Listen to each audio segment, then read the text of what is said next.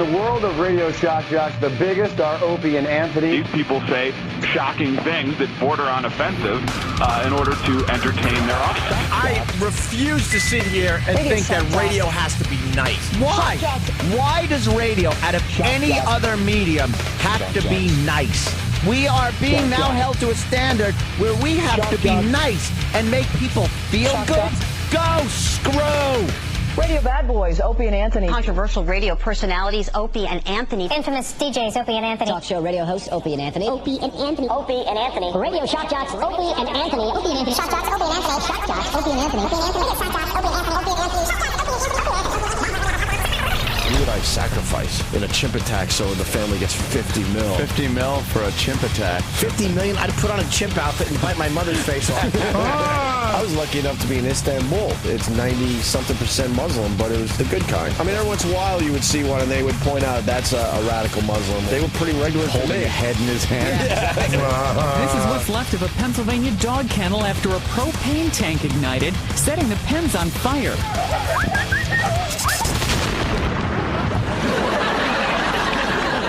The Opie and Anthony radio show, the most popular show in the history of satellite radio. But enough of this palaver.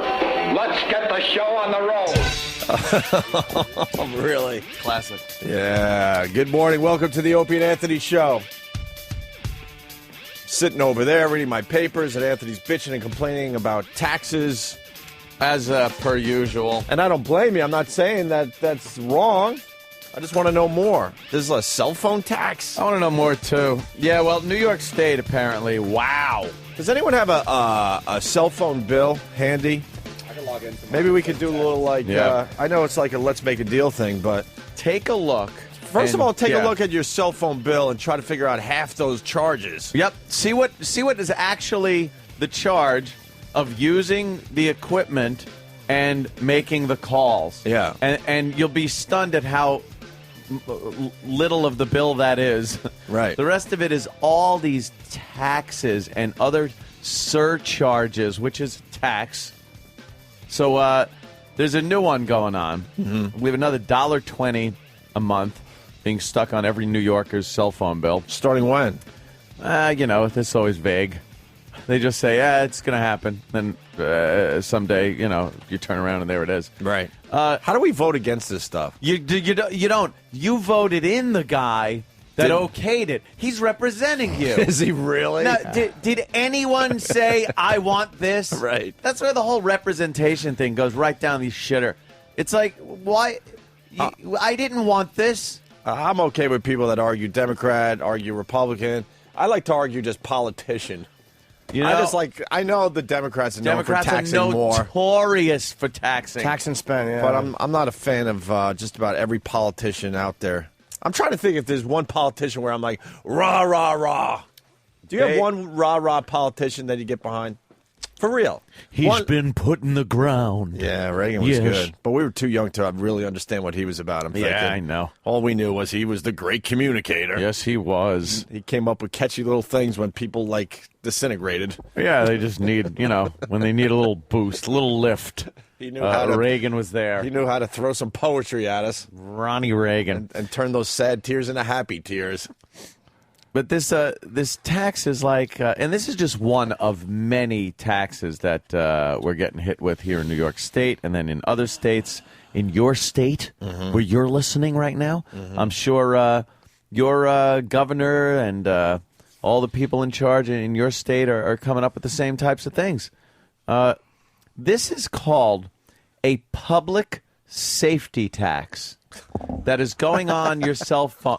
The gall. What does that even mean? Do we know what that means? What is the public safety? What am I getting in return?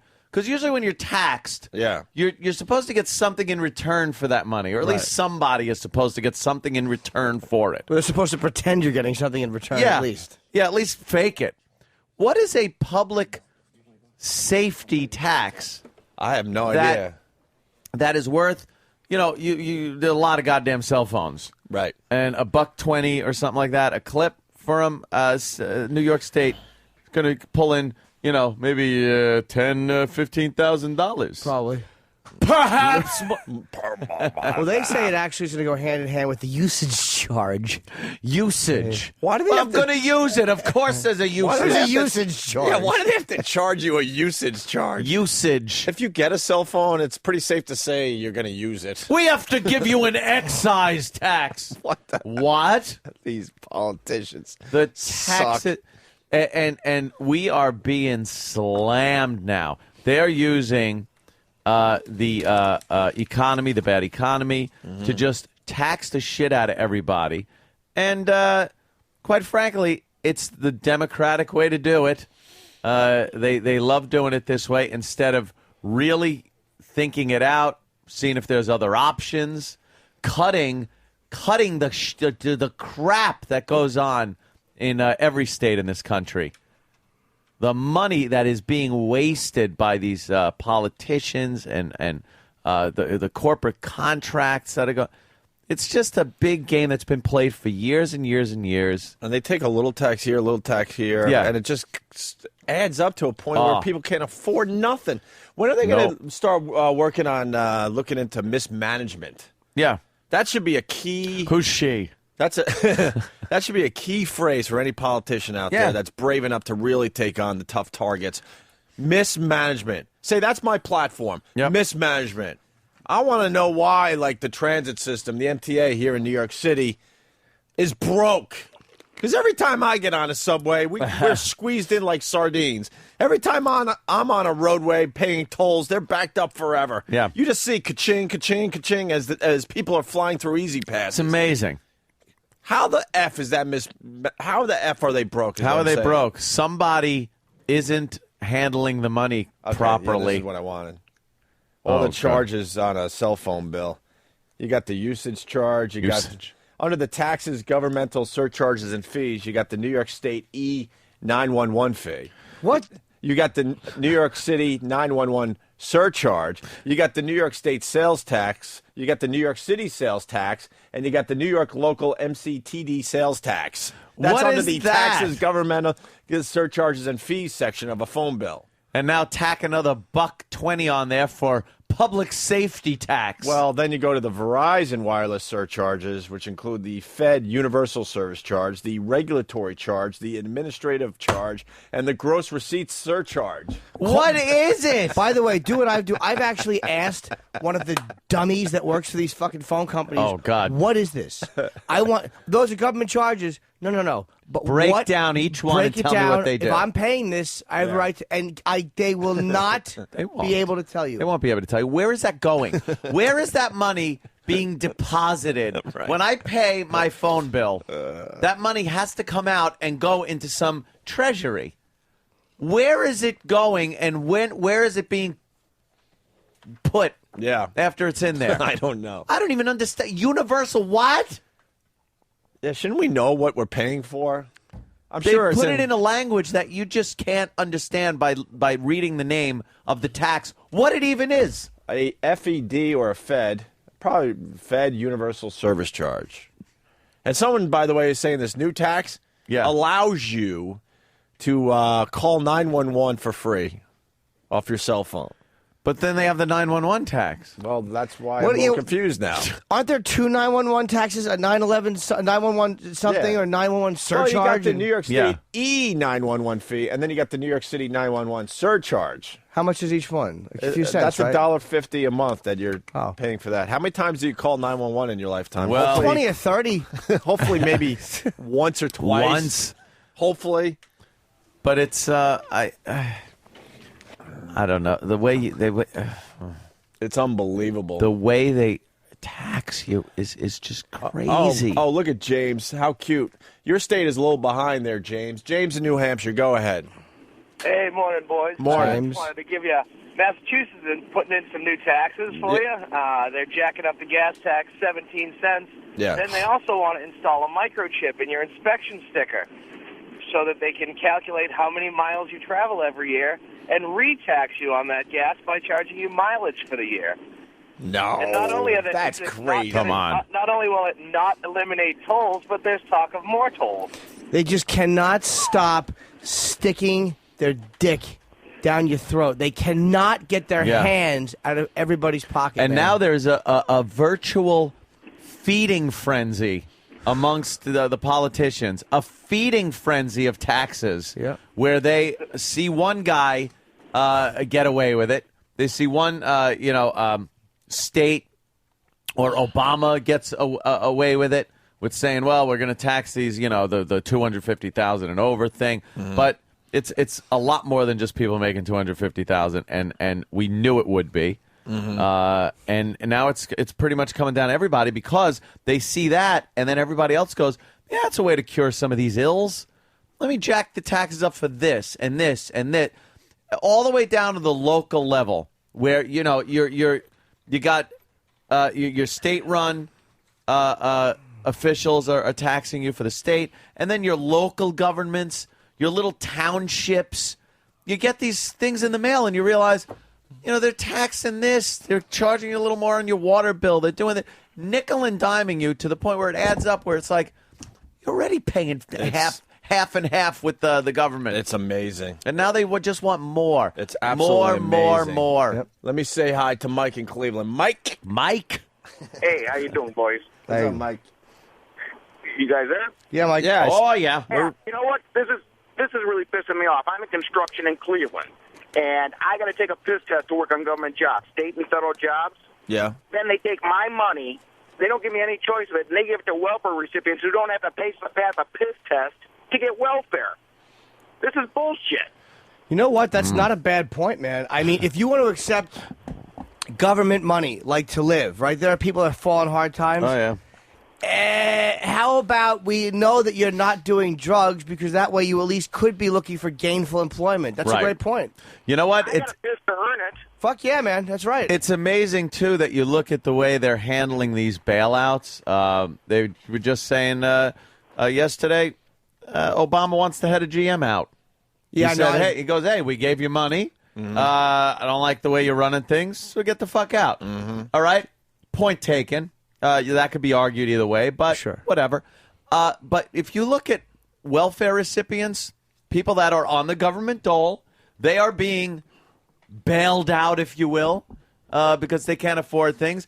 There's absolutely nobody looking after what they're doing as far as how they're spending the government's money. And by government money, it's your money. The government's supposed to be holding it and doing things that makes your life easier. Mm-hmm. That's pretty much all it is. The government money, we look at it as this vague, abstract thing. It's your money. That's what you pay every year in taxes, every day in taxes, pretty much. So there's no accountability for that. And the fact that they're calling out the car companies and the banks and everybody else that they've had to bail out for mismanagement, yet they will never call out each other on mismanagement. Oh, of course All not. these pork barrel deals and earmarks and politicians' pals that are getting money from these guys. They never call them out for mismanagement. Congress is the worst managed money you ever want to see. I think they'll call out. Republicans will call out Democrats. Democrats will call out Republicans. But you'll never hear Democrats calling it. It's amazing. It just looks like inter-party fighting, which has been going on for years. You'll never see Democrats call out Democrats. Never. On the fact that they're wasting money. Charlie Rangel, one of our great fucking douchebags here in New York, a $777 lease on his Cadillac every year because he had to have a fucking Cadillac. On the public dole? Park that thing, bitch. Get a hybrid. You don't like hybrids, though. Fuck him. I'm earning my money and paying for it. Right. He's being paid by the taxpayer. So he'd go fuck himself and bicycling like Ed Begley Jr. So you want him to have freak? You want him dummy. him to have a sensible ride. Yes, not sensible. Not a Cadillac. A politician Something sensible. Who's using the people's money should be cutting corners at every turn for to save money for the people, because that is mismanagement. I agree. That is getting a huge bonus if you're an AIG employee. Yes. That's driving around or taking a corporate jet if your company's broke. We're in a fucking pretty much a depression here, and these motherfuckers are driving around in leased Cadillacs on the government on our taxpayers' money. Fuck off. Listen to this one. Rich in D.C. Hello, Rich. Hi, guys. I'm a construction contractor for the federal government, and we had a 700 and some page manual on replacing a handrail at one of the museums. It ended up being a $56,000 handrail for this government agency. Unbelievable. Absolutely absurd. And it was someone's pal that got the contract, and it always happens that way. The government spending is amazing. Yeah. And they sit around saying we're broke, we don't know where we're going to get this money from. It's like, why don't you look at yourselves for once? They're notorious overspenders for everything. You've done some construction in your life. What do you think a handrail should cost to replace? Handrail, depending on how big it is. In a museum, something like that. Right, You can even go high end. Go pretty high end. Yeah. Where it would probably cost I don't know. How much did he say it cost? $56,000. $56,000. With a 700-plus page manual. The fuck out of here. If you're spending over $10,000 on a exotic wood friggin' handrail. We could find this money. Yeah. It's called mismanagement, but no one wants to look into that. They just think it's a better thing to reach back into our pockets again. And not only our pockets, and I hate to say this, but the pockets of future generations, because we are so fucked as far as debt goes. I'll blame Bush for a part of this too, with the war, the amount of money that was spent on that. But the Democrats come wheeling in and decide now it's time to spend even more money of the taxpayers' money, gather it up. We're just we're fucked. Maybe someone could explain this to me because I don't get it. Why we were economically in better shape, I think, when Clinton was president, and that could be the stuff was beyond the president. Was it just the war that was funded that cost so much fucking money? I mean, I think the war cost a fuckload of money, and Clinton cut a lot of stuff. He cut a lot of expensive stuff, military. Isn't it safe to say, though, all these politicians, way before Obama even knew all this was coming down the highway, but just kind of want to ignore it? I don't know. Because it seemed like Bush leaves office and the entire planet, falls apart. This is very panicky stuff that we're in right now. Yeah. This is a very panicky situation where people hear news bites, sound bites, and knee-jerk react and pull money out of the market. They stay, housing's down. Oh, my God, sell my house. Right.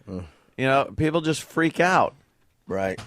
Bill in Portugal, you won't read this on air probably, but GM did the right thing in kicking Rick Wagoner.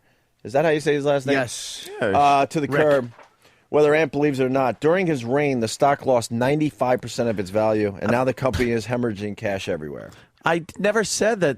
Did I even say that it wasn't? I said whether you believe he should be gone or not. Yeah.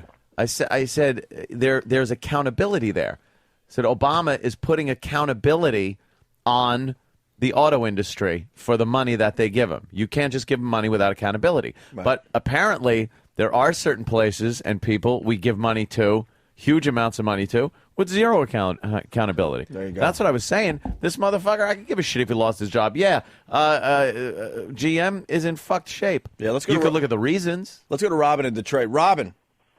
Hi, guys. I'm from the shitty of Detroit. Yeah. All right. What'd you say? Rick Wagner stepped down, but that piece of shit got $23 million.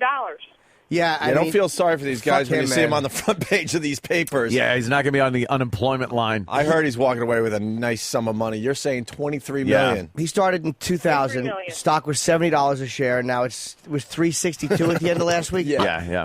I could do that. Yeah. I could take stock and lose fucking $67 a share on it. The thing is, look at the Dow in general. It's way the fuck down. Yeah. You're not looking at GM like the only company that's lost a giant percentage of their worth in the market.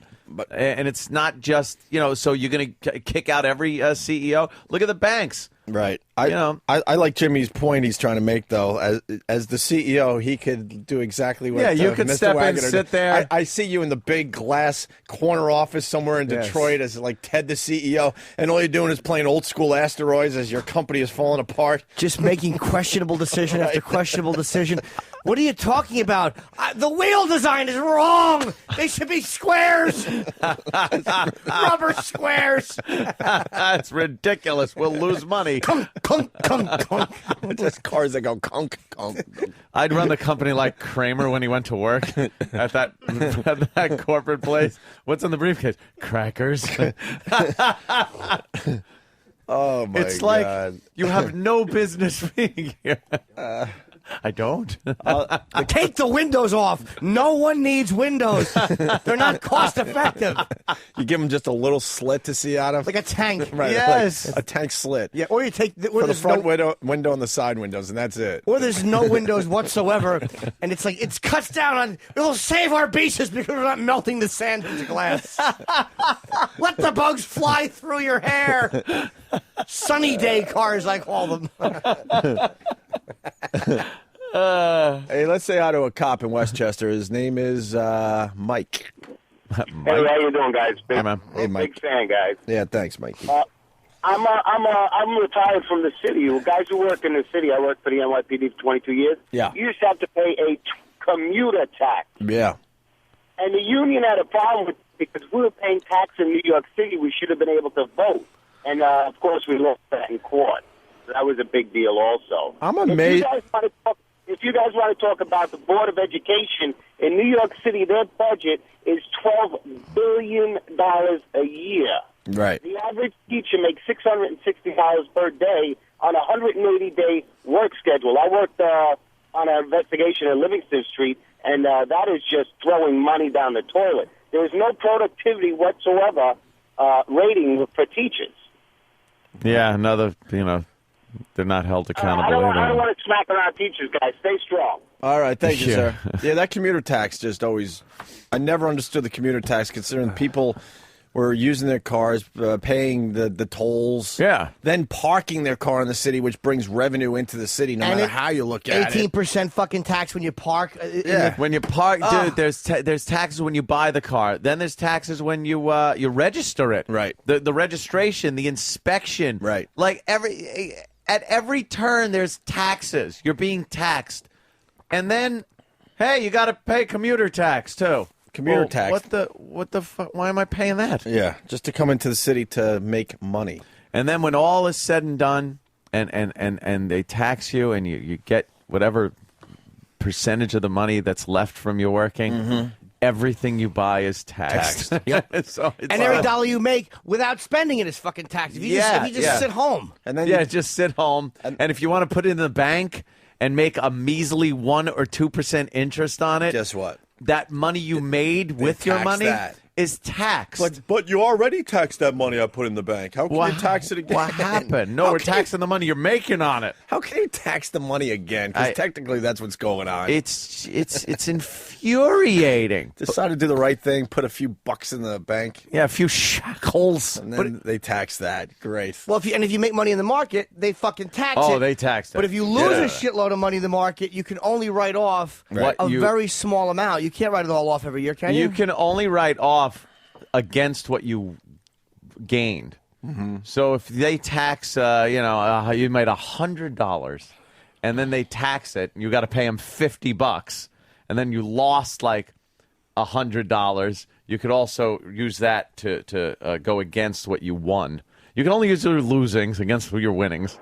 You can't just say, "Hey, I lost a shitload in the market. I want to put that against my my income tax." Because they have to get paid somehow. So they have to say, "You're paying us first," and then you can weigh your losses against that. It's always that way. If the government finds out that they made some type of mistake on your taxes, you get the money back.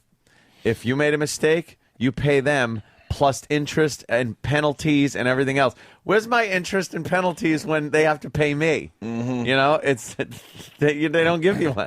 It's all so one side. It's a casino. It's a casino where the house has the odds, and they'll beat you every time. So. Travis has been waiting. What's up, Travis? Derek pointed out a story which is true, that up until 2 years ago, we were paying a tax on our phone bills to pay off the Spanish-American War. Come on. Shut up. Go to Snopes. It's in USA Today. For 108 years, we paid a 3% federal tax on long-distance calls to pay off the Spanish-American War. Spanish-American War. Here. Are you kidding? I'm But dead hey, serious. it's paid off. It finally ended, though. Yeah, it's been over for 2 years. Who was asking for that money? Yeah, who's the one going, by God, I need that money? You owe me for that anvil. Who fucking made a purchase in the Spanish-American War? That's amazing. God, are we a dumb country? Oh, that is stupid. Thanks for the text, Travis. Travis reminded me to bring in my Lost DVD, which I have signed already by a couple of the cast members, a few of the cast members. And now Who's today, coming in? Harold? Yes. Yeah. We, How do you say his last name? Perrineau? I think Perrineau. Something like that. Harold Perrineau? I just call him a Michael from Do you know what's Lost. amazingly interesting is I have a Lost DVD with signatures on it, but I brought in a new one to get signed. What'd you bring in? I brought in season 1. So I would have a couple of different ones because you can't fit them all on one. So I'm going to try, Jimmy. I'm going to try with all my heart. It's fun to try to get them all on one there, Jimmy. Then you can display it nice. Yay! We got Bill Burr stopping by in about an hour, and Don King just canceled. Yeah. We love Don King, but I guess he canceled all press today. Why? What happened? Uh-oh. What's breaking in his world? What scandal is coming up? He's either getting late or he's not feeling well. It's either a really good reason or he's got the shits. So we all know it's not a haircut. Oh, gosh. You know, Ed, you're probably right.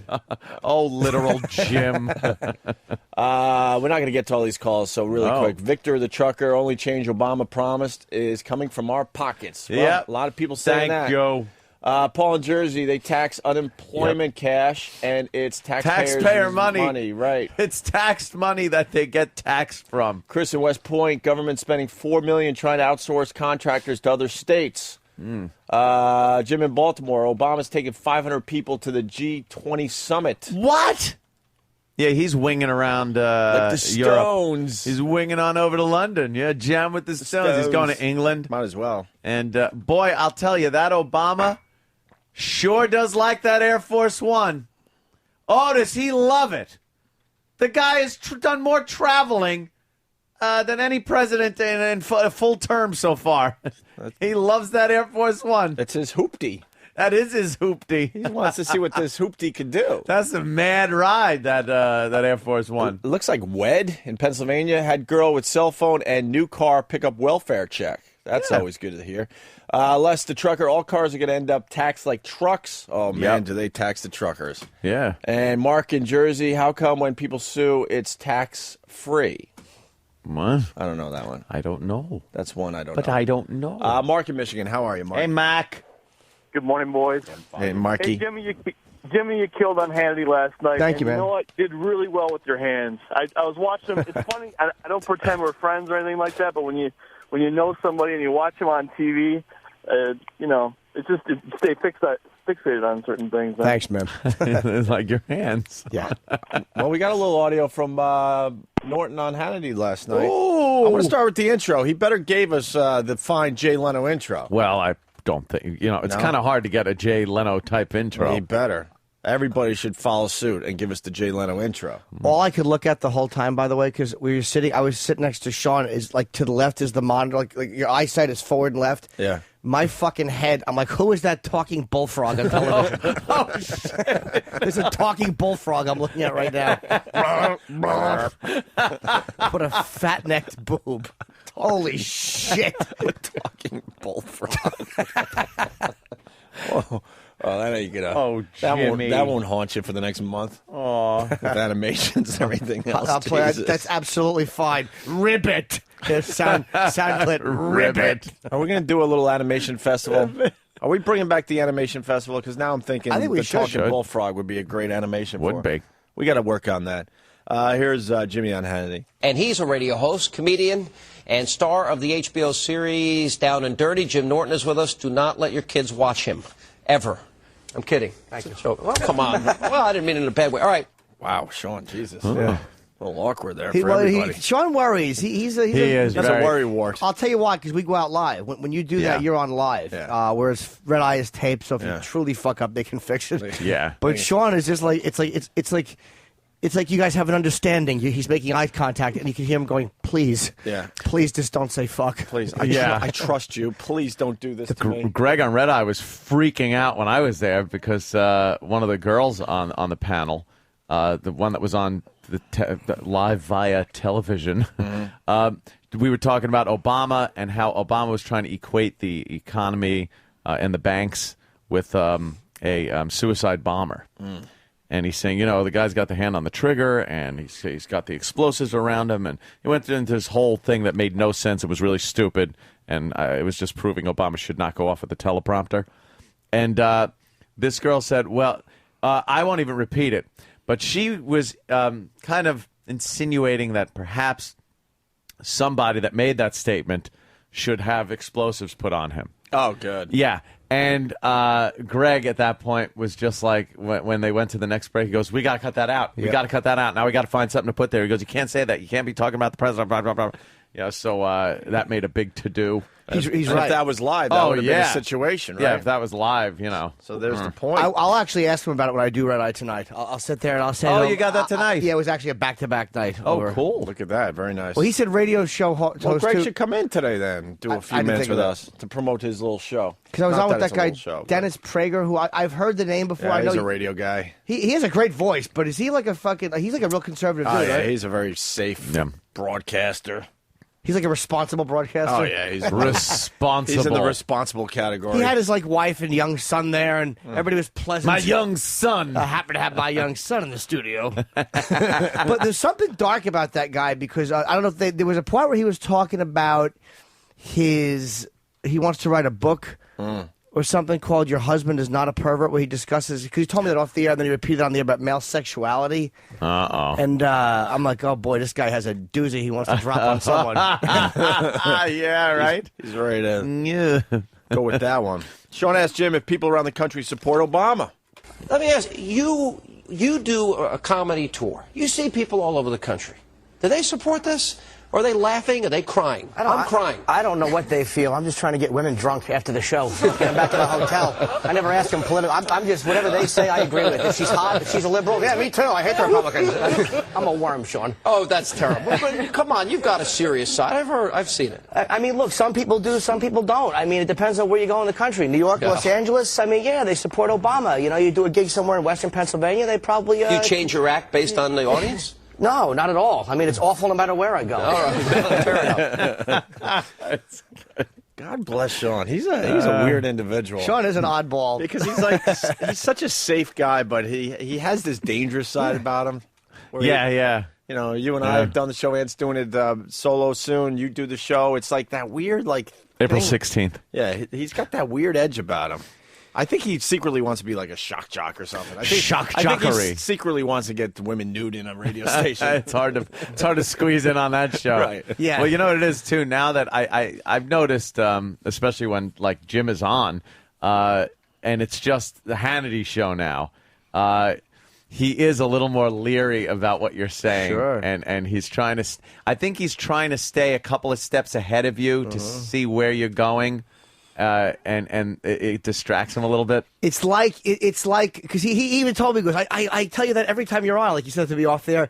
I'm like, I know, he just panics because yeah. You look at his audience is pretty much the conservatives across the country, which goes from say guys like Ant who are fiscally conservative and guys like fucking the moral majority. Right. Yeah. It's like his audience covers all those people. So I feel like I'm the alcoholic girlfriend on a date. And I feel like Sean is worried that I'm going to say something, pull a Fredo's wife thing, never marry a wop. And he's trying to tell the waiter, just fill his drinks with water. Like he's panicking. I'm like, I'm not going to say anything, I promise. Oh, that's classic. Yeah, he gets a little panicky with that, definitely. Yeah. Let's get back into it. Jim Norton on Sean Hannity last night. He's a hypocrite. No, Let's just that's be not honest. fair. That's not fair? That's not fair. Those were security lights that were on. Okay, and how about his private jet that we caught him on video with? Yeah, that I can't help you with. Okay, you can't help him with. What happened was this. Al Gore has really ballooned up since he left office. The light people saw us from his refrigerator door being open. That's where all the fluorescent came from. Thank you. I wasn't sure if that was going to go over. I'm glad everybody talked I that over. subscribed to HBO because of meeting you tonight. I must tell Hey, you. by the way, you're That's Dennis Prague. Was he? Prager, yeah. Prager. Was he enjoying? He was great. Yeah, he was. I must tell you, we do want you on HBO. I must tell you. I was in the dressing room, right?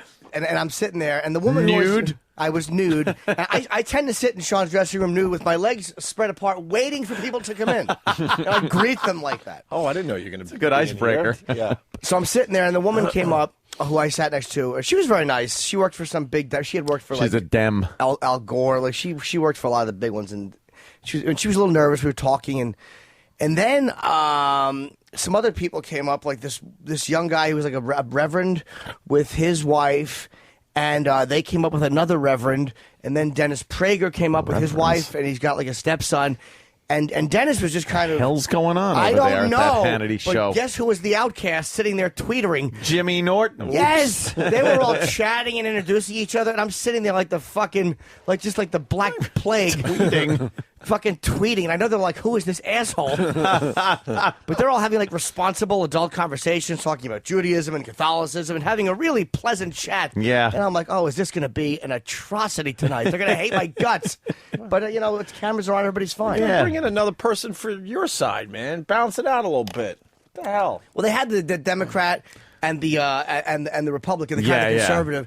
But Dennis Prager, I want to know fucking that guy. I was surprised when he said the book he wants to write is called "Your Husband Is Not a Pervert." Yeah. I would love to know what he was getting at because he seemed like he was like saying that men think a certain way. It's like you should be able to enjoy this without being called a pervert. So yes. Perhaps a pile of bones are ready to fall out of his closet. Yeah, something happened. He's trying to stay ahead of it. Yeah. There's a talk he means to have with somebody. Jim talks about Europe liking Obama. Oh, no, go ahead. Go ahead. No, go ahead. Go ahead, Mr. Norton. I kind of like the fact that Obama's going. I don't like Europe. I've had enough of them. They really bug me. But I think that he's like a rock star over there. And I kind of want a president to be liked. I mean, he's the equivalent. Why do we care what the French think? I know technically you're right, better than being hated. but it's just nice. Sometimes it's just nice to be liked. Would it be nice? All right, where would Europe be? Wasn't it the U.S. that beat fascism, Nazism, totalitarianism, communism, Imperial Japan, and we're now bearing the brunt of fighting terrorism? All European ideas, by the way. Marxism, fascism, Nazism, all European creations. I'm not saying Europe isn't awful. Believe me. I mean, they're horrible. That wasn't a hard switch. Their idea of helping is sending a bunch of camouflage sham wows. I mean, they're worthless at a time of war. They stink. All right, now. Very good. And then we got more Dennis Prager right here talking about his book. This is what you were getting at, Jimmy. The male Great sexuality voice. The guy has it. When he walked into the studio, I'm like, you have a phenomenal voice. He's like, oh, Thank you. Yeah. Dennis Prager's working on a book, and we were talking about this during the break. Working title is Your Husband Is Not a Pervert, an explanation of men and their sexual nature. And I suggested you and Norton, considering this is about go on the road together. Well, what is the premise of the book? Well, I've done this on my radio show for years now, talked about male sexual nature. I put out CDs on it. Women have come over to me at lectures around the country, and this is the God's honest truth, and said, you saved my marriage. I now understand my husband. I thought he was a pervert. I thought he was a nut. I thought he was sick or whatever. Male sexual nature is so different from female sexual nature, and men are so afraid to tell their wives what it's really about because they'll think they're sick. I am going to stay out of topics that I know little or nothing about. I know my limits. Yeah. You agree with this? I am. I'll wait for the book to come out before I comment. All right. Now that's not what you said during the break. Well, but I will let you off the hook if you demand it. But that's not what you said during the break. I want to spend 10 minutes with Dennis and get him to change the title of his book. To what? To? I don't know. Just a few minutes with my stories, and believe me, you will realize that there are some of us that are perverts. Well, I was thinking of putting you on the cover, actually. Is that right? I was trying to whore a happy endings plug, but I couldn't You think of certainly were. I couldn't think of how to squeeze it in. You were one line away from saying happy endings. I just had to go for the joke. I was like, don't plug. Just short. You and Prager getting along there, Jimmy. Yeah, I knew the name. Seems to like you. And I saw his face. I'm like, I know this guy's voice. Like, I know who he is, but I don't. Is he like one of the top talker dudes? He's always on that list. Talker. He's funny. He's pleasant. Yeah, that's all you hear. But I know I've heard that voice before. The guy, it's like, he's like, it seems he's probably a very responsible broadcaster. Oh, yeah. Probably polite conversations. Oh, shuck jockery there. No. But yeah, Sean's worries a little bit. One more clip of Norton on Hannity last night. Would you support Palin? Oh, I'd have to see who the candidates are and what the situation is at the time. But have no doubt on my... Exit question, reaction to that, and who would be the Republican choice for you in 2012? I don't know who the choice would be, but God bless McCain for being polite. That's like when someone shows you a picture of their fat wife, and you're like, oh, she's lovely. Oh, wow, nice. He was trying to be nice. Yeah.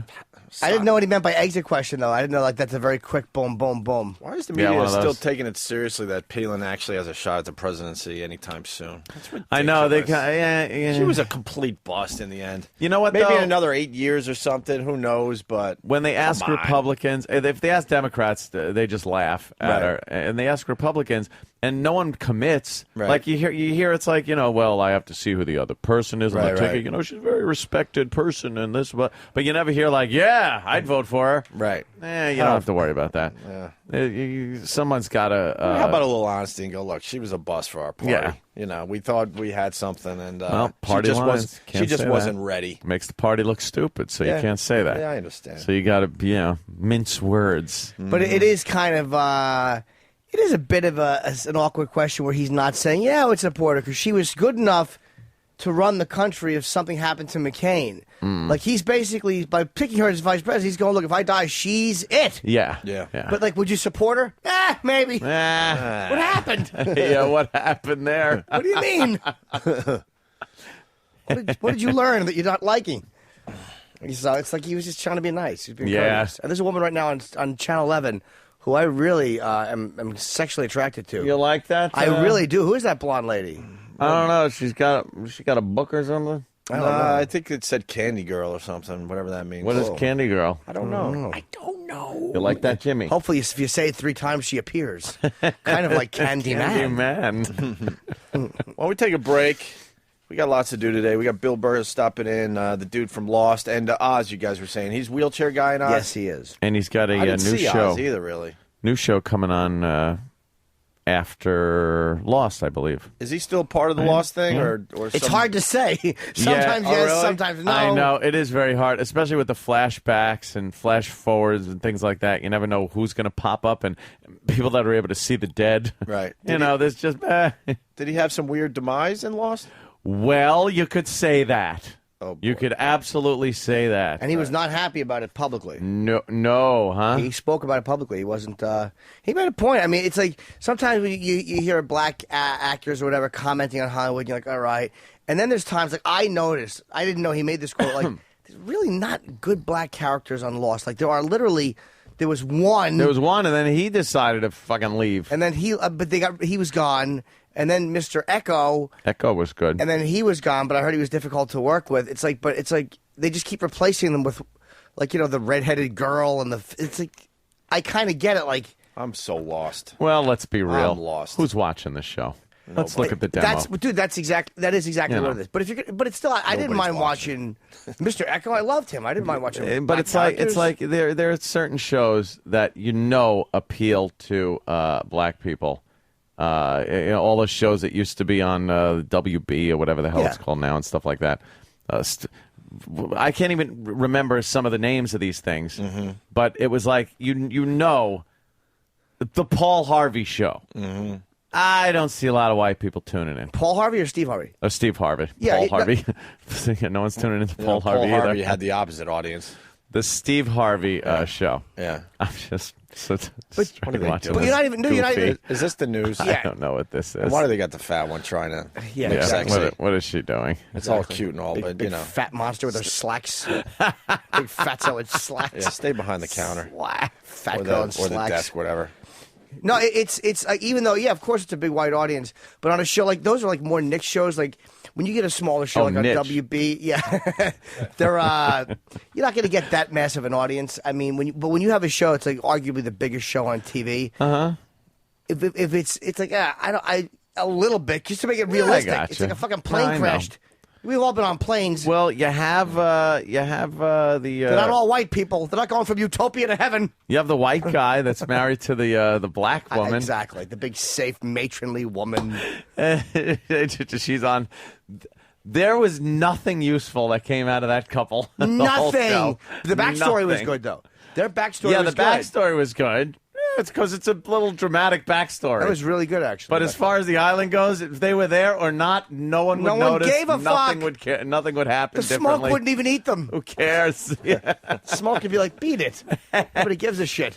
It's pretty cool, though. I mean, and he was he angry? Because I know he was gone for quite a while. He was mad they wrote him off. I think he was mad they wrote him. Again, I think he was mad they wrote him off, and then he was mad at the demise once he came back.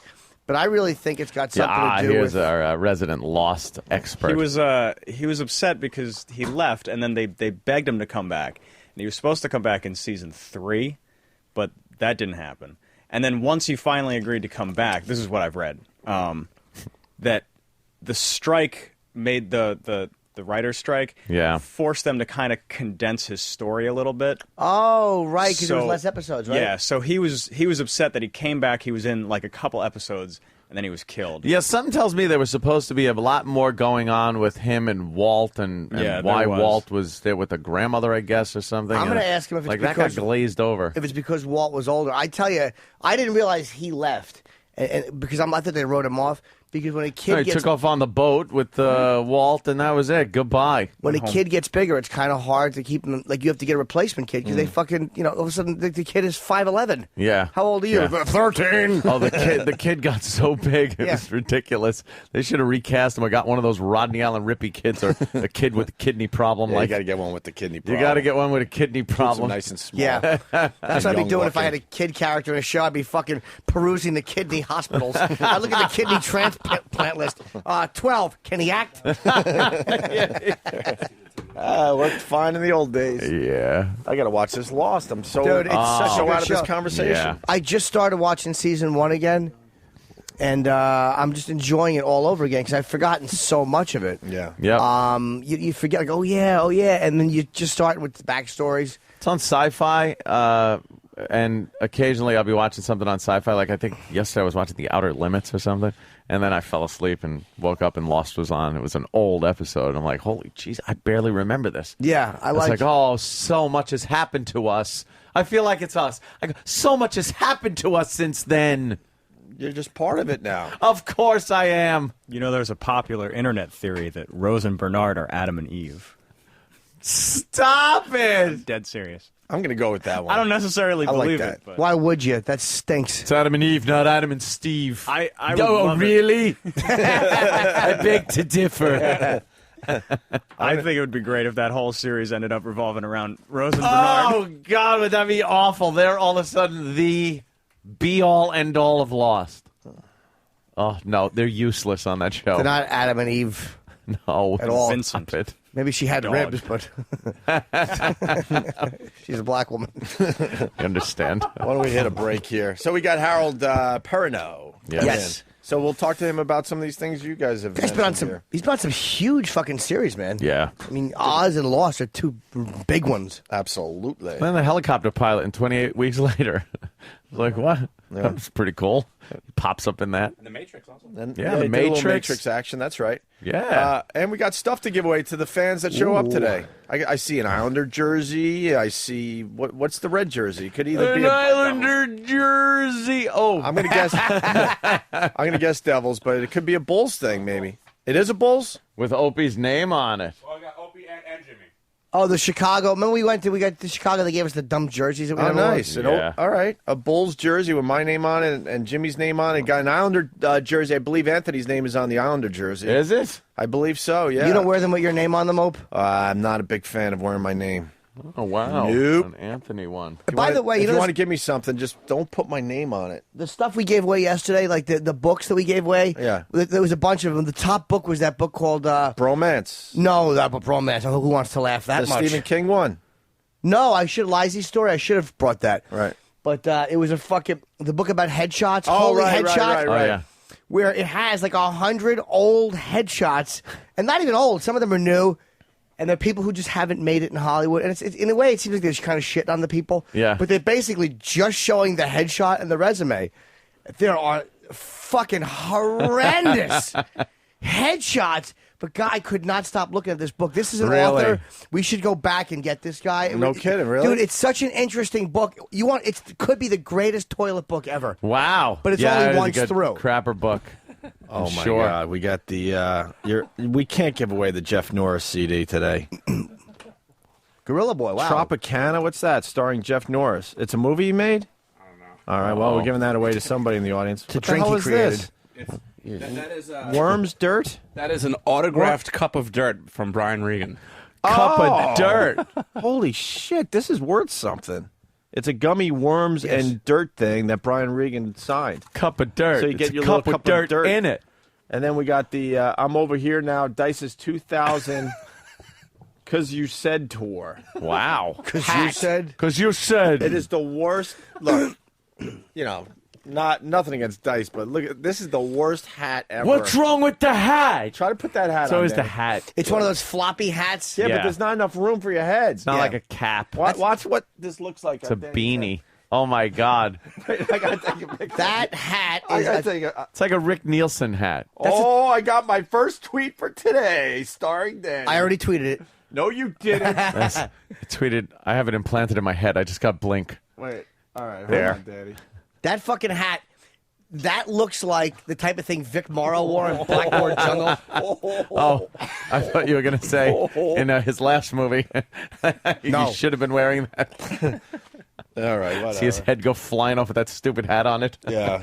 So we got some good stuff to give away. The Brian Regan thing, I sort of want to take this home. Yeah, really. It's An famous. autographed cup of dirt. Nah, we'll give it to the I'm audience. I'm and amazed. Jeff Norris signed his Jeff Norris CD. And what's that, Sam? Oh, God. Don't touch it. Don't touch it. What is it? What is it? That's the Opie and Anthony virus hat that Eric has been wearing for 3 years, 4 years. Ew. And it looks it, man. Where Look the at fuck all did you find that? Look at all the sweat on that. Don't you ever throw your hats in a fucking washing machine? Yeah, but I also thought... No, you don't. Yes, I do. But I also thought I threw that out. So... All right, here's my question. It probably has no smell on it, though. Who's going to smell the inside of E-Rock's hat brim? I don't think it does. Oof. Oh. Is there anything there, Ope? It just smells like attic-y. Oh, okay. Like it was in an attic. Yeah. That flooded. And I know it's tough to flood an attic, but A little mildew. It was on top of an empty room. Yeah, think Hurricane Katrina. Want to smell it, No, I Jimmy? certainly don't. No. Yeah, That is no thank you. smelling going on there. That's an easy one to do. Another cup of dirt Jesus. signed by Brian Regan. That just halved the value. Yeah, no kidding. Exactly. Yeah, we have to destroy one, so the listener has a fine item. to I am take home with amazed them. this early. Look how many people are here already. I'm not looking. Fuck them. Well, Oh, Jimmy. I don't look at the audience. the bleachers almost filled up already. Oh, wow. That's because it's the last week before we go over to the exciting big building Yeah. where we're going to be treated like shit. Ooh. Oh, Jimmy's making the sound of a handsome young man being found out there. Yes, he is. No, I think we're going to be treated well over at the building. I think they're looking forward to it. Yeah. Let me show I you a heard couple that. Oh, emails. bizarro Jim. Yeah, Somebody- let me show you a couple of emails that came in the last couple of days. No, somebody got hurt tripping over the streamers that they're hanging for us. Yeah. Be careful with those streamers. Yeah. Welcome, Opie, and it's hanging on the wind, and they're all like, "We Yeah. want a welcome sign." How many welcome signs? Oh, for Pete's sake! I just can't picture the welcome signs. No. At this point, I can't even keep track of all the things they've taken away from us. It's amazing. I sort of had it all in my head, and I've lost track. Yeah. Now. When the big thing was to make us better and give us the support. Red never got. red paddle, All red right, paddle, all red right, paddle. All right. Where's the paddle today? No. I was using theater of the mind. All right, here's the red See, paddle. everybody There you actually go. thought I did it. All right, There we go. Anthony just Red gave me paddle. the red paddle. All right, I'm done with that. Why don't we take a break and we'll get into some other things. Thanks. We might have to start doing like the Twitter story of the day. Twitter story of the day. Every effing day, there's a Twitter story. We'll do your Twitter story of the day next. I'm going to twit my coffee cup. That's crazy, Jimmy. That's insane. Opie and Anthony.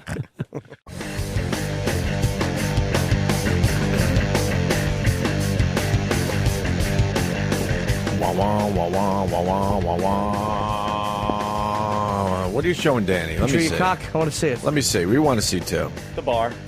Oh, the bar's in. The bar's going in. A lot of people are like, what's the deal? I know you. Why'd you go with the theater first and then the bar?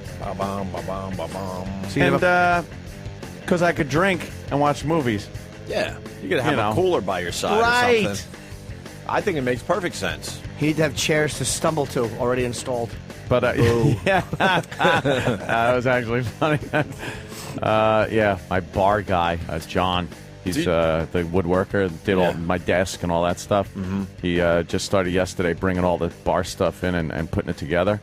Holy mackerel! Very nice. It's retarded because I was like, yeah, because I just think Laszlo was like, hey, you know what I got at my house?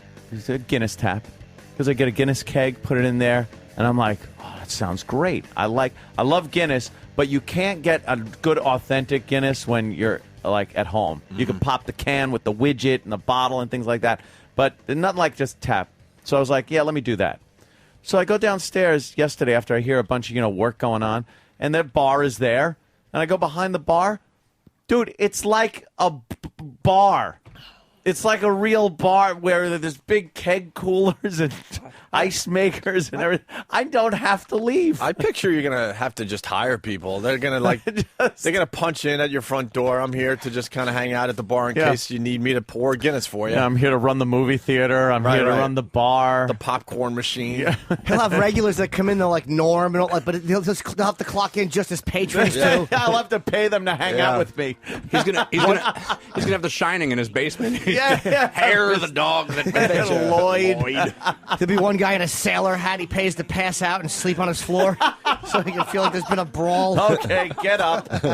Time to leave. You just don't have to leave your house anymore. No, I'm working on that. Too bad the shooting range idea was shot down because it's illegal, or you would have been set up nice, man. Yeah, I think the EPA doesn't like the lead. You looked into that, though. I'm legally, obviously. You Yeah, looked into it to, if you were allowed to, do some kind of shooting range in your basement because you have one of those long, a long stretch, and you found out, unfortunately, you just can't do that. No, they don't like firearms being discharged in the town. Yeah, and there seems to be a problem with this stuff. Bullets are made out of lead. It's kind of hard to clean up. Yeah, so now you still have to leave your house just to go to the shooting range. But besides that, you're good to go, right? I know. I'm very psyched. Nice. We got to play this story of this Oregon man. You're going to love this guy. I love when people figure out ways around the system, or just to make it hurt a little bit. Make the system hurt a little bit, because they certainly hurt us on a daily basis. Listen to what this guy did. Most people walk up to the traffic counter and pay their fines like ladies and gentlemen. One recently did not. Something I can't wrap my mind around, what a grown man, the thought process of actually carrying out the act, consummating the act of urinating in a box full of coins that you know somebody else is going to receive. Folks in line to pay their fine. Okay. All right. What was it for? Was it a motor vehicle thing? It's just a parking ticket. You go up to speeding. Oh, it was speeding. I'm sorry. Yeah. Oh, it was a speeding ticket, right? Okay. Yeah, there's more to the story coming up. Somebody else is going to receive. Folks in line to pay their fines are surprised too. He must have been really pissed off. Get it? Pissed off? He must have been really pissed off. Police write hundreds of tickets a day in the Portland area. When a traffic cop caught a man speeding in a construction zone recently, he wrote him a $206 ticket. Mike Lynch of Bellevue, Washington, wrote back. The letter is clear, logical, and free of spelling error. The driver did get snippy in the last paragraph, suggesting the traffic cop was a completely heartless ass. And he did not mention the urine on the coins. The urine on the coins. Yeah. He pissed on a bunch of coins. Wow. And paid. Said, here you go. Here's my fee. Paying in coins. Not only that, bad enough. It was $206 ticket. So he had Yeah. A lot of coins. $206 in coins. In coins. Were they rolled? That I don't know. Because I think they don't have to mention be that. rolled, but they have to accept them if they're rolled. Well, Yeah, somebody's Jimmy, paid in pennies and things like that. They don't have to accept it. No. Watch Well, this. not if there's piss on it. It would be better if the gentleman that received the fine had done something that diffused the situation and maybe mitigated his fine or lessened his fine rather than sort of add fuel to the fire. Sergeant Anderchuk took polite but firm exception to the method of payment. Court policy limits the amount of coins to a little more than $20. And it could be a misdemeanor to send a box of coins that smelled like the doorway of a derelict building. Apparently, no postal codes were broken, though, because the package was wrapped up tight until it reached the mailroom of the courthouse. The county doesn't intend to pursue the matter if Lynch pays in full, $271, including late fees. Gave him a very personal invitation to get a hold of me. Hadn't happened yet. Hadn't happened yet, no. You know what? Now, Mr. Lynch's fine is now up to $271. No indication yet whether he will pay with a check. We should pay this guy's fine. I will pay this guy's fucking fine. Really? Yeah, if Kenny, if somebody could find out, I will pay this guy's fucking motor vehicle fine. Let's try to get him on the phone, if we can. I believe this is the gentleman. Yes. You should wipe with the check. Send him a check and then wipe it. It smells like ass. A little racing stripe right down the middle Yeah, of the damn thing. right on the back. How great is Here. that, though? He I've wrapped up endorsed the check with my rectum. He wrapped up seal. Yeah, like a little stamp, a little puckery stamp on the back of it. Urine-drenched coins in the mail. Yeah. Good for you. It's an added twist to that just sending change. That's been done. But I'm sure people, because they're so pissed off, they try to pay these things and change, and now then the state gets involved. Well, we'll only accept about $20 to $25 worth of change. Oh, was that it? Yeah, that's what was in that story, too. So how could they say that? It's like money's money. Money's money. Sorry. I owe $200 and whatever dollars. Well, I'm going to pay in change. Yeah. Tough shit. You deal with it. He should have just said, I think we should take care of this right here in Brainerd. What's that, sir? Just trying to be in compliance, you know? Could you put the wallet back and step out of the vehicle, sir? I think it's time for another showing of that movie. Trying to be in compliance. Yeah. Trying to be in compliance. you know? Yeah, I forgot my tags. Step out of the vehicle, please. Fargo is like flooded, apparently. Oh, yeah. They're having a tough time in Fargo. Gee, you should have gotten that True Coat. Yeah, right? Better on your car. That would have been better for the car in the flooding area. Yeah. What are they doing in Fargo? I saw them filling up those sandbags. Yeah, apparently a few of them levees broke and things like that. They had a big rain problem, swelled up the river, and then now they're having snow. Mm-hmm. But they don't think that'll be a problem. But apparently, yeah, it really flooded the shit out of a lot of houses, lost a lot of houses. Mm-hmm. But I just like hearing the interviews from up there because it's just like, oh, yeah. Mm-hmm. Yeah, the water came down, pretty much took the whole house away. Yeah. Yeah. They're just so happy over there. Nothing bothers them. They'll deal with the flooding and everything else. Like the little Fargo music, yeah. You know, at the beginning it says it's a true story, and it's not. Oh, really? Yeah. It's got to be based on something. It is. No, not based on anything? Nothing. They just decided to put that. It is movies. You can say whatever the hell you want, right? Yeah. There's no law against that. Yep. They should do that with other movies. This is a true story. Yeah, Jason, or just some horrific. Yeah, like just some horrific Friday the movie. 13th. Supernatural movie. This is based on a true story. Camp Crystal Lake. What? There's a good question for the big Chateau Cumia. Wes the trucker. Wes, what are you hauling today? Hauling meat and cheese out of Green Bay, going back to Florida.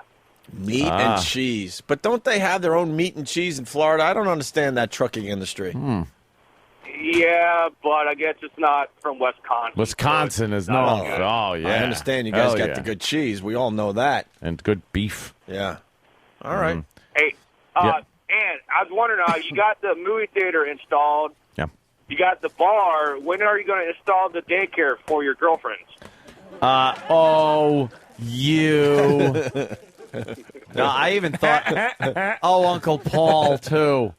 I even thought that out. I figured that one out. Right. I got a room upstairs that has a couch in it and a table and a TV on the wall, flat screen. Nice. And PlayStation. There you go. There, and a couple other things. So that when kids come over, You could just throw them in that room and they play games. And they'll babysit themselves with their gaming. I'm smart. You got to get a little fridge for their. You got to get a little fridge for their juice boxes. Maybe get some juice boxes on tap for the little juice fellas. box. You should imagine if you could do that. Get some juice boxes on tap. Imagine the kids would love something like that. Let's go to Tom in Connecticut. Tom, you're out, Tom. I think you guys should send the gentleman with the speeding ticket a bottle of liquid ass. Oh, you know what? Money with it. Yeah, maybe he should use the liquid ass on the coins now, or the check. Yeah. Or the check. There you go. I wonder how good. I'm just watching John McEnroe play Wii tennis. Right. And wondering how, because, John McEnroe, I bet he could play tennis. Yeah. Wonder if he's any good. Why don't we do you think, that's what I'm saying, do you think professional athletes are good at these games? Have you played Wii tennis? It's pretty easy. It's almost impossible to miss the ball. Really? Oh, yeah. Fucking kids I don't really games. understand that game because the volleys go forever because it's almost impossible. It's just cute because you got a big head. Well, yeah, and you're playing tennis. Yeah, you look like a little cartoon that kind of looks like you. Yeah. Fucking stinks, Wii tennis. Wii anything. Guy in Buffalo writes, Dodgeball said it was based on a real story, so. Oh, did it? Dodgeball. Is that movie good, you think? I saw it. I don't even remember if it was good or Had not. its moments. Had its moments, right? Speaking of movies, Netflix. Yeah. I got the notice yesterday. Uh-oh. Jack and the Price is up. No, not that notice. They're not on to you yet? Ixnay on the How the fuck is this guy watching 6 movies a day? Ixnay. Yeah. Well, I am on the 6-movie plan where they send me 6 movies, DVDs, and then I send them back and they send me 6 more that are on my queue list. Mm-hmm. Well, I also have Blu-ray enabled where I can order Blu-ray movies. Mm-hmm. They just changed that. They used to cost you $1 extra a month. They jacked it up to $7 a month. What are they doing? Like 7 times what it was. Wow. I don't know why. Well, because they finally figured out they got you. What? Yeah, maybe that's they were it. competing with Blockbuster and all that, and now as those go completely away, I saw one the other day and it just seemed weird. Yep, Blockbusters. Yeah, because most of them have closed, especially in New York City. They won't have porn movies, or they wouldn't have NC-17. Bye. What about them cutting their own movies a little bit? Yeah, they having have their the own Blockbuster Yeah, they've done that in the edits. past. What was that for? Because for families? Yeah, because it was supposed to be a family-oriented Fucking list. faggots, get out of business. But they wouldn't tell you were getting a special Blockbuster edit of the movie. Yeah. You just had to rent it and find out. And you go, wait a minute, where's that cool scene? It's like, wait, They yeah, took it I right know out. there was a clip in here. Scene. Right, right. I noticed that most of the Blockbusters that are still around, at least in New York anyway, tend to be in the not-so-nice neighborhoods. Yes. If you will not find a Blockbuster in a decent neighborhood anymore. Dude, think about driving around and how many you see and how many you used to see. You used to see Blockbusters everywhere. Now it's like, man. I love them going out of business. Netflix is, I like it. It's pretty cool. If you once you get into a rhythm with them sending you discs too, like it's not like because usually when you want a movie, you're sitting there and you go, I want a movie, and you run out to Blockbuster, you get the movie, you're home, you're there that day. So if you get into like a rhythm where you get a few movies at a clip, and then you keep your queue full, by the time you watch those movies, new movies are coming in. But don't forget about your Instant Queue, which you and can then take full Instant advantage of. is the best thing through the Xbox. Yeah, but the mailing thing is still stupid. They don't need to mail you like stuff anymore. No, that's why As they far have as- instant delivery. Yeah, I understand, but a lot of people are still getting their movies mailed to them. Yeah, well, when like you could I am. have the digital, delivery. I'm using a little of both. I You know what understand mean? you are. I'm just saying in general, they're still mailing out discs. Yeah, In yeah. this day and age, that's crazy. It's not bad because you can put it. I think you can put it in your mailbox and they take it too, or no? Do you have to go and mail it? You have to put No, it in they'll take it. They'll take it away. You don't have to like find a mailbox. I give it to Kenny, and Kenny drops it in the mailbox. He probably in the hasn't been. morning. He probably been hoarding them. He's just hoarding them at home. Like the ketchups. Was he able to get the cabinet full of ketchups when we got kicked out of the other joint? That must have really depressed him that he had to leave all that behind. yeah. That drawer that he has Kenny's a hoarder. with the tiny little Tabascos. He has hundreds of those. I have to. Before we move on, one more thing about this goddamn Netflix thing, though. I don't know what the fuck people are doing with these discs. Why they just look all slimy? I fucking pop it in. Yeah. I hit close. Yeah. I watch the movie. And then I open it up and put it back in the little paper thing, and off it goes. There are some that looks like people are putting it on sandpaper coffee tables and just like throwing them around. All scratched up. Every one of them is scratched up like you can't fucking believe. Every one. And a couple of them won't even load because they're so bad. They're so badly scratched up. We're just angry. Humans are just angry. Oh, what they're doing with these friggin' things. Yeah. Hitting their kids with them. Nasty. It's like Vaseline and sticky just, fingerprints do they on at them. least clean off the surface No, of they're these things? disgusting. Just sit there and clean off your discs. That's one thing that always kind of bugged me out about Netflix, because like I always picture like some guy finishing up watching a porno and then like throwing a movie or taking the disc out, Right, like, right. just touching Yeah. it. Like, what was Jizz he doing hands. before he put that in that little envelope? Like, Not washing his hands. That's just it.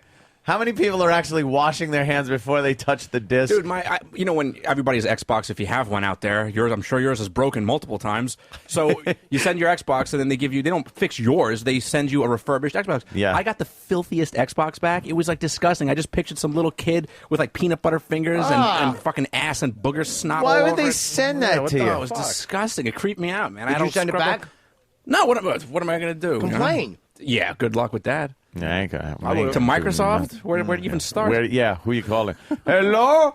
My name is Albert. Is it really? My Xbox is dirty. Have you plugged it in? No. It's filthy. I got it refurbished. How frustrating it is. Did you hit the on switch? How frustrating it is to get those guys off script, because look. Let's not start with Flowchart. Let's not start with the plug-in thing. We're way ahead of that. Yeah. Let's go to step number I've said 18 that. on your dumb list. I try. I've said that too. But they keep going right back. Stop. I went, Stop everything. It was Cablevision. Yeah. I called them up because I was having a problem with the cable box. It wasn't rebooting, some crap. It turned out to be broken. She starts with the whole flow chart. Could you unplug the box, wait 60 seconds, and then plug it back in? I said, wait a minute. I am so past this point. I have done that. I have the top off, and I'm soldering things. Get to that point. Right. Do you have that on your flow chart? Is that on your flow chart? I'm taking an ohm-meter to things. Right. I don't need plug it in and unplug it, lady. I'm not that tech savvy, but sometimes you get on the phone with these dummies. You're like, oh, my God, I know more than this person? Yes. And I don't know anything. Yay. I know. Because they're just reading off their stupid Their flow chart, like you said. If and. Yeah. If then. If then. If then. That's what they do. Yeah.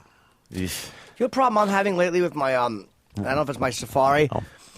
Bob Kelly got me into wireless. And you're like, dude, you just sit down, boom, it's wireless, dude. You're in the house. A little Wi-Fi action in the house. But it works on my home computer well. Yeah. Yes. Because that's where my router is. Yeah. But since I got this Apple router, it has not been fucking. I'm in my bedroom and my laptop is constantly getting fucking having problems. Bad signal? I don't know. You know what? I had an Apple router. I decided to put an Apple router in my house a while back. I don't know why. My other router was fine, and I was getting a signal problem upstairs. I went back to my old routers. So I can still keep the it backs it up automatically. I can still keep the automatic backup, but then just change back to my cable router. Yeah, I'm pretty sure you just go to a regular. You know what though? You could still go wireless. You just got to get a really good router. I got ones with big antennas on them and boosters. Yeah, mine and goes stuff. through walls and everything. You shouldn't have a problem My with that. Apple router I steal other sucks people's. Yeah, the from Apple dick. router I don't like. Dude, I steal other people's from 2-3 floors down. I don't even know where they are in the building. Unsecured. Oh yeah, all that Love shit. that. No Fuck that. password. Oh yeah. Yeah, there Just- you go. Just rocking theirs when mine That's has when a problem. That's when you download real nasty stuff. Yeah. When you're on someone else's Oh, network. yeah. You. I got some free Fuck time. this guy. Yeah, that should not happen in your bedroom. Dude, it's fucking enraging. Do you think it could be the Apple router? Yeah, Sounds it like was. it. For me, it was. It just wasn't strong enough to go over the whole house. Dude, I mean, it's one room away. Yeah, that's stupid. That's ridiculous. What the That fuck? really is ridiculous. Doesn't Jimmy. go through walls. Even I know that. I wound up throwing routers on each side of my house. One router on each side. So you run two routers. That's smart. Works good. Two wireless routers. Works nice. Hey, I can put one in my room? Yeah, you could put one in your room. Could do that. I just like wireless. It is better at home. I don't know what to do. Poor Jimmy. Yeah. You got to Help figure me. that out. Help. You got to figure that out. Listen, you want to feel old today? Remember when Fabio got hit in the face by a bird? That had to be 37 years ago today.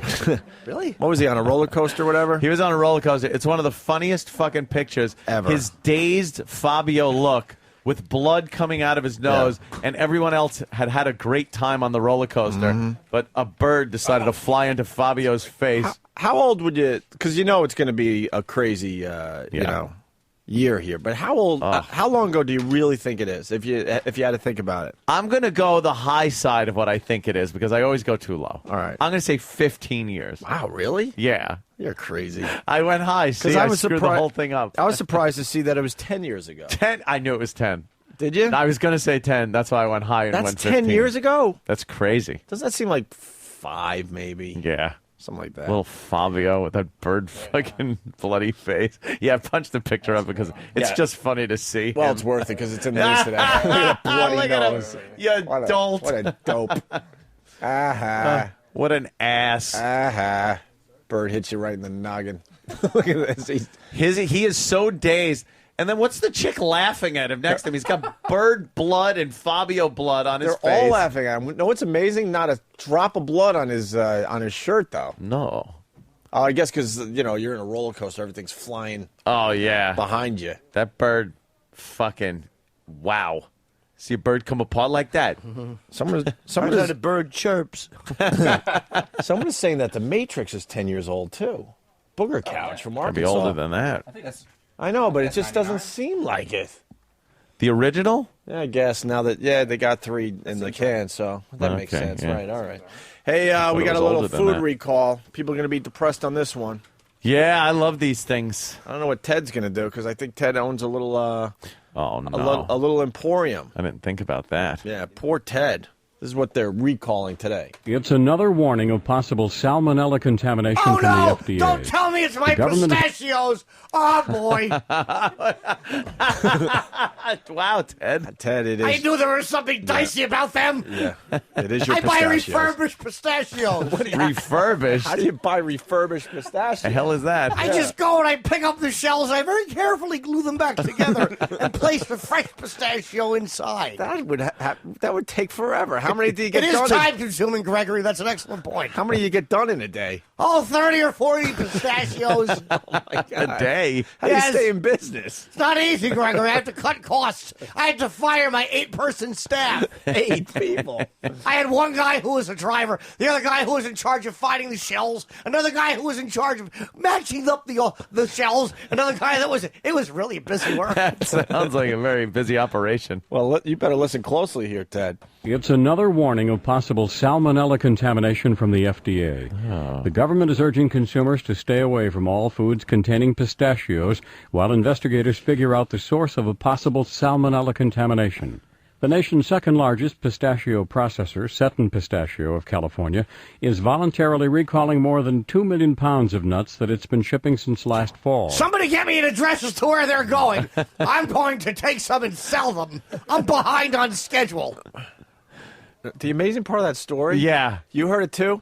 2 million pounds of pistachio. You ever just dig your hand into a thing of pistachios and it's the lightest They're food very ever. light. There's a lot of air in those shells. 2 The little nut itself is million weighs nothing. pounds. That's got to fill up a building. Isn't that like 2,000 tons? I don't know. Or 1,000 tons? I don't know. That's a lot of pistachios. The problem was discovered during routine testing by Kraft Foods on pistachios supplied by Seton. Kroger grocery stores have also recalled one of their pistachio lines supplied by the California company. It could take weeks to figure out how many products could be affected by the possible salmonella outbreak. Earlier this year, an ongoing salmonella outbreak was blamed on tainted peanuts from a Georgia plant. Yeah, there you go. Watch them nuts. Problems with the nuts. Problem with your nuts. You got the red pistachios, Ted? Where the shells are dyed or you go regular? Well, Oh, boy. Oh, boy. I paint them. You paint them? I hand paint them. You hand paint your pistachios? Yes, I do, Gregory. They're like art. Look, with you gluing and only getting 30 a day and then hand painting them, how much do you charge for a bag of pistachios, and how many are in it? Yeah. Usually a bag will have 10 to 12 delicious, freshly hand-painted pistachios for a very, very reasonable $37.50. $37. 50. Oh, 50. $37.50. Oh. $37.50. Yes, that's a surcharge. It's a usage surcharge. Usage, a pistachio usage charge? Because I get little cuts on my fingers from handling the shells. I have very delicate fingers. They called me Sweet Finger Teddy at school. I don't want to go out on a limb here, Ted, but you're a horrible businessman. No, I'm not, Gregory. Horrible. I take care with everything I do. He tries so hard with every product, yet it's just he has no business sense. I'm meticulous. Yes, you are, Ted. A lot of your businesses are going under, though. It really has been very difficult in these economic times, You sure it's the Gregory. economic times and not what you're doing? My business model may need a revamping. Well, maybe just a little. 20. Wait, 2. All right, 2,000,000. So let me. All right, 2 million pounds equals 1,000 tons. Ant's right. 1,000 tons.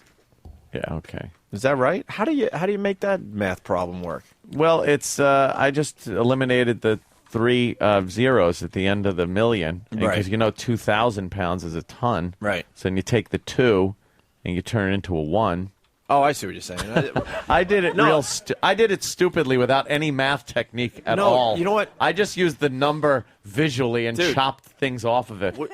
I'm the stupid one. We're on 2 different pages. I was thinking volume, like how many pistachios would that be? You know what I mean? Oof. Oh, how many individual pistachios? The volume that would be. How many pistachios are in a pound? Right, That's that's a what lot I'm of saying. fucking pistachios. 4. 4, Ted. They're Yes. That's impossible. I package pistachio shell with deliciousness, Gregory. Where do you get the pistachios themselves? Because you said you. Well, if I tell you that, then there'll be a whole big bunch of emporiums opening, won't there? That's for me to know and your palate to find out. That's where I got a problem with your business plan, because you're re-gluing the shells, but you still got to find the delicious nut from somewhere. Okay, I'll tell you what happens is, right. you know how people eat a pistachio treat, and then sometimes there's that one, they can glue back on their teeth and they can't open, so they throw it out? Yeah. I make use of those. Then what do you cut them open? Yes, I do. I have a little chainsaw. Or I'll back over them with my car if I'm in a hurry. By the way, a pound of pistachios averages out to 540 pistachios. Don't publicly disagree with me, Daniel. It's embarrassing. I can't believe we're figuring out how many pistachios this is. Wait, 540 per pound. Per pound. And then you take 540 and multiply it by 2 million. 2 million. Wow. 540. That's the 100. It's 1 billion. 1.1 billion. 1.08 billion. Yeah, there's an 8 in there somewhere, right? What do you got, Sam? You're just wandering? All right. How's your feet today? How are They're those fine. Those fucking right angle feet. Yeah. They're just fine. Are you embarrassed now to Ridiculous. walk around now that we all noticed? Collins. No, I'm proud of my feet. My mom said there's nothing wrong with the way my feet point out. They're awful. Tell your mom she's not a podiatrist. She's just a loving mother who can't face the fact that she gave birth to a bird-footed zilch. She called you about your feet last night? Yeah, I mean, because she heard it. She's a fan of the show. She listens, right? Yeah, she listens. And my dad listens to see if there's any more time that he can get on the air now. Oh, really? Of course. Oh, really? Yes. We've created a monster with your Yeah. handlebar mustache dad. Yeah, he just wants airtime. My dad. My I dad. don't know where he's from. With that accent. Yeah, I don't know. Westchester, New York. Yeah, Yeah, New that's Rochelle. Amazing. Yeah, sure. Yeah, Do or that's- die. I never did. Oh, yeah, do or my die. God. Yeah. I thought we lost. I don't want to lose her, so I want to go to the phones for a second. I thought we lost her when we lost regular radio, but I guess we weren't Don't lucky tell me enough. it's fucking the Lydia. Yeah, it's Lydia. Oh, Lydia, Hi, good morning, guys. let me ask, Lydia, didn't you listen on regular radio, Yes, I did. and now you went out and got an XM? Well, I have one, but I couldn't hear you in the morning live because you were on terrestrial radio. I only heard your replays. Oh. I don't really get that. 'cause Wait, you what? can listen to us live on your XM. Why would you choose regular radio over XM? Because you were live in the morning. Oh, I see what you're saying. I could hear it on XM too live. yes. Yes. You didn't know that? Oh, my God. Sirius, Oh, my Sirius God. XM might have a marketing problem. Yeah, how about you? I didn't know that. I did not know that. I'm red flagging myself. Oh, really? Yeah. Yes. Could you I'm red flag me, too? we're just, everyone is being red flagged. Wait, if you're a red flag, that means the green flag is pointing at me. Oh, shit. Now we got a problem. Lydia, what we did need we need a paddle with two red sides. Yeah, we got- Because when you point the red at you, that means it's a go, go, go for me. Yeah. Go ahead, Lydia. Hold on, Lydia, what did you think was happening while we were live on fucking, as I like to call it, 3-year-old child radio? Can I say Heine? No. No. Can I Lawyers won't allow say it. Asian person? No. How about if it's in a good way? No. Let me check on that. No. I didn't even think about it, Jimmy. So you Wow. would just listen on regular radio and tolerate commercials instead of the best of bits that would play here when we were in commercial? That was weird, too. You know, when we got rid of regular radio, we said, well, the good news is we'll never have to hear from that Lydia bitch again. And here you are. Here you are. Yeah, we're Go ahead. And now you can say so much nastier things to me, too. That's true. What's the scoop? Why are you calling? Well, I had been listening, and I heard how sort of upset you were about moving to the other studio. Yeah. And I wanted to suggest that you do a psychological technique called cognitive restructuring. Cognitive restructuring. I thought you might like that, yeah. And that must be. I'm trying to figure out what that even means. Cognitive restructuring. It means restructuring your thoughts Right. to fit your reality better so that you're happier. Okay, cool. Example? The theory being that your emotions follow your cognition, meaning if you think happy thoughts, you'll be happier. Oh, that's true. I'm That's sure. wonderful. I'm sure when someone's being fucking raped, as long as they think happy thoughts, everything's Yeah. fine. Well, the cognitive restructuring would come in after the rape, actually. Why does it have to come in after the rape? Yeah. I think Anthony brings up a very good point. Think following happy your logic. thoughts. Just think happy thoughts. I guess if the rapist were a psychologist, then they could treat the person while they were damaging them, but I'm generally not there during the traumatic situation. We're kind of past what happened, to be honest with you. We're very good at moving on. We get Yes. we get bitchy and bummed out and all that crap, but then we have a way of moving on. I haven't moved on. We're resilient. It's a survival mechanism that Aunt and I figured out years ago. Yeah.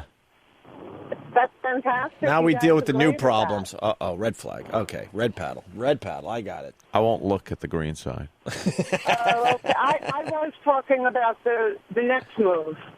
No, we're all good. Lydia, we're Yeah. all good.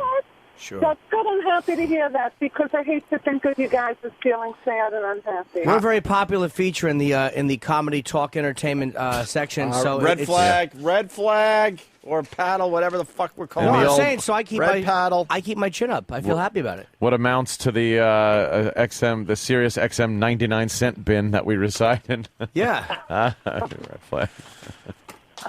Well, it's definitely nice to hear you guys on the other side. Oh. You've always been able to, Lydia. Yeah. I didn't know that, Jimmy. Hysterical. She didn't know. How are you such an educated woman and yet a fool?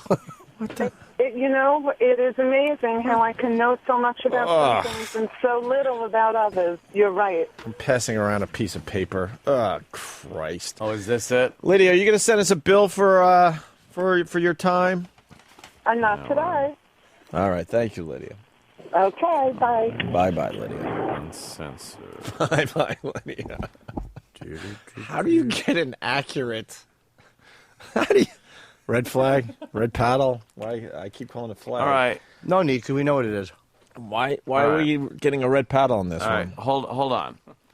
I actually, looking at this now, it's still bad because, you know, you got one guy up here with his name and Why then can't the we rest talk of about it. this?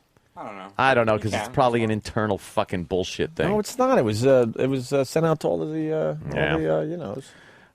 But if you look at home and health, I see Martha Stewart, Oprah, Doctor, Radio. Like they put that in one category. It says comedy, and then it says including uncensored, and then it says Opie and Anthony Jamie Foxx, Jim Brewer, etc. So at least like we're first there. I did notice that. And that's what would be pointed out to you or anyone else if we ever brought this up. But look, you're first. It's like, well, what about Howard? Well, he's got his own channel. Oh, okay, I get it. But we could be in programs for the whole family. But Ant, we're in a category that involves many different channels. I understand. From a marketing standpoint, how does that make sense? You know something? If you checked that off, you wouldn't know. I would want to know which shows they're listening to. Exactly. Yeah. So wouldn't it be more accurate to list the big shows separately? Of course. So then you could see which shows are actually doing very well. Well, see, they're doing the same thing with Martha Stewart and Oprah, though. Which doesn't make sense either. No, it doesn't. I'm not saying, obviously we see how we're being treated, but overall it doesn't make sense. Yeah. Because wouldn't you want to, like, you could be an Oprah Winfrey fan, let's say. Yeah. And Martha Stewart's getting the credit because you're just checking that box. So how does that, how does that make sense? It does look loaded because look, the first choice, it's just his name. Right. It's like, man, you should list the shows individually, and then as a company, you could see which shows are doing well. I did see right? It's still because infuriating. let's say you're an Opie and Anthony fan, you check that box. Now Jamie Foxx is getting credit. So yes, but maybe the person that listens to us doesn't really like Jamie Foxx, or the people that listen to Jamie Foxx don't like us. So if you're checking the box because you like Jamie Foxx, now we're getting credit. Yeah, but I don't know. I just got a marketing mind. I don't really understand how that I don't either. helps the company when you're trying to figure out what shows are doing. Because your marketing mind, and plus the fact that our category is based on 2 or 3 channels.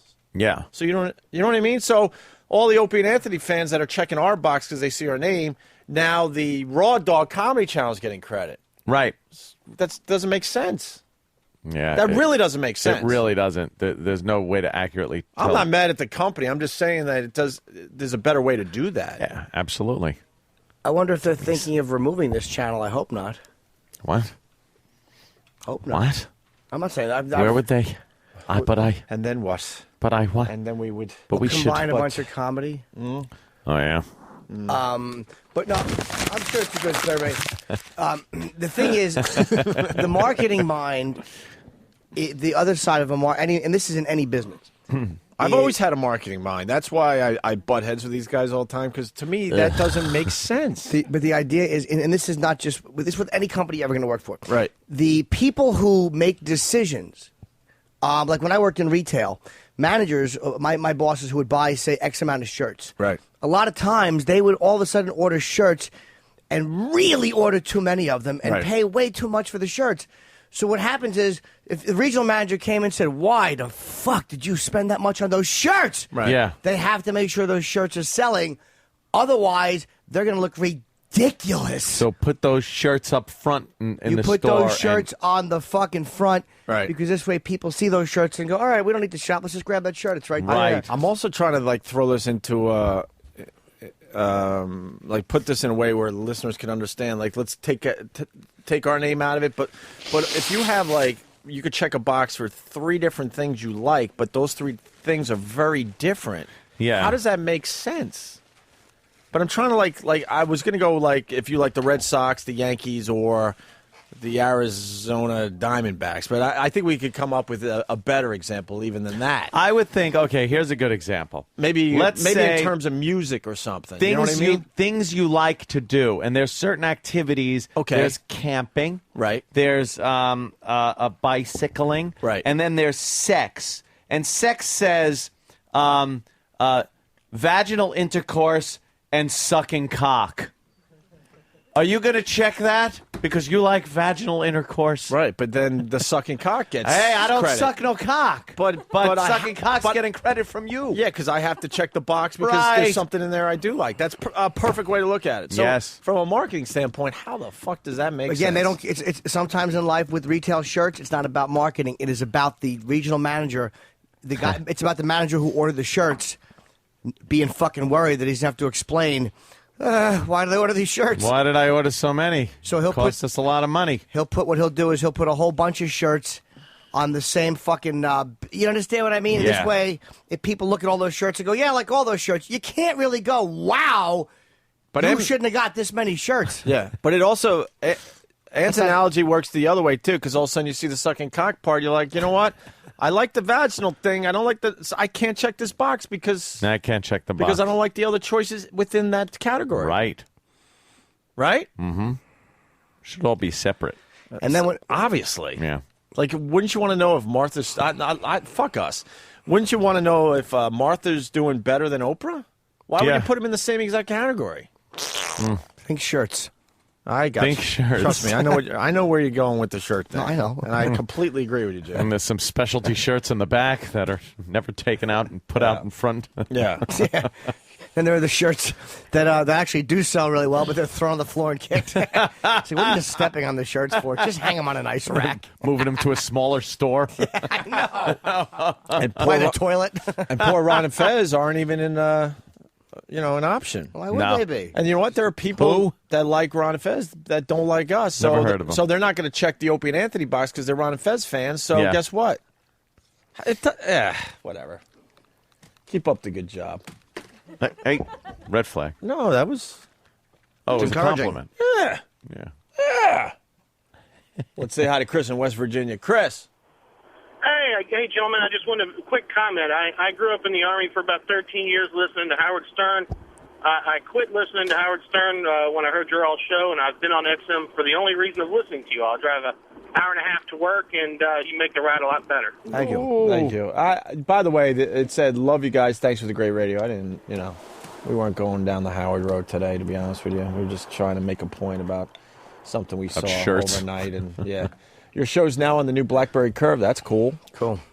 And people commenting about survey, but the survey, but we better move on. It's on the BlackBerry Curve? Yeah. What about the app? The Apple thing, isn't that supposed to happen coming? soon? Yeah, I think June. Is that coming? I added a new app yesterday. Something cool? By the way. Or a waste of time? It's a waste of time on the old shitter. It's called Parking Lot. This thing will drive you fucking batshit.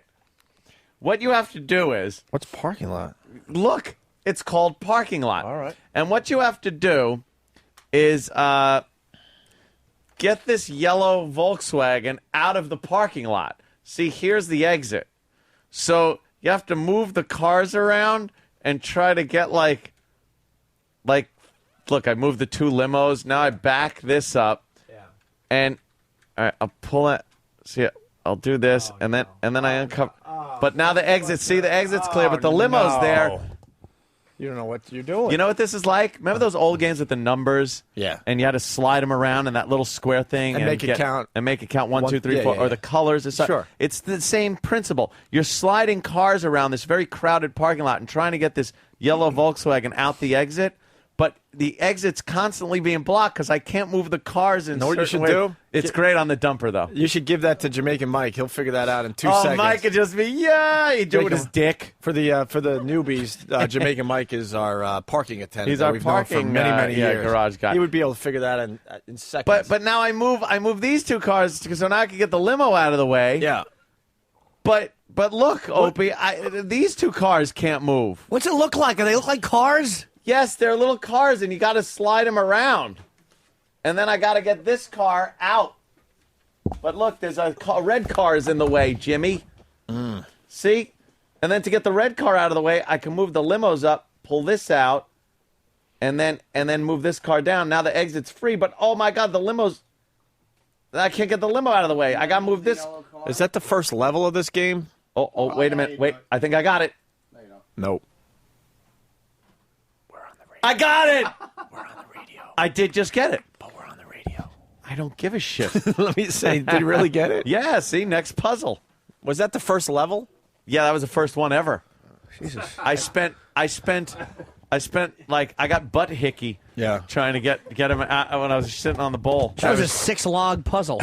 That's actually. Travis just told me there's 350 levels in that game. Oh shit! Yeah, there's 350 levels. Oh, you're fucked on the game. So I'm through 1. Yeah.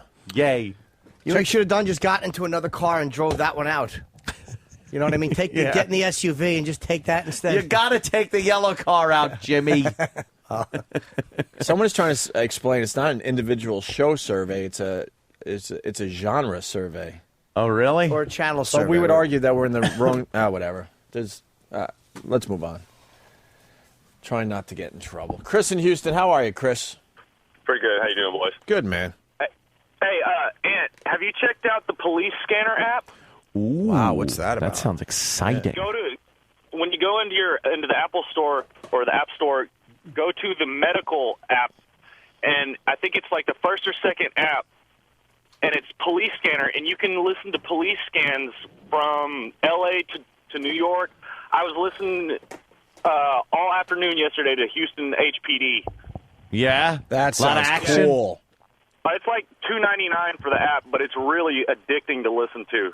They should have an app, though, to tell you which scanner to listen to because they got the action. Yeah. No, well, yeah, but you can. You know where to add it go your to get the favorite. action. right, You Oakland. pretty much know where to go. Oakland, yeah. Fucking, East New York. Fucking Mutton Town, obviously. Mutton Town, I don't think would Why? be that. Because- Well, it's one of those upper crusty neighborhoods. Well, that's why I said I was flipping it a little bit. Oh, because obviously nothing literal happens in Mutton Anthony. Town. Didn't want to go with my little joke. I see. What was happening? Though. What was happening in Houston? We've seen a white woman holding hands with a black male. We're going to check it out. And my 6-year-old plays that game on the DS. Oh. There's a different version of that on the DS. Yeah, because what's her name from Friends is advertising that. Really? On TV or something, yeah. It's just a good time waster. It looks kind of You cool. know, I remember playing that game Snake. Remember Snake? Snake. Where you'd have to keep going around and not cross over yourself as you're...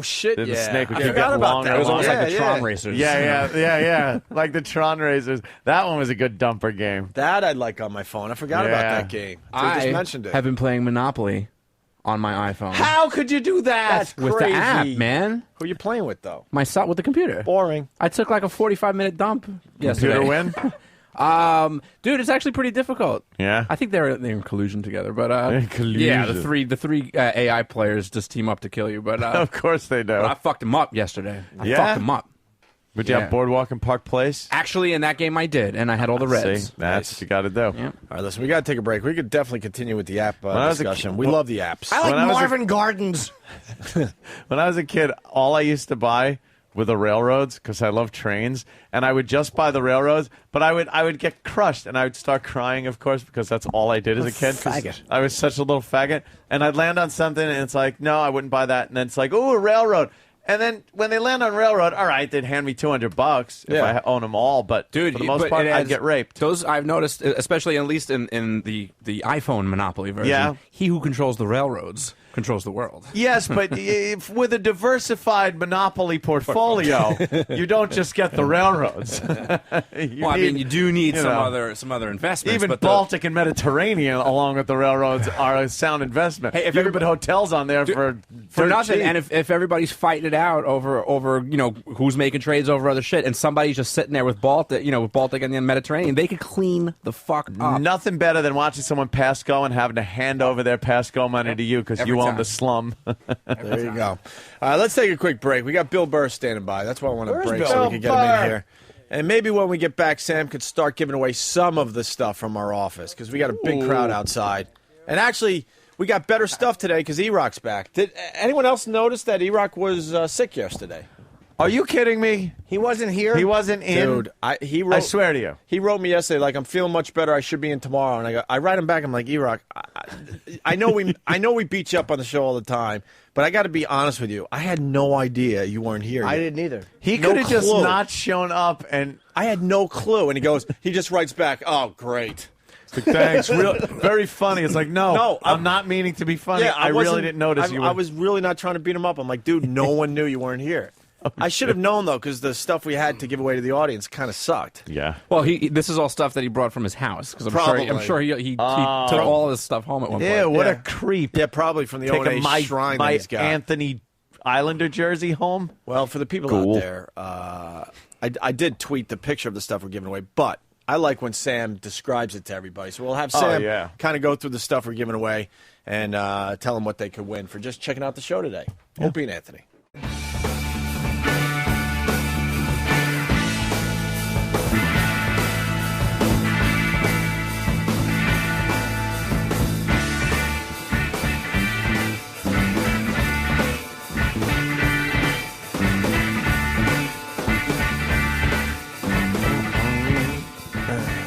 You're checking out the Opie and Anthony show. We got Bill Burr in studio. I'm just singing. Doing the Robert Plant part? Doing the Robert Plant nowadays. Yeah. Ooh. Making fun of my Robert Plant. What's wrong with you? He can't sing. Still love his songs, though. Thanks. I never got to see Zeppelin live, so it doesn't bother me at all. Yeah. Although, yeah, you get some of those.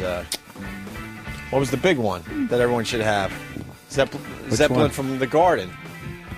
Oh, the song remains the same. Yeah, the song remains the There same you go. documentary. Yeah. No, you got to get the Yikes. one that just came out like 5 years ago. Oh, the big box set. Yeah, the one that Royal Albert Hall. Yeah, That's them in their Yeah. peak. Yeah. Ugh. They pulled it off, Ant. They just had to tune down everything. What's wrong? Horrible. What happened? Zeppelin just they're not good. They weren't good live. They just weren't. Did you see him live? No, I saw films of him live. Like everybody else, Bill. Yeah. Oh. I All right, was, well, you just I seemed was like he young was- then. They have some pretty good live footage of him on that Royal Albert Hall one. Well, Bill's a little confused. Ant said they never sounded as good as they did on the records. Some bands, you go see them in concert, they sound just as good as the records. And then maybe over CDs or whatever. time, the singer couldn't do it. But Plant, he couldn't sing. He couldn't do the shit they did in the studio with him. Like shit. He's I had a dream. Crazy dream. They'll just like tune everything down. Why the fuck are you going to wail like that through a 200-city tour? Give the guy a break. Hey, then don't fucking put it down in an album. Or don't tour. Be like fucking what? Well, they should record Steely it Dan. after their year-long tour. Jesus, Steely Dan, enough with those guys. I'd be like Steely Dan, petrified to go out on the road. That was the deal with Steely Dan. They would spend like 20 years making an album, and then they never toured. They never toured because they got Fucking stage bizarres. fright or something. Bizarre guys, man. Those two were weird. I didn't know that. Oh, yeah. Steely Dan was a really weird band. Strange. You went to the hockey game last night, Bill? Yeah, Rangers, Devils, man. Good time. I was watching. Rangers 3-0, right? Yeah. They're taunting Brodeur. Yeah. I'm such an old bastard. I couldn't tell what they were saying. I kept thinking it was Eddie Belfour. Remember the guy who used to play for Chicago? Right. That is very I old got to school. stop talking on my cell phone. I'm starting to lose it. Like, who the hell is Marty? Oh, wait a minute. Only the guy who's won the most games as a goalie ever. He's only the greatest goalie of all time. If you consider yourself a hockey fan, you might want to know that. Are you serious? Dude, I am so bad with names. I swear to God. Yeah. I'm really bad. You see the Sean Avery stuff last night? Now, I'm a huge Islander fan, but I fucking love this Sean Avery. Love him. Dude, the guy, he drew like 16 minutes in penalties in like the final 8 minutes. Yeah. Everybody on the Devils was so pissed at him, and he wouldn't fight. I remember, Brendan Shanahan went by. Yeah. And he, like, as he was skating to the bench, he was just like, it was the end of his shift. And he was so mad as Avery went by. You just see him grit his teeth, and he just thinks, he kind of did like half a slash. Like, yeah, he wants to. Like, I would just, maybe this is worth the 10-game suspension. They were trying to get Sean Avery to fight all night long. At one point, somebody pulled him down by his jersey to the ice twice, and Sean Avery wouldn't do anything. And I had company over, and I'm like, who's the wimp that doesn't want to fight on the Rangers? My brother goes, it's Sean Avery. I'm like, fucking brilliant. He refused to fight, and because he wouldn't fight, these guys are, getting penalty minutes, which helped the Rangers, obviously. Yeah, he really took that whole role to a whole nother level. It was just the entire, they couldn't even focus on trying to score a They goal. were so frustrated by him last night. It was really, really good. But he was dumb. He dropped his gloves. Now we're going very inside with the hockey thing. He dropped his gloves, so there's kind of like a intent, so they had to give him a couple they were minutes. chanting his name basically the entire third period. As I was walking out of the building, they were chanting his name. Really? Wow. Yeah. God, I love players like that. And they had Ty Domi was at the game. All right. They did a little Ty Domi interview in between periods. He was an animal. Yeah. Fucking animal. He finally retired. Just smiling away. Now, just looking for a problem. Known to goon it up, and he just wouldn't fight. He refused to fight last night. That's hysterical. It was awesome. I love hockey fights. I mean, there's nothing better. But in this case, it was so cool he wasn't fighting. It's kind of funny to watch him not fight. Dude, at one point, we should get the clip because you would even appreciate this. I know you're not a huge hockey fan, but they're pulling him down on the ice like he's a rag doll. This is Sean Avery. He wasn't swinging. No, if you look at this guy, he'll fight you. Yeah, If no, you look at him just wrong. kept looking over the ref like, really? Right. Really? Did I get yanked down again? Right. Really? What are you doing here? Yeah. So they were pissed at him from last year. It was the first time. He's such an instigator. He came up with something they never even thought they had to make a rule about. Right. He just was standing in front of the brodeur, Eddie. He just turned around and just put his hand, like his glove, like right over his eye. Brodeur's just like, are you fucking kidding me? That's hysterical. He just stood in front of him doing that. He And he also did it. He also was doing it with the stick and everything. You would just face him like this. Oh, that's what he did. No, he had the stick straight up and down, and he was just doing this. Yeah. So now they made basically. What an asshole! That's exactly it. That's exactly what it is. Dad, Everyone you find gets. that? He just annoys the shit out of people. Because now there's like a new rule. They're basically calling it the Sean Avery rule, where you're not allowed to turn around and just face the goalie face to face and just taunt him like that. I think they should keep that in hockey. It's hysterical. Because you're going to lose your head if you do it too many times. The team will not allow that. No. So, yeah, that's now illegal. He came up with this. You think they came up with everything in hockey, but he came up with something new. Nice. God, that's funny. I know it's sacrilege to like Sean Avery if you're an Islander fan. Come on, after he said the entire league's getting his sloppy seconds, that was one of the funniest lines ever. You got to respect all that. Absolutely. Good line. Wait, is that where the team let him go? Here, watch this. This is the Sean Avery rule. I know it's. You got it there, Danny? Probably coming up.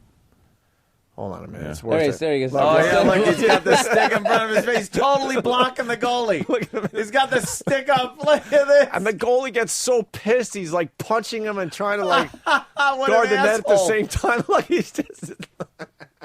It's worth checking out on YouTube. Wow, if do you've you never seen just this want to before. smash him? Yeah. Well, now that's illegal this year because of Sean. That was like illegal the very next game. I They were believe just so. like, okay, They no, just we said- can't- we they can't said do this- this no. now. Yeah, We're they not said this gonna could have be a this. problem. Yeah. Didn't he get cut by a team for saying what he said about the sloppy Yeah, second? yeah, yeah. Stars. Yeah, then the Why rain- would they cut him? Well, Because they're trying to have a wholesome image down there in Dallas. Yeah, they want the family to come to the game. It's all jerk-off booths in Dallas. You ever been to Dallas? It's all strip clubs. Is it? And fucking massage parlors. Yeah, you can get jerked off every 30 feet in Dallas. Fucking great city. And Jimmy knows it. I was going to say, I've been to Dallas. I never noticed that. Dude, it's all fucking jerk-off shacks and fucking killed president fucking monuments. Jesus Christ. Where they really get wholesome in Dallas where they're not murdering the president. right? We're milking cum out of your dick for $50. Praise to his name. in all fairness, because I don't want to be crucified today, there is another angle on the Sean Avery thing, so we got to play the other side for a couple phone calls, then we'll move on. Brian in Poughkeepsie, go ahead, Brian. Hey guys, love you, love the show. Of course you do. Of course I do. Got to qualify this first. I'm a Devils fan, so obviously it's going to come from different angles. Devils fucking suck right now. I don't know what's going on. But Avery doesn't fight. Like, he's a cheap shot artist. He'll hack you in the mouth with his stick, and then when you drop your gloves, you know, like a man, and you want to fight, he won't. He'll do that thing where he looks at the ref like, come on, what are you going to do? You going to help me out here? Yeah, he's been known to do that as well. He's just obnoxious all the way around. He just pisses everybody off. I would say that gets, was it Steve Ott? I'd say he's more of a cheap shot guy. There you go. All right, Brian. Let it be known there's a bunch of people saying he's a pussy and he's a piece of shit and all that. So Really? there you go. That's the other side of the argument. I just like watching him play. Oh, yeah, no, it was just fun. Really? It's just funny watching one guy be able to piss off 20 guys. Sure. Yeah. So the hockey game is good, huh, Bill? Yeah, And we definitely a good time. We're still pushing the Trump Arena Saturday. Yep. BillBurr.com. BillBurr.com, MySpace.com All right. / Bill Burr. Still on MySpace. You're the last guy on MySpace. What's wrong with you? It's all about Twitter. Let's go. No, it isn't. The whole world's doing Twitter now.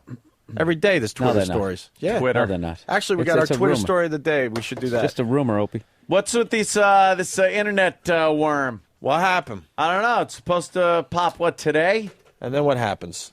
I don't know. It eats your computer? It's something that you could have it on your computer now. It's just been sitting in wait.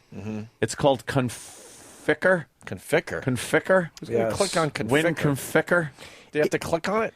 No, it could be in your computer, and it's like all set to go off on like one day. Not mine, because I got a brand new computer. I bet you they figured What out if that you did it Conficker yesterday? thing.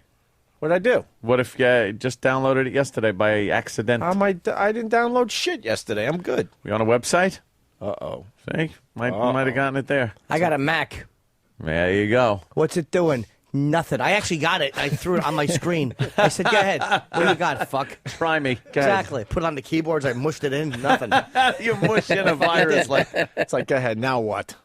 Show me what you can do. Yeah, I kept trying to open it. You laugh at worms, right, Jimmy? Fucking go ahead. Worm schmerm. I actually got that tattooed on my back. Yeah. Yeah.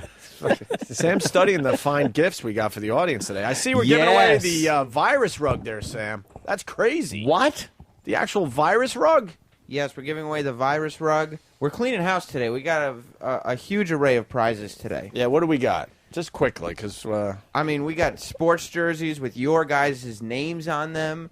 We have the sides from the stripper pole here. The sides, the bases. With the XM logos. Oh, wow. Nice. I was going to say, why? Kenny goes, see, that was a misprint. They printed up WX.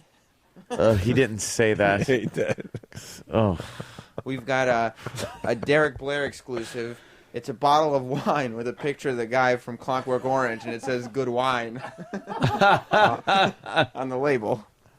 Shouldn't it just say "Try the wine," though?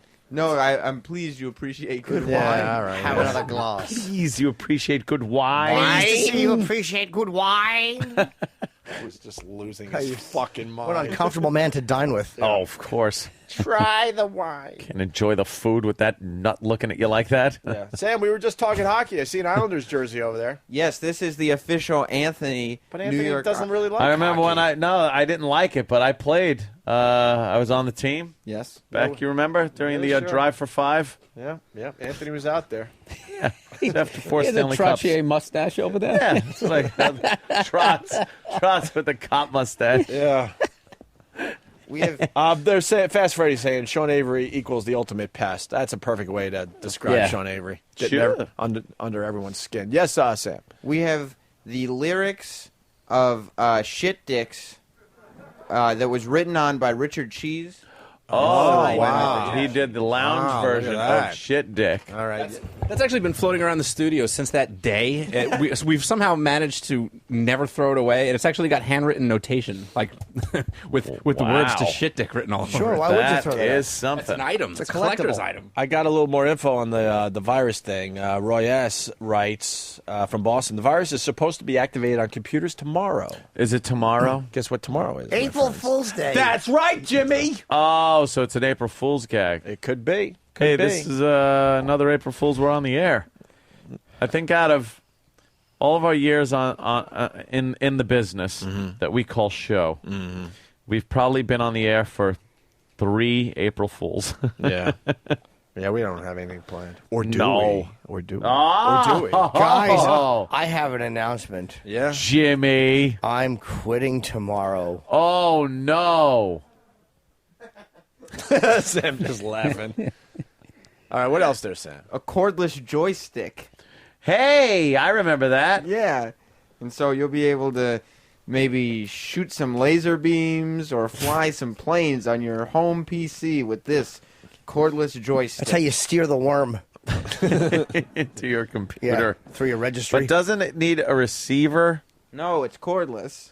Yeah, but see, but Works on all computers. There was another piece Yeah. that went into the computer, And these people aren't using and them that's how it knew. But it's the Opie and Yeah. Anthony office cordless joystick. I'm excited to see what a listener does with that because somebody took Sit on it. somebody took the XM mic flag yesterday, and it was a nice accessory to their bong. They put it on their really? bong. On their so bong? They're taking this stuff home and making it into something else. I actually saw the Be fun guy, to see. the guy who won the mystery box. Yeah. Yesterday, I actually saw him when I left. He Yeah. was halfway down the block and he was taking a break. He had literally had to put the box on It had the to be ground. kind of heavy. I got Sam's got it too. We got an update on the mystery box. Yeah. What happened with him? Please tell me that guy died. I too saw him dragging the mystery box down the sidewalk when we left. The mystery box is back up here. Because you know when you saw him put it down to take a break? Yeah. You went home. So we said, "Fuck that! We're bringing the mystery box back up here." He left it on the sidewalk. Yes, with all those all those books from yesterday. Yeah, it was bizarre. Literature. I jumped in a cab and I saw that other guy walking down the street with that little doll in the box. Yeah. It just looked like... Yeah. What an ingrate. Yeah. We give him our garbage, and he doesn't want it. Treats it like that. Sam, what else? A Chris Benoit action figure. Oh, shit, for real? Oh, boy. Oh, boy. Wow, that's kind of Let's good. make some adjustments on that action figure. Yeah. Make Isn't it that very kind special. of a collector's item? It's mint in package. I don't think they'll be making any more of those. No, they ceased production. Yeah. Did they? Why? Wow. So did the Benoits. Oh, boy. Oh, boy. We have several banners here, like the Opie Banners. Anthony St. Patrick's Day banner. A banner. And, It's a very I think pleasant this is voice like a Sam Subway has. This is ad or from New something. York. I And don't what? believe it. A poster? It's like your Subway ad with you guys and Steve Dahl on it, that really big one that used to be hanging up. wow. Oh, wow. Ah, collector's item. Yeah. Somebody's going home with that. Listen to him. What else? That's about it? Oh, an array of event T-shirts. Like, here's a T-shirt from Jimmy Day. We all remember Jimmy Yes, Day. Jimmy don't we? Day. Sure. What a hit. The That was- Million Pest March. Remember that Oh, one, guys? yes, of course. Yeah. You can have the T-shirts from those events. Sam, why don't you get a little crazy and give something out right now? Come on, Oh, my Sam. God. Be So nuts. unexpected. Okay. What do you want to give out? Right now, we're going to give out one of our comedian prize packs, All right. which includes an Andrew Dice Clay cap. That's the cap that Danny was wearing. And it's famous now because that It's was on Twitter now. Yeah, it's I, extra I- famous. I threw that on Twitter, so now Yep. it's a famous Wow. hat. So It you've barely seen- fit on Danny's head. Whatever. Go ahead, Sam. You've seen this hat on Opie's Twitter, Yeah. and you could win it. An Andrew Dice Clay flyer Yeah. and a signed Uh-oh. Jim Norton at Caroline's poster. Wow. Yeah. Wow. And let's see who the big lucky winner is. Look at him waddling across this. Look at the fucking, excitement out there. Giant, pointed the wrong way they're feet. fucking awful. Yeah. It's a fever pitch out here. It's a fever. And these prizes go to this man in the sideways cap. Yay! Yay! Wow. Wow. Lucky you.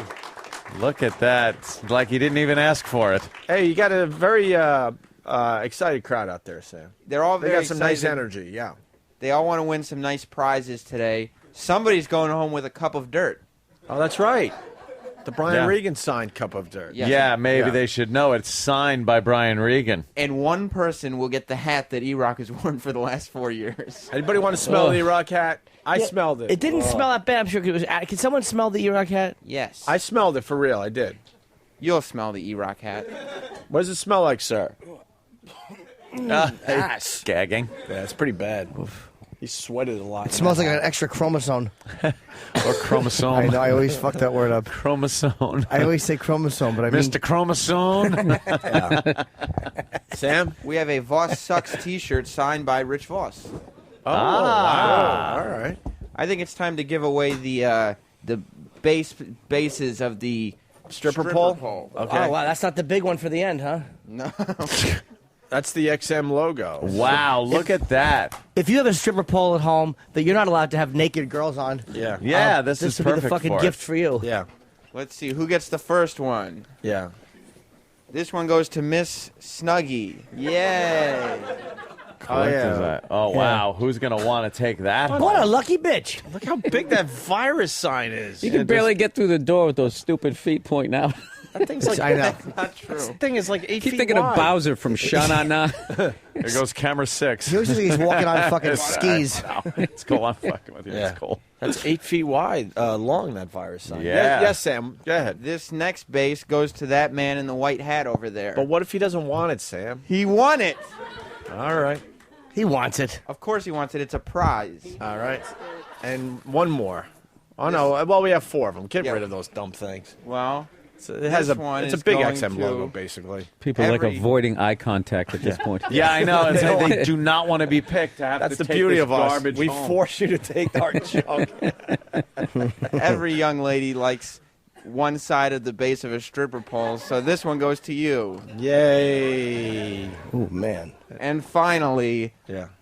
the fourth and final side goes to you because you weren't looking at me. I can't carry this home. Well, you guys can trade among yourselves. Tough fucking luck. Yeah, we don't give a shit what you do with this stuff after we give it to you. Just don't leave it behind, please. Came all the way from Worcester. Worcester, Mass. I came here from Worcester. Yeah, why can't you take it home? It won't. It's going to make your car too heavy. It weighs 3 pounds. No, but he'd be walking around the city all day. Would you drive a motorcycle? Imagine you have to bring that. Gonna be back walking on a around the city all motorcycle. day. Carrying that. We just have Kenny follow him to make sure he has it on his possession the entire time. He's Don't in New put York. it down. Right. It's a collector's item. Sam, you dropped something. How about Sam? Give one. Oh no, the Norton thing was pretty cool. Yeah, the Norton thing was All right, good. that And was the cool. bases of the stripper pole. Wow, were what really is nice. this now? What the fuck? Mars is bringing in a bunch of. Oh, How wow. the fuck are you going to carry that around? And Opie and Anthony's sign that used to be hanging up in here but isn't anymore. That's gigantic too. That's at least Yeah. that's at least 8 feet across and about 3.5 feet high. Yeah, you like that Worcester? You could have been carrying that shit around. Yeah. Try carrying that around. Who the fuck's going to take that home? I don't know. That is really. We could cut it up and really just give big. out pieces and then make them do a puzzle or something. Wow, that is a big one.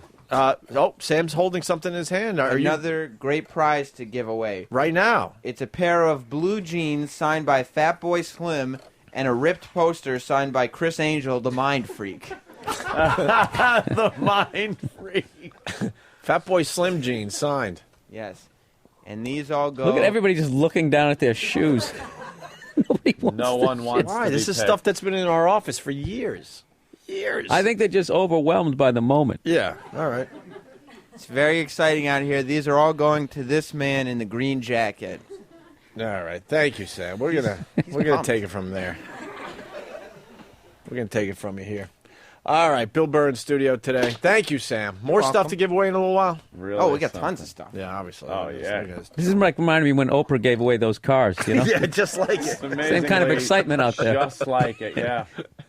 Well, Oprah has a nice budget to work with. Yeah. We're lucky to have jobs at this point. What a bunch of garbage. Yeah. Oh, the Twitter story of the day, Ant. Oh, It's worth what's it. that? Everyone's twittering. Listen to this one. Everyone knows Mark Cuban, right? He's been on our show a bunch of times. Sure. Owner of the Dallas Mavericks. He's in a little trouble for twittering. All right, and here's a drop from Mark Cuban. The billionaire Dallas Mavericks owner has been fined by NBA officials for commenting on league referees on his Twitter page. He tweeted about them. Mr. Cuban posted several tweets questioning the lack of technical foul calls made during a particular game between the Mavericks and the Nuggets. In response to the fine, Mr. Cuban tweeted, "You can no longer say that no one makes money from Twitter now." What a Johnson. Wow, that's the best part of the story. What? The newsman said, "What a Johnson." He Yeah. basically was calling him a dick. Call him a dick right there. So he had a tweet Twitter about the refs. Twitter problem. See that Twitter? I mean, it's just amazing, man. Just the kind of the stuff that All right, goes let's go on with there. This. I know where you're going. What? Conspiracy? What do you No, got? no, I'm not going with that. What do you got on I don't the- understand all the fucking excitement No, about, no, about Twitter. no. But you're a conspiracy guy. Mm-hmm. Social networking in general. You don't even have to go with Twitter. You got the Facebook, you got the Twitter, you got the MySpace. You think there's some kind of conspiracy involved with this whole thing? No. What's the angle there? No. No. Come on, I'm serious. No, I'm not one of these guys who just thinks there's a man in the moon watching us. I just was more into that banker stuff. Yeah. But as far as Twitter goes, I just think that's silly. Yeah. People are losing their jobs over it, though. Heard that on the news this morning. People are stupid, and they're twittering things and putting things on their Facebook and MySpace and whatnot that says that their job sucks. They're bored at their job. My boss is a The douche. boss is an asshole. Yeah, and they'll put that there, and then they get fired. Yeah, but how do they find out unless they're twittering There's too? rats. There's rats. You gotta be Somebody be a rat at the office and be like, "Oh, hey, look at what this person wrote." You got on a their, rat in the house. Got a rat. Sometimes I wish I was a criminal. With the Yeah. Facebook and the Twitter, man, it's so easy. You got these dummies like, well, update. I'm in Disney with my entire family, not Yes. coming back to May 1st. Left the house alone. So psyched. And then you look a little further in the Facebook, their address is there, pictures of their house. Think I forgot to lock the door. Right. Update. Oh, no, I'm here in Disney and I LOL. forgot to lock my door. LOL. Yeah. You got to think someone out there is using that info nicely. Yeah. For their own benefit. Yeah, sure. Dummies. You want another Twitter story? This is a good There's one, too. another Twitter Dude, story. every day. Bathroom cam story, also Wow. in Nassau County, apparently, huh? Ew. I think that was at a restaurant, like a horrible So how's this restaurant. going to work? Is Twitter going to kill Facebook? Not really. Facebook is huge. Yeah, they're a little different. It's the biggest in the world right now. And how do you say it? Facebook is the biggest in the world. Facebook. Facebook, yeah. Yeah. Twitter's like you're texting. Twitter is You're just mass it's just- texting. Yeah, people. you're mass texting. You put a Facebook, you text do out so there much for more. everyone to check in on. And So is that what it's going to be like for the rest of your career? You got to keep chasing the herd? I suppose why didn't go from MySpace chasing the herd to Facebook? I'm going to go add the same 30,000 douchebags I already had on. Yay! Yeah, you just move them around your social networks. You take them from one, put them in the other. Jimmy, you look like you wanted to say something. It's kind of a weird thing with this Facebook and all, and especially the texting. It's this weird silent communication. People are kind of. It's like look, fast forward, say 50 years from now, with this ability, it's almost like an evolution. Like people are fucking going to be silently communicating. It's like we're all going into one fucking way of communicating with each other without even speaking. Like you always think of aliens as being so mysterious and they don't talk, they just think and they know what the other person is thinking, whatever the fuck it is. Maybe we're a few hundred years away from that, or 1,000 years away from that. We just need little machines to do it with right now. Dude, once we need little electric machines. They will eventually, because they can already figure out how you can think and move a fake limb. That's beginning to take hold. So fast forward a couple of years where you can think and text. That's a very possible thing. Once you're Wi-Fi in your head. There's a chip in your head or something like that. Yeah, Dude, that's scary. But it's not as Wi-Fi crazy as head. you think. It'll detect diseases. It'll fucking do all. Yeah, they hook it up to your fucking brain. Did you cheat on your taxes? And they say, "Oh shit," they know. You see that? It'll be They can beyond see all that, your though. thought? It'll be They beyond see that, though, everything. because even the Oh, people yeah. asking you, did you cheat on your taxes, will be subjected to the same kind of fucking thought scrutiny. Let me ask you something, because Sounds like fun. We were just talking about this again yesterday.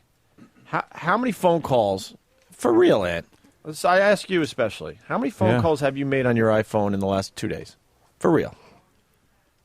I think I've made one. I'll start. Probably two. I made one, maybe two, but I've probably texted in the last 2 days. Oh my God, 40 to 50 times easy. Yeah. And that's how I communicate with people. I don't like to actually use calls, this yeah. to make a phone call is so primitive at this point. It's unbelievable.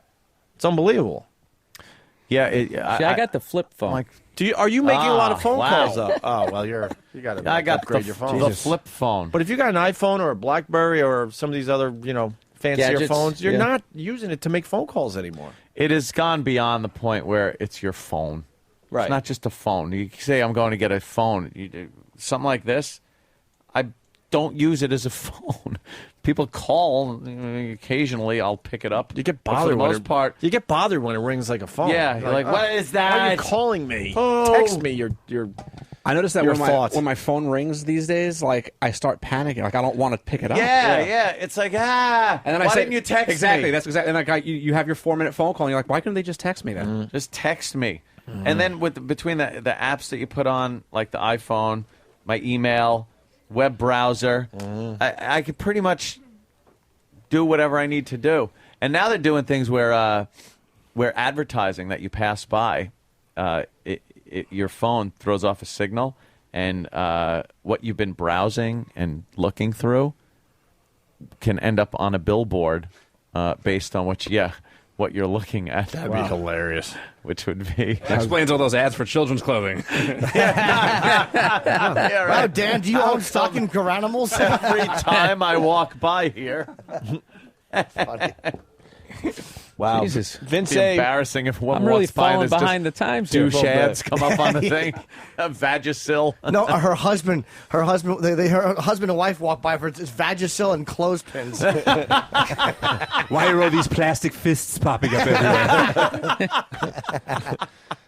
Vince from Bayonne, he writes, a recruiter called my wife to schedule an interview, then asked her about her broken toe. He'd found out about it by searching out her Facebook page. So even prospective employers check out your social networking stuff. Absolutely. People throw a lot of stuff up there that's kind of like, investigators must love it. Private eyes and shit. They must love this stuff because it's so easy to get information on people. The whole case is right there. Yeah. In some cases. Everything. Here's another Twitter story, and then we'll move on. It's just after 7 a.m. at Henry Ford Hospital, and a surgical team is about to embark on a complicated cancer surgery. Let's do this. They're ready to go. Doctors, check. Nurses, check. Twitter, check. No, really? What do you mean? Tumor. Dude, if I'm getting operated on for cancer, I don't want to hear my doctor going, all right, let's do this. Let's do this. Yeah. We're going in. You think he's like, yeah. All right. First, let me tweet I have to tweet. Mm-hmm. Is that what it's called? Tweeting? Yeah. That's not what I call it. I say twittering. By the way, it's probably the fucking patient who sent this out. He probably sent it out going in for my surgery now. I hope that's what it was. No. Oh, no, it's That's not. the doctor. Twitter? So we are twittering? Oh, good. That's right. Surgery meets social networking. The surgeons are twittering the Hate this entire woman, by the way. procedure for all the world to read. So why are you twittering a surgery? We're trying to use this as a way to get the word out. Teaching via Twitter. Dr. Craig Rogers and his team want people to know about a relatively new technique to remove a cancerous tumor on the kidney without having to remove the entire kidney. Wow, live tweeting of surgery from Michigan, tweets one follower. While Dr. Rogers performs the robotic surgery, Chief Resident Dr. Raj Langani documents what's going on in real time. Isn't that weird? I don't know what to make of that. I was so annoyed listening to her fucking terrible. voice, and wow, I couldn't There's the take tumor. listening See to her. it? Right there. They finally reach the tumor, but then Dr. Langani has to tweet some bad news. My gosh, this is big. Dr. Langani immediately lets the Twitterverse know. This is cock. The tumor has been isolated and it is penetrating very deep into the kidney. Uh-oh. Okay, Spencer, let's talk this through. They may have to remove the entire kidney, and that's exactly what they didn't want to do. Dr. Rogers knows the Twitter universe is watching. You Could I have suck! picked a harder case for this? Adding to the tension, they have only 30 minutes to get the tumor out before a lack of blood flow damages the kidney. And a bad Wi-Fi then connection. There's another problem. They're having trouble controlling the bleeding. And I'm going to need you to suck like there's no tomorrow. Just in the nick All right. Isolate. All right, we got something out of this dumb news story. Get that immediately isolated. This guy's a surgeon. Need you to suck like there's no tomorrow. Oh, I missed it. Hold on. Let me go back. Oh. Let me get back there. Oh, Jesus. Yeah. New instant replay sound. There's another problem. They're having trouble controlling the bleeding. And I'm going to need you to suck like there's no tomorrow. Just in the nick of time, crisis diverted. What? In the end, Dr. Rogers saves the whole kidney and shares the good news with the Twitterverse. Nice twittering. Nice twittering. You're a master twitterer. What an amazing story. It's not amazing. No, it's not amazing. What an amazing What is amazing about story. that? It'd be fun if you fucked the guy's kidney up by dropping his phone onto the kidney. He's twittering. Yeah. Fucking news guys have nothing to say. No. Yeah. What an amazing. He was so like, what an amazing story. I think he was trying to draw out the sentence, waiting for something else to come up on the teleprompter. Yeah. What an amazing story. Next up on the news. Let's go to Mark in Jersey. He's using the social networking sites for his job. What's up, Mark? Hey, what's going on, boys? Hey, I'm a repossession agent, and my company actually found cars that we were looking for that are repos through MySpace, Facebook, and stuff like that. Yeah, see?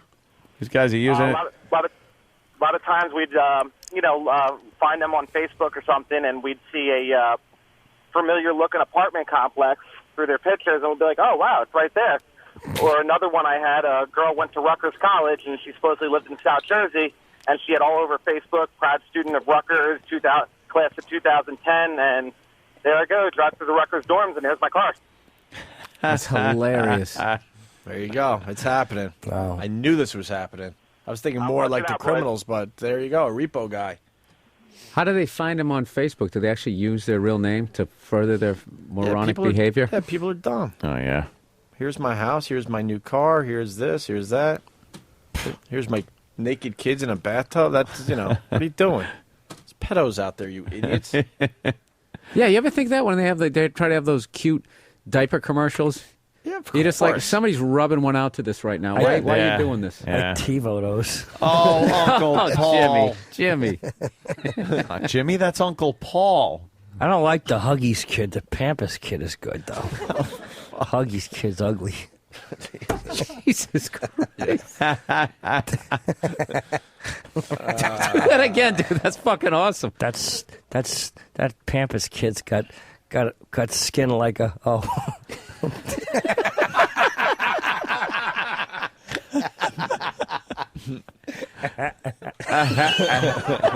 She's a good girl. It's a creep. Yeah. That's the creepiest voice I've ever heard. Creep. You was a cute baby when you was young, Billy. I used to babysit you, change your diapers. Damn. Okay. Oh, God, what is she doing? Well, that's not. She's riding around on a tiny little She's bicycle. tightroping 2 feet in the air. What a challenge.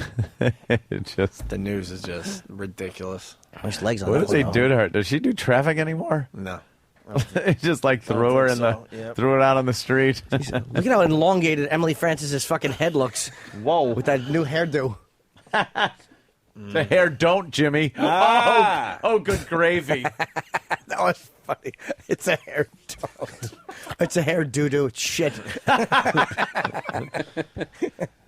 We could go into. We got a woman calling 911 over beer. Oh, God. Is this a good one there, Danny? I didn't hear this one. Burr? What do you got on this? What's wrong with beer all the time? I love the beer. What's wrong with the beer we got? Nothing. Yeah, nothing. Yeah, I drink pretty good. Yeah, Of course, we all know that. Stella Artois, What do you got on the burr? Newcastle, Howling Monkey. Thunder, Bolt, whatever it is. This lady called 911 not one, not two, but 3 times. Over her beer? Over her beer. I don't want to give it away. You could just... All right, let's take a listen here. The emergency is there's a problem with there's a real problem actually. What's going on? Okay. There's an argument that's going totally out of control. I don't want to go to jail. He don't want to go to jail. Understand? Okay, so you guys are just arguing right now? I gotta stop. What? I couldn't understand what. What he is doesn't going want to on, go Danny? to Help jail. us out a She little. doesn't want to go to jail. Yeah. Understand. I heard So that. don't call 911. Right. Well, she's Good way to not go to jail. She's absolutely hammered on the phone at 911. Yeah. Apparently, there's been a disturbance at her residence. Her roommate, boyfriend, whatever it is, has taken her beer. We don't find that out for a little while. At this point, it's just an insanely drunk person calling 911, and she is difficult to understand. And believe me, I understand that. And there's good reason that I left all that in because eventually the 911, the caller gets mad at the 911 operator for going, excuse me, what?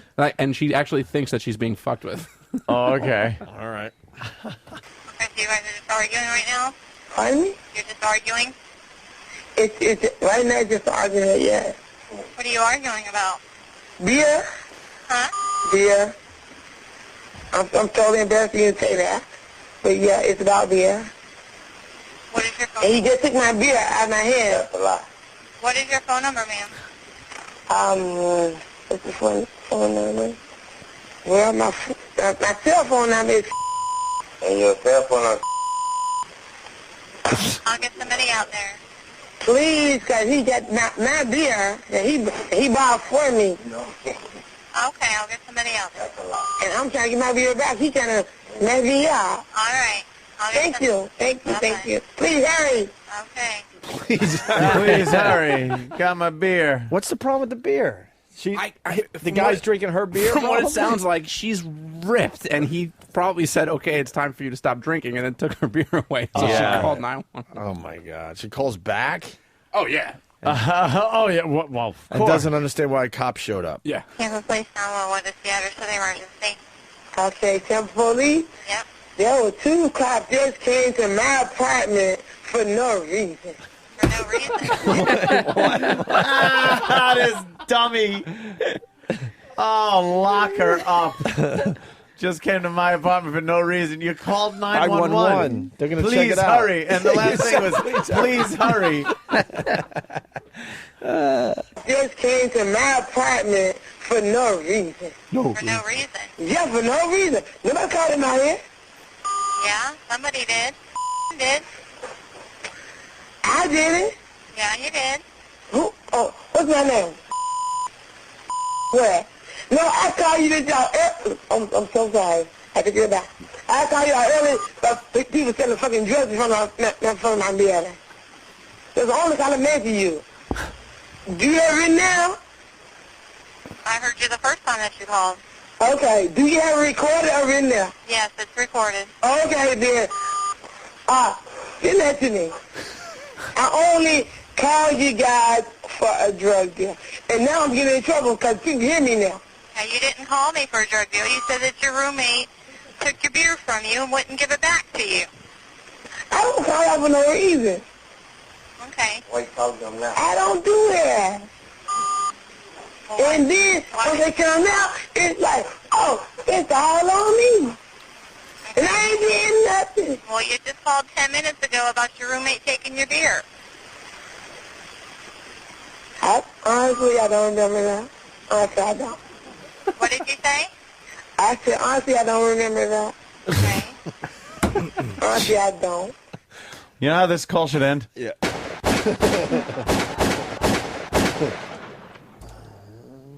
Hold on. Or how about... Obama president now. There it is. She didn't remember that she had called 911. The operator says, she's like, you called 10 minutes ago. Yeah. Yeah. Well, I called for a drug deal. What? We got one more bit of the Yeah, this is where it gets really good. Yeah, the because, dramatic conclusion. well, you know, everybody who gets that drunk has to start crying at some point. Yes. Well, yeah, it's part of the rules. Yeah, right? I think it is part of the drunken phone call playbook. I love you, man. I'm not trying to, you know, hang. I'm not trying to.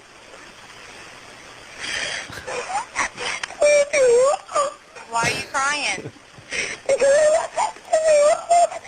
I can't understand you.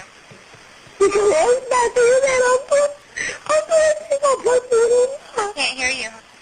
What? Everybody's thinking I'm going through your purpose when I'm not. Okay. When I say to you, I'm calling for a certain reason, you come be on the cell phone like, oh, she just fucking played her drunk. I'm not. I didn't say that, ma'am. But now you talking to me though. No, I never said that to you. No. Okay, you know what? When it's gonna like me out, gonna like me out. Gonna like me out. I have to do it, I guess, right? Huh? I can't stand this like this. Look! I said, if you want to fucking lock me up, come fucking lock me up. That's what I fucking said. Did you hear that? Yeah, I heard it. Okay, get him on. What is going on? That bitch am crazy. Oh, she is fucked up. The beer we have, it drank pretty good. Budweiser. What's the name of some of them other beers? Budweiser and what else? Miller. It drank pretty good, don't it?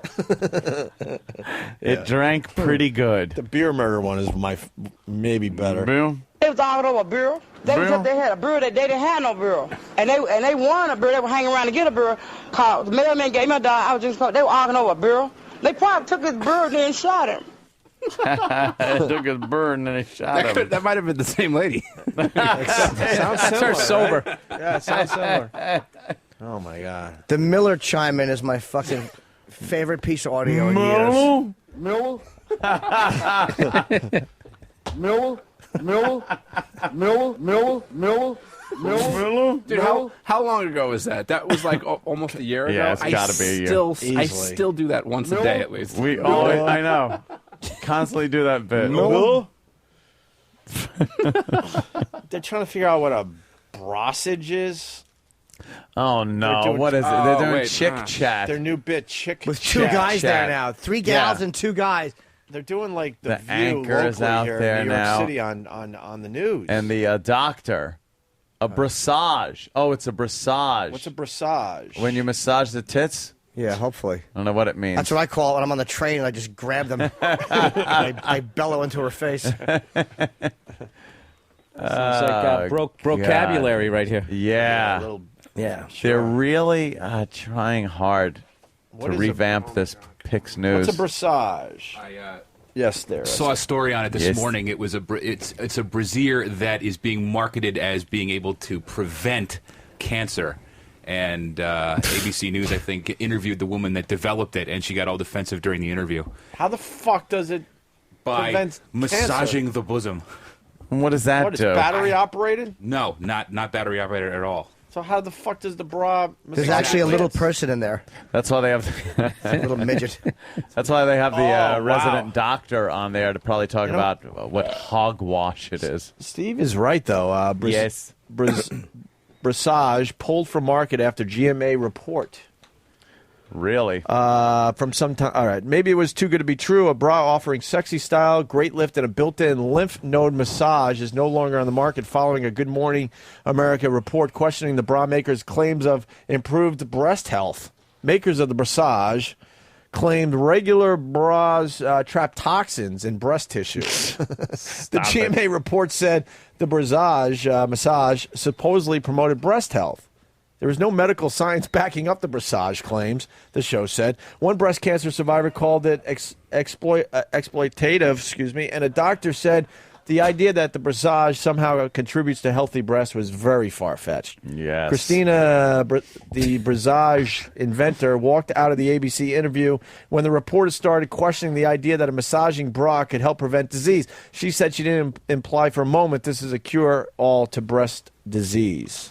And that was it. And then they pan to another bra, and it's a pair of tits smoking. I don't know why I said that. It's fun. Yeah, it's just fun. Just fun thing to picture. say. Fun to picture. It's a fun image. Yeah. All right, we're going to take a break, get into some other things. We still have who? Harold Perrineau. If I'm saying his last name Perrineau or whatever, right. from Lost and Oz, and Guy's he's been some got a new huge project. shows. Yes. We could do the Lost montage. The Lost Michael Dawson Walt montage. Does this make sense? I hope it does. I don't know. I didn't hear it, but Steve put it together. All right, let's take a listen to this. Look how I passed the buck. Yeah. Just like the staff. We're going to have this guy in today. I will. Walt! Walt! Walt! Walt! Walt! Walt! Walt! Walt! Walt! Walt! Where's Walt? Walt stays with me. Walt! Walt! Walt! Walt! Walt! Walt! Walt! Walt! I'm not going back without Walt! Where are you, man? Walt! Then take me! God, take me! I'm coming for Walt! Walt! I'm not leaving him out here! Walt! Walt! Walt! Walt! Walt! Don't you ever say his name again, ever! I'm his father. My boy. You know my boy! My boy. Letting you near my boy. They took my son. Stay away from my son. I'm gonna get back my son. They took my son! Where's my boy? They took my son. Where the hell is my son? Son! You're not taking my son. My son. You see my son? They're not taking my son away. I'm getting my son back. Get you with my son again. I'll kill you. Walt! Walt! Walt! Walt! Walt! Walt! Walt! Walt! Walt! Walt! Walt! Walt! Walt! Walt! Walt! Walt! Walt! Where's Walt? Walt stays with me. I get it. I think we're going to have that guy on our show today. That's pretty goddamn good. I couldn't hear. What's the kid's name? Oh, my God. You know what? We should just play it again. Walt. Now, would he enjoy that if he heard it, or would he fucking hate it? Let's play it for him when he gets in and see how he likes it. And find out. Yeah. Okay. And Matrix Reloaded he was in as well. Yeah. So, 3 big projects for him. Neo. Where's Neo? I'm looking for Neo. The one.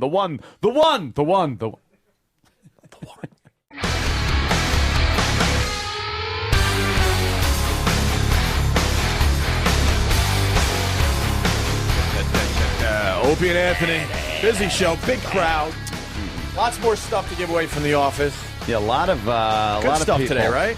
Oh, it's awesome. I was actually looking at it during the break. I was really tempted, you know. Little 5-finger discount over there. Oh, yeah, hey, watch it. Oh, Kenny Stabby, he's over there guarding it.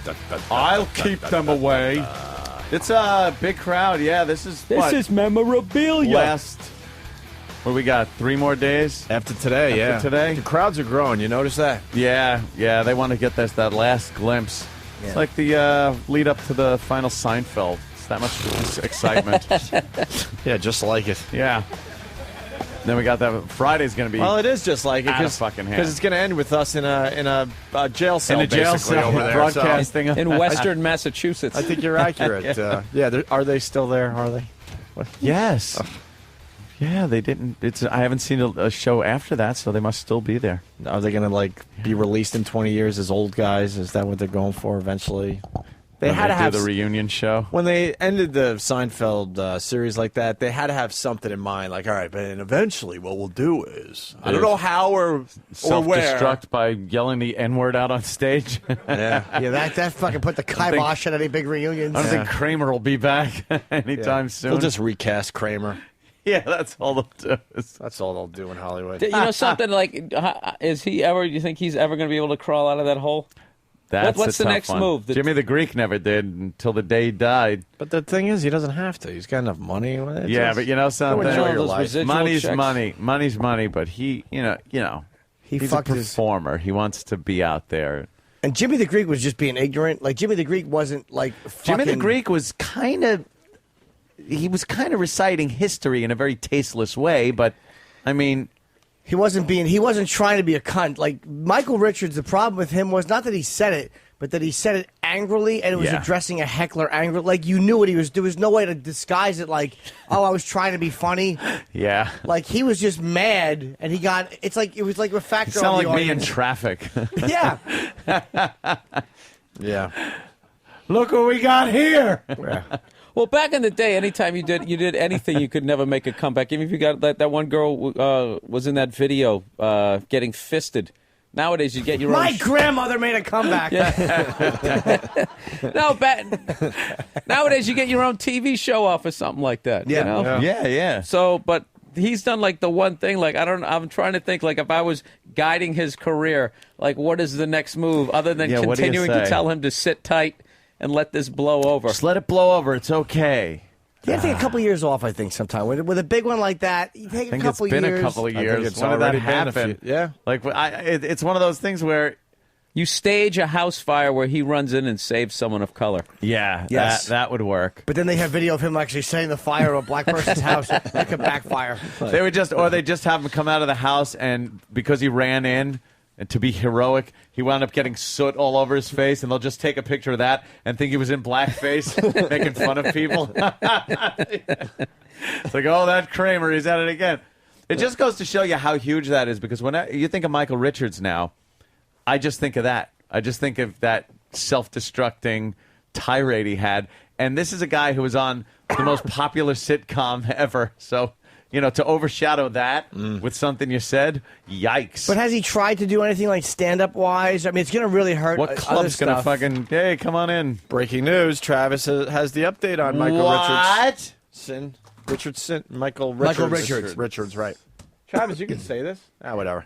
He's going to guest star on Curb Your Enthusiasm this season. Oh, okay. So he's back. Well. Better than ever. He's back.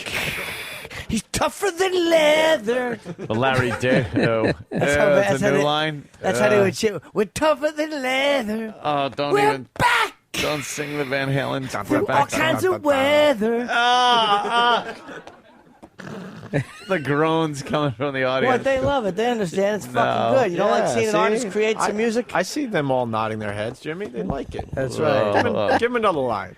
I don't know what else rhymes with that. Well, you could just use some of the older lines. It's a pleasure to see this live, is what I'm saying. We've been around for a long. Oh, yeah. Wait, we've been around for a long. Wait, is it around or away? I forget the lyrics. It's your song. I don't remember. You want to hear it? Yeah, we have. How about you hear it? And then I think what's cool is they get to see it live. That's right. They came all this way to see the Jimmy song live, or a part of it. The new Van Halen. Yeah.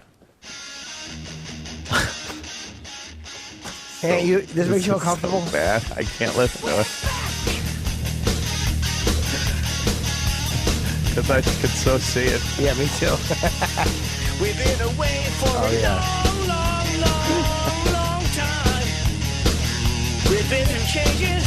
We played some games. The more things change, the more things stay the same.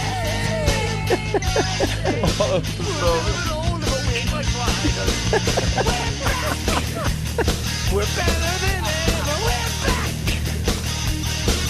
We're back. Together forever. We're back. We're back. Yeah. We're better than ever. We're back. We're back.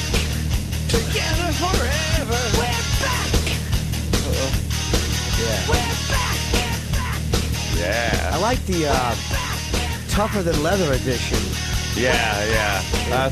That's the concert version. Better than ladies, how better than ever. We're back together forever. We're back. Bill's a little confused. When Van Halen said they were getting back together with the David Lee Roth, Jimmy decided to write their first comeback song. Because he knew how it would be. I never was a big Van Halen fan. I think they were decent, but I always thought they were overrated.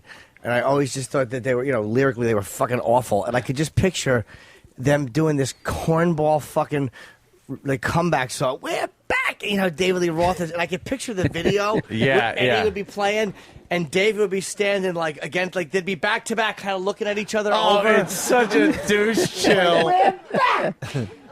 And they'd be smiling at each other we're a little bit older, but we ain't much wise. And you could picture the smiles and the fucking stupid Wolfgang, his son. You don't think that's good? No. I ran into David Lee Roth's lawyer. Oh. I thought you stepped it. I thought it was a tumbleweed. Look, it's Eddie Van Halen and Valerie Bertinelli. On TV as we speak. I ran into his lawyer at the Allman Brothers show. Really? And actually he has no problem with us. And he wanted some inside info on the whole K-Rock thing. He goes, I believe they brought in David to set you guys up. We truly believe they never wanted David Lee Roth to succeed. That's and bullshit. he was put in there so they could put you guys in there eventually. Because the company didn't want you guys following Howard because they knew that was a tough spot. So they put my guy, David Lee Roth, in there. Turns out this guy's a huge fan. David Lee Roth's a huge fan. They're all good with us. I wonder if they heard you back. I want to hear what I would love to get David to sing that. Yeah, no kidding. Oh, yeah. And then I found out that they're going on tour after Wolfgang graduates in May or June. Oh, cool. And then they're waiting for him to graduate so they could go on tour again. Do you think he would? Do you think? I bet at one point in the video he'll tussle Wolfgang's hair, because he goes, "The more things change, the more things stay." I guess he says change. He'll rustle his hair. I can't even look at you. Why? He just hit the high note. That sounded great. Yeah. It's so douchey. Let me say hi to Eric in Georgia. Eric. Hey, Jimmy Lee Roth. I mean, you forgot when you're singing "We're Back," you got to hold the mic out to the crowd and let the crowd sing "We're Back." And then all yell "Together forever," and the lights would go on. And then I go, "We're back." Do you want to try the audience at least saying "We're back"? No, you don't have to do your part. You already laid down your part. I say we're back, and they go together forever. Is that what you need them to do? That's the concert version. All right, why don't we try this again? So do you guys know where someone's got to cue them? Sam, you're good at this. You cue the audience participation. You want them to say together forever. Why doesn't he sing it right on the stripper? Well, I don't want to. Because he won't do that. I was trying to add more douchiness to it. Sorry. I have to find out where David Lee Roth would throw the Sammy Hagar jab. He would at one point. Oh, and some of us can still drive 55, or he'd do some kind of. You think that's bad? He'd do some kind of. I'm just going to set up a little hand wall. You can't look at me. Over here. All right, you want the studio audience participation, Jimmy? Yeah, because I'm only going to say, I go, "We're back!" And they have to go "Together forever," and then I go, "We're back!" Tougher than leather. Wait. It's live. No, I say better. I say we're back, and you say straight. we're better than ever, and then I go, "We're back!" and you go, "Together forever." And then we all commit suicide. Jimmy, why don't you sing over the track? Do a little Britney Spears here. Okay. We got the track. You just sing along with it. And then the audience, you know when to jump in. Sam will kind of cue you. Hopefully this will work. Okay. Take one. Whip it! Back! We're back! Stop repeating the same verse, you assholes. What do we do wrong, Jimmy? It's "We're back," and you go "Together forever." And then you say, no, I go "Better than ever." I go "Better than ever." I go "We're back," and you go "Better than ever." Well, he can't even get his own song right. Better than ever, together forever. That's right. Right. And then I go and wait, hold, no, I'm trying to think if I can add this extra line. We're back. Okay. All right. We're back. Together forever. We're back. Better than ever. And some people say we're even tougher than leather. Huh? Huh? Stop it. That's good, right? That's how David Lee Roth would do things. You have like a little laugh. All right, let's try it with the music. Last try at this.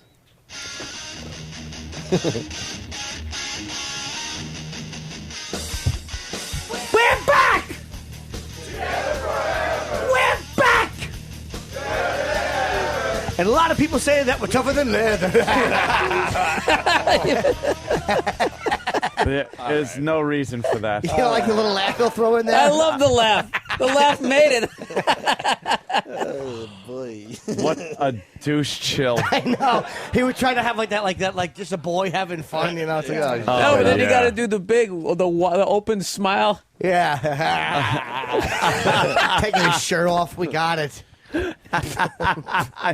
You do karate, I got it. You can Yeah, kick exactly. high. Yeah. You just slack stretch.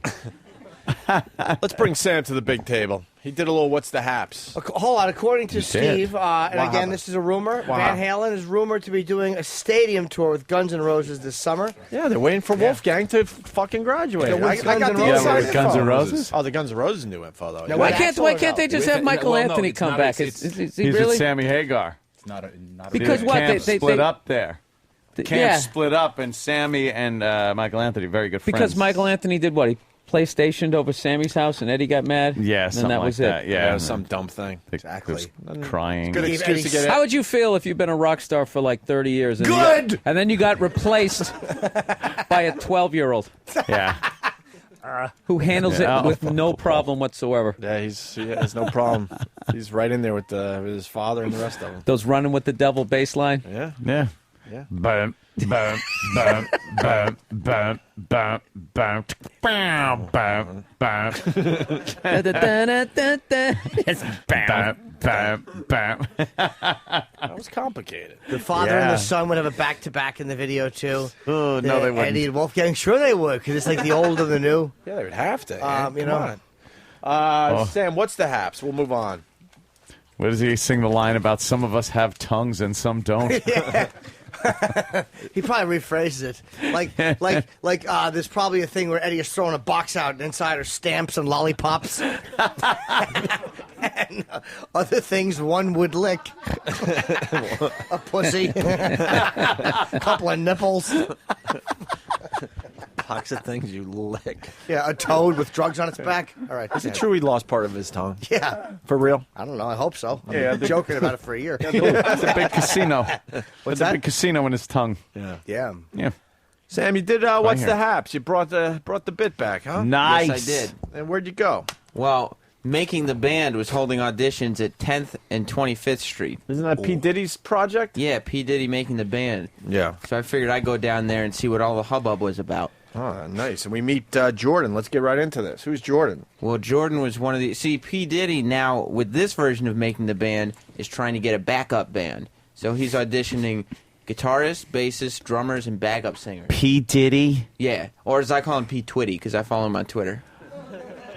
All right. How's his tweets? Kill him. Inspirational. Yeah, right. Someone shoot Sam. Uplifting. Yeah. Sam, he's a big P. Diddy P. fan. Twitty. You know who the number one Twitterer is? Conway right now? Twitty. Soldier Boy. Number one? Anybody? Jonas Brothers or Happening Soldier today. Boy? Happened John today. Mayer. John Mayer was up there, my friend, but he is not the number one Twitter. Britney And bitches. What It's what is Wait, that? let me What's guess. the criteria? the most followers, I guess. Oh, okay. Beating out Obama for the number one spot. Hold on. Oh, not number one. There's only one that's ahead of this person. CNN is number one right now. Okay, Yeah. yes. This celebrity is number two. I think I know. Frank Gorshin.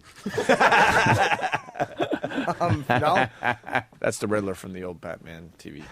Oh, did they not laugh? I thought the Not mics at were all. off. Oh, No. all right. That was very good. Very good. Is it Brittany? Yeah, because you heard Sam.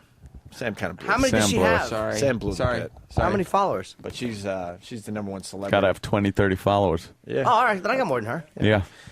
All right, so Jordan. How many does the bitch have? I don't know. A lot. I follow her.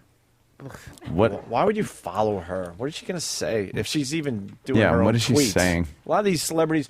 Oh, Christopher Walken. People were all over following Christopher Walken, going, "Holy shit, his tweets are hilarious." And you know, he's a weird guy to begin with. We all know that. It was Jay Moore. I don't know if it was Jay Moore. It would be Very ironic, good. wouldn't it? But it was a imposter. It was? And they shut it down. They shut down the fake Christopher Wow. Walken Twitter guy who was Who was doing a great job of being Dude, he was Christopher entertaining Walken? everybody, I guess. Supposedly the tweets shame. were hilarious, but they had to shut that guy down because it That's wasn't a the real shame. guy. All right, here's we meet Jordan. What's the haps with Sam Roberts at the Making the Band auditions? All right, we're out here with Jordan at the Making the Band auditions. Jordan, what's the haps?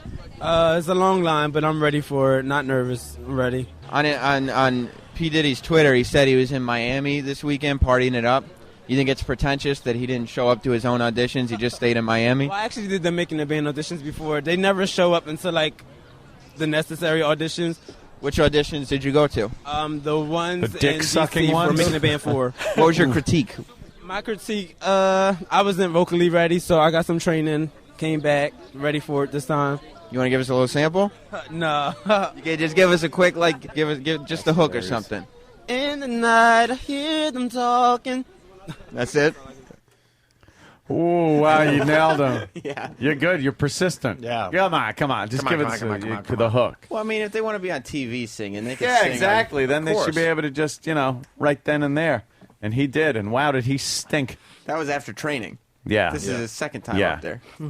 Was he He didn't have a little chance feminine? to warm up. It's okay. He was slight of frame and effeminate, well-dressed. Yeah. Yes. Well-groomed. Okay. Just wonder. Sleight of frame. Sounds like someone you describe in a mirror.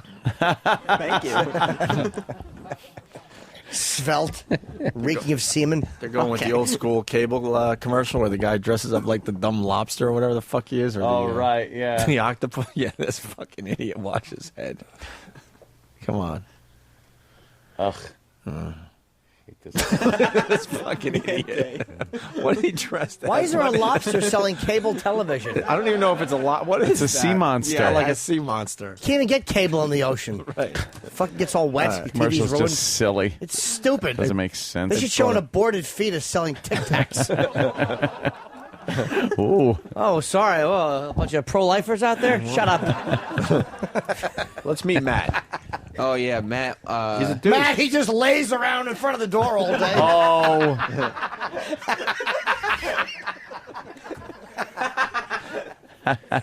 Matt's a douche? Yeah, How Matt. can he not be? Matt's a douche, Sam T's in says. his name. All right. All right, we're out here at the Making the Band auditions with Matt. Matt, what's the haps? The haps is I'm hanging out here, just hanging out with some folks I just met, a lot of good musicians, beautiful women in line, just enjoying myself and getting my chops ready for this audition. So what are you going to be doing today for P. Diddy? Just going to be playing the drums, killing the drums, in fact. Ooh. It's going to be killing the drums. Yeah, what does that mean? You know that street slang. It means playing the drums very, very well. Yeah. Yeah. Yeah, but he's killing the drums. Wouldn't that mean that? Yeah, that wouldn't be a good I'm just thing. white. I don't Why know. does he sound feminine, too? No, that's his white guy fake Ebonics accent you're hearing. Oh, he's white? Oh, yeah. That's a white guy? out of here. Oh, yeah. Shit. Black guys don't like microphones, mostly. Yeah. It's hard to get a lot of black guys By to the talk. Was the first guy white? No, that guy Oh, was all right. By the way, we're That's leading. because when the microphone's in their face, it's usually, do you have any comment? And their head's just down. Police joke. This is leading to an O&A fan that Sam ran into at the Making of the Band auditions. A little more from Matt. Yeah. So after all the bands that P. Diddy's put together on TV have been complete failures, what makes you think that this one won't also just be a complete failure? I usually don't ever pay attention to failure because, as Winston Churchill once said, the definition of success is going from failure to failure without a loss of enthusiasm. So that's just how I feel. But isn't the definition of insanity doing the same thing over and over again? Oh, God damn, Sam. Faced. Wow. Faced is Winston Churchill. You just, That's absolutely faced that, Winston. That's just how I feel. But isn't the definition of insanity doing the same thing over and over again and expecting a different result? Yes. Where's the correlation there? Well, I don't know. You know, it's all a balance. Like you're coming from the perspective that's saying, well, that is insane. But what I'm saying is, it doesn't really matter because until I'm dead, I'm just going to keep on doing my thing. And if I continuously fail, well, then I do. But I don't necessarily think that that's insane. All right. Well, thanks a lot, and I hope at the very least you continue to fail. Thank you so much. He's a dick. Sam is a dick. That guy's a dick. He was a dick. Okay. Yeah. Fuck Winston Churchill, too. Yeah, what is that? Fuck him in the Dragging out mouth. I don't like how he quotes Winston Churchill, Yeah. and he's like, "That's how I feel." Yeah. No, it isn't. That's how right. Winston felt. Yeah. And now you're trying to pass it off like that's how you Exactly. feel. You're a white rapper. He had bombs falling on his house. Yeah, exactly.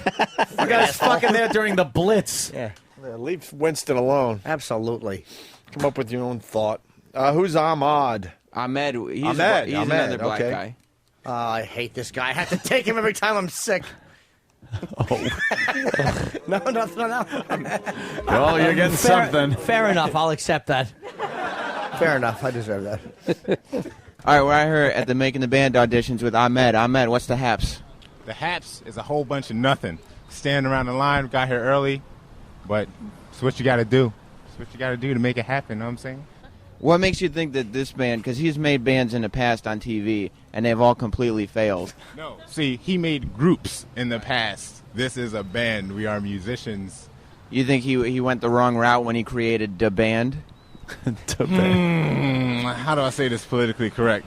You don't have to be politically correct. All right, well, shit. Fuck it. It didn't work out because they a bunch of niggas, that's why. And niggas don't know how to act. That's why. I'm just going to put it out there. Now, that wasn't the right term, but, you know, if you know what I'm talking about, you know what I'm talking about. And if you think that I'm wrong, then you don't know what I'm talking about. How you doing? What's the haps with Anthony? Hey. Was he a man of color? He was. So he's allowed to use He the was word light-skinned, then, right? but he was a man of color. As light-skinned as you are? No. Interesting. He had darker skin than I. Okay. And more Ahmed. Was the band indeed what he said? Yeah, well, they were African-American hip-hop artists. Oh, hip-hop artists. Called okay. the band? Yeah, they were rapper. It's when he was putting together, the first time he did Making the Band, he was putting together a rap group, and he called them Da Band, and they Da ended Band. up falling apart. And then he Yeah. put together 2 R&B groups, one of all guys, one of all girls. Ooh. The girls have already fallen apart, and the guys are well on their way. Why are they falling apart, not making big music? They don't get along, I guess. I don't know. And how the fuck is this show still on TV if it's Because a failure? it's a good show. Nobody buys the albums, but people still watch the show. I watch the show. Because you'd think it would be like, American Idol, where, oh my God, they make it, and then they sell a bunch of albums. Yeah. They just want to see, like, a bunch of black people fighting with each other on TV. Is that it? That's what it turns into. All right. Then watch First 48. Or Cops. Or Bad Girls. How many of those Cold American? Case File. How many of those American Idol people have actually sold records?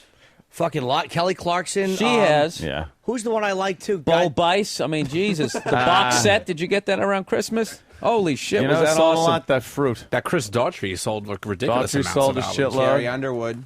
Carrie Underwood actually Yeah. liked that fucking Before He Cheats, Oh. where she slashes his tires. Oh, yeah. Jennifer Hudson as well. Great. I haven't heard of any I of had these to hear people. that They're song actually all big. 8,000 Doing times. good. Are they all twittering? Probably. I'm sure they are, yes. Jennifer Hudson is probably twittering. I keep knocking and no one's answering at my house.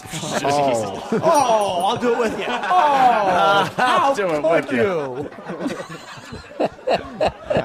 And that laugh, I do that laugh to embarrass my girlfriend. We're in public. She hates it. We're like in a mall or something. It's real quiet.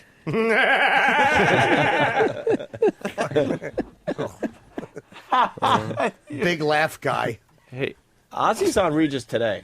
He's on right now. Ah. Unless they taped Maybe it this was today. recorded. They must have taped. I don't think that they would have. Recorded. Sharon wouldn't lie. He's a loose cannon. He might drop the F-bomb. The burning smell's back. Yeah. Am I the Yeah. first Yeah. to smell it? No, me and Travis noticed that every day at 9:30 something is set on fire somewhere. Something's Come burning. on. Burn. Burn. Burn. Burn, What? baby, burn. Is Harold here? What's burning? We still don't know, That is right? No good. idea. I have no Something clue. is ready to go up in flames here. It's like a wood, cardboard, There's some wiring or something wiring, fiery. that's behind these walls that is ready to go up in flames. Nice smoke, though. That's a bad one today. I got a funny joke. Yeah? Oh. Whenever I smell burning, I'll go, well, someone's really thinking. You guys smell the burn out there? You do? Oh, that's good. Yeah, it's good. Got a very big Yeah. crowd. Probably nothing, small chemical fire. Thank God Nothing to Great worry White's about. not playing today. We'd be in I was already just trying to plan my escape if that all engulfed in flames. There's just really no way to get out You're there. gonna, Just go you're through not the gonna window. Get past those people. We're on the 5th floor. Yeah, Yeah, plummet to the street. We would break those windows out in a second. Kenny would tell everybody, please stand aside while the stars leave.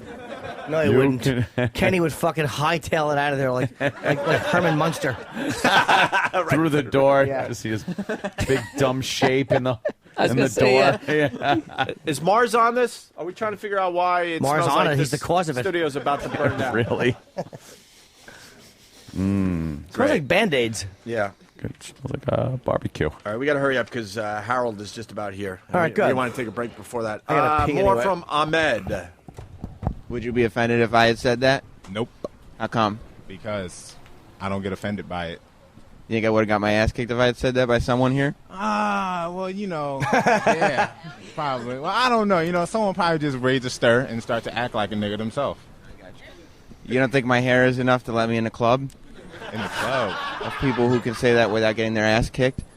Yeah, your hair's, I don't think that got anything to do with getting in the club. Your hair, Really? I'm not Jewish. Hey, I'm not either. All right, thanks a lot. No problem. Yuck. Ahmed. Yeah, Ahmed. All right. He's all right. And finally, we move on to the O&A listener that was online. Adam? Yes, there was one guy who, as I was walking, goes, Hey, are you on O&A? and so I decided Oh, You an had to do interview. what's the haps with the guy. the whitest, doofiest, tallest guy, of course, was an O&A fan. All right, so we're out here to making the band auditions with Adam. Adam, what's the haps? I'm doing all right, waiting to get in. Been online for a couple of hours now. A little hungry, but, doing okay. So you're an Opie and Anthony fan? Oh, yeah, big fan. Big fan of Anthony, yeah. Why do you think Oh. P. Diddy's going to pick you? Thanks. Because I got chops, I have good groove, and, I'm dedicated. Do you think you'll make for good TV since he's making this into a TV show, too? I don't know if I'll make good TV because I'm not a big, very outspoken, a lot of drama kind of guy, but I think I'll do okay. Maybe if Anthony can teach me some impressions, I'll be a little bit better off. And what's weird about the An O&A impression fan? of a corpse. Forever. Exactly. He's a big fan of Anthony's, but he's at the making the band audition. Yeah. Ah. Anthony wouldn't be caught Gemini. dead with those people. Oh, I'd be caught dead. Well, that's for sure. One word out of my mouth. Guy's Oops. a little confused. The only other radio outlet there was the Hot 97 truck in front of... Oh, yeah, wow. Right. You were in good company, Makes sense. Sam. And finally, Adam does some Anthony impressions for everybody. Yeah. So what's your favorite Anthony impression? When he did his hybrid William Popeye Holden? Dice Clay, that was a good one. I love his Reagan is good. Give me a little Reagan. Let's see your Reagan. Maybe I can give you some tips or something. I remember. Paul R. Nelson, tear down that wall. All right, and how about Popeye Dice? I can't do Popeye. I'm bad. All right, try just Dice. I'm trying to do this Diddy impression. Oh. Nice, man. I appreciate it. Oh, you didn't want anything to do with that guy. I hate him. Yeah. Not a fan of Adam, He's Jimmy. probably How can listening you be? right now. Good. Big fan. Hope right now he's listening while taping the window shut with the fucking garden hose from the exhaust pipe in because he cracked like Peter Brady during his audition. Garden hose. You don't think he's P. Diddy's new drummer? No. No. Who cares about that show? Exactly. I do. It's a bust. No, you don't. Pete Diddy's a bust at this point. He's running out of stuff. Diddy's so done. It's like, what the fuck? You ever seen How is he clinging on to celebrity? P. Twitty TV? No. Why would we watch Pete Twitty TV? In What case is you want to that? see what P. Diddy's doing or need a little words of inspiration. What does he do? Well, one P. Twitty TV episode, he had the debate of what's better, KFC or Popeyes. You're kidding. No, I'm not. What's funny about that? Why would he do that? Well, Because then he opened it up to his Twitter followers. He puts a question out there. Yes, on the, How do you watch P. Twitty? you got to click the YouTube link on P. Twitty's Twitter account to P. Twitty TV. All righty. You can put links on your Twitter? Oh, yeah. Oh, shit. Oh, yeah. I'm going to put a link. Link some vids. here, we actually got the audio of him asking the question about the KFC or the Popeyes. What up, y'all? It's not a blog, nothing serious to talk about. So, all the blogosphere haters, take a deep breath and relax. It's something for fun. Kentucky Fried Chicken or Popeyes? Who has the better fried chicken? Is it original recipe or Popeyes? And yes, shout out to everybody that has noticed that, I've gained like 10 pounds. Yes, I have.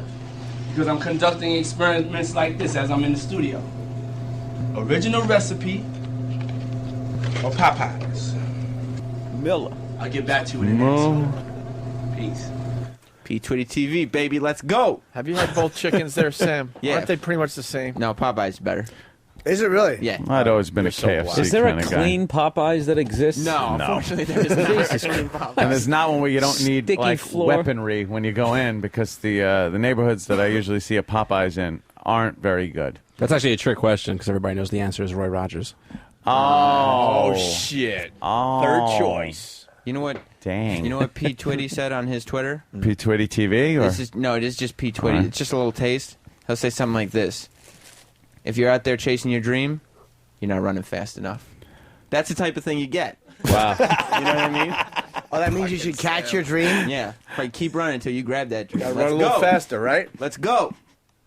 Well, Pete Twitty TV gets to the bottom of the fried chicken debate. Oh, finally. And then we're going to go to break and talk to Harold on the way back from Lost, The Matrix. And he's got a new project, too.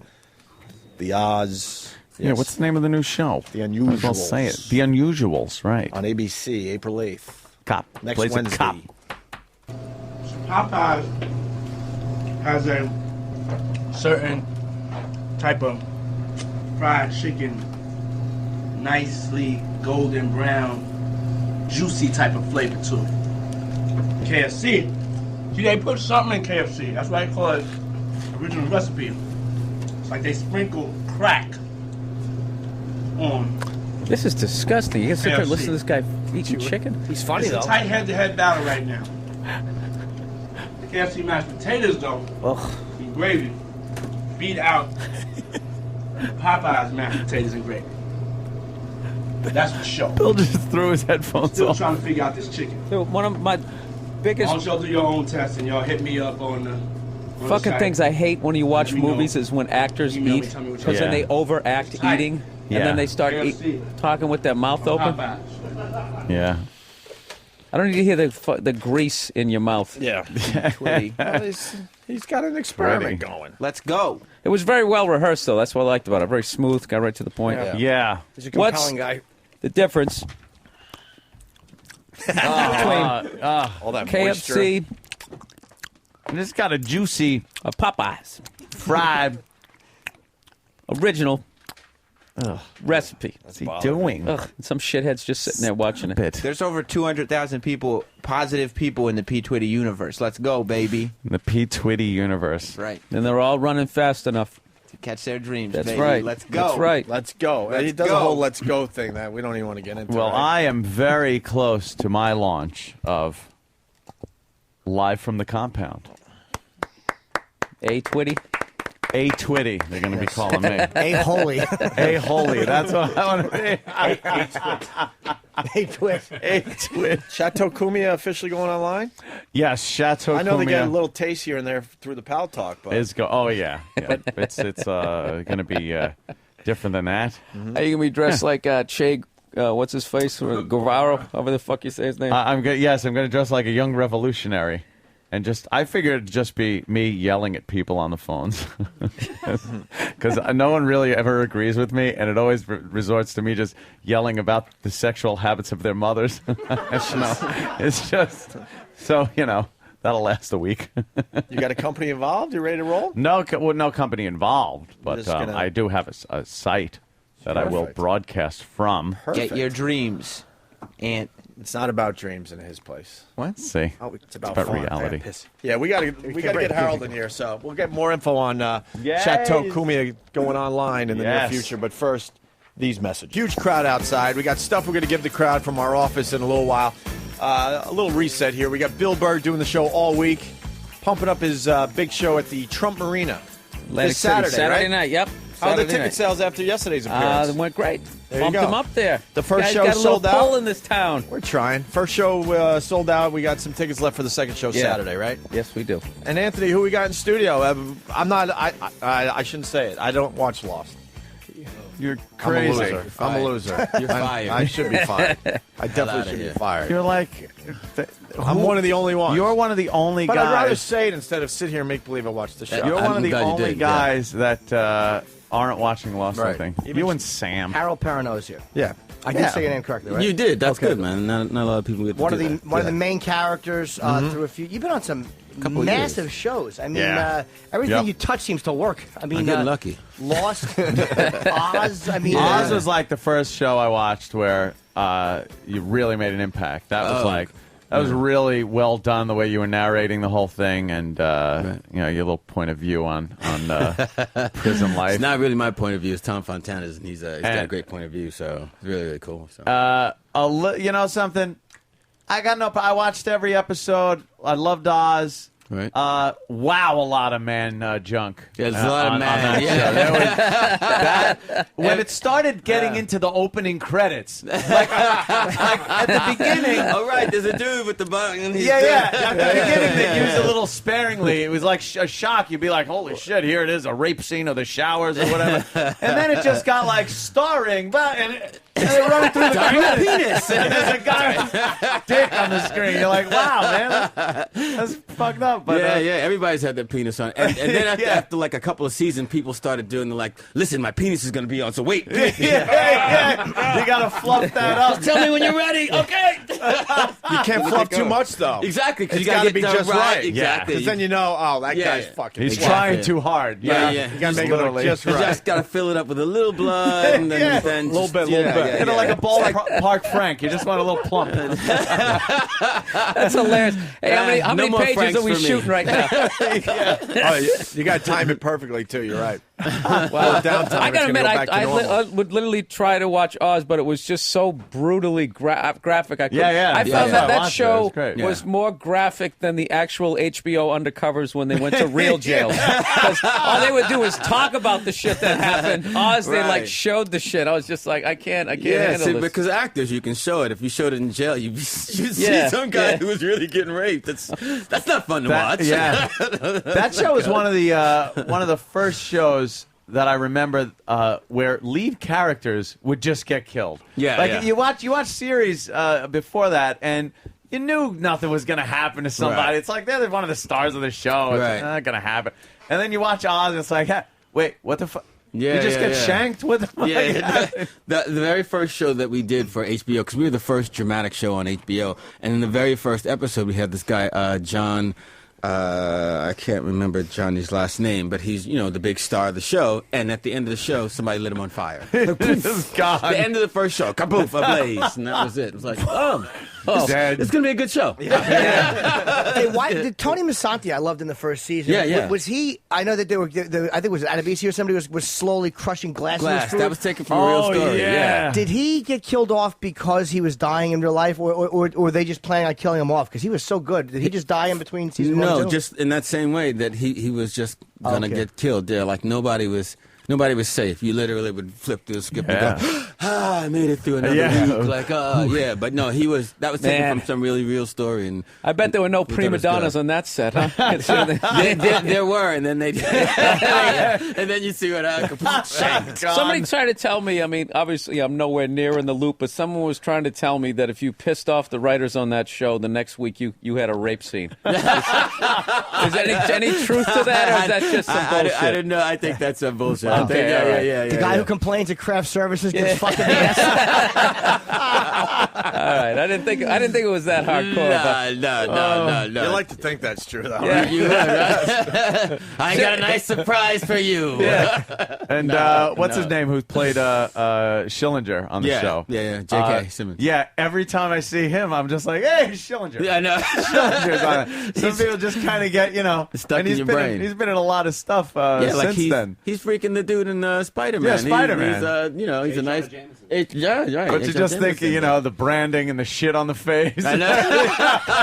that was fantastic. I always bring this up when we talk about Oz because there was so much penis and gayness in that. Yeah. The worst thing I ever saw in Oz was J.K. Simmons they were in the pod with Lee Turgeson's character, and J.K. has his foot up on Beecher's like chest, and he's kind of squeezing it with his toes. that far outweighed any gay sex. I'm never going to jail. It was just such a loving. It was such a loving. Hey, baby. I'm never going to jail. Brandon, that that's kind of swastika intimacy on is your not ass. interesting. It's easier to see the hardcore stuff than that lovey-dovey stuff. Yeah. You gotta see somebody beat up. Yeah. Dude, that is acting, man. If you're a straight dude and you can you get so into it that you can actually.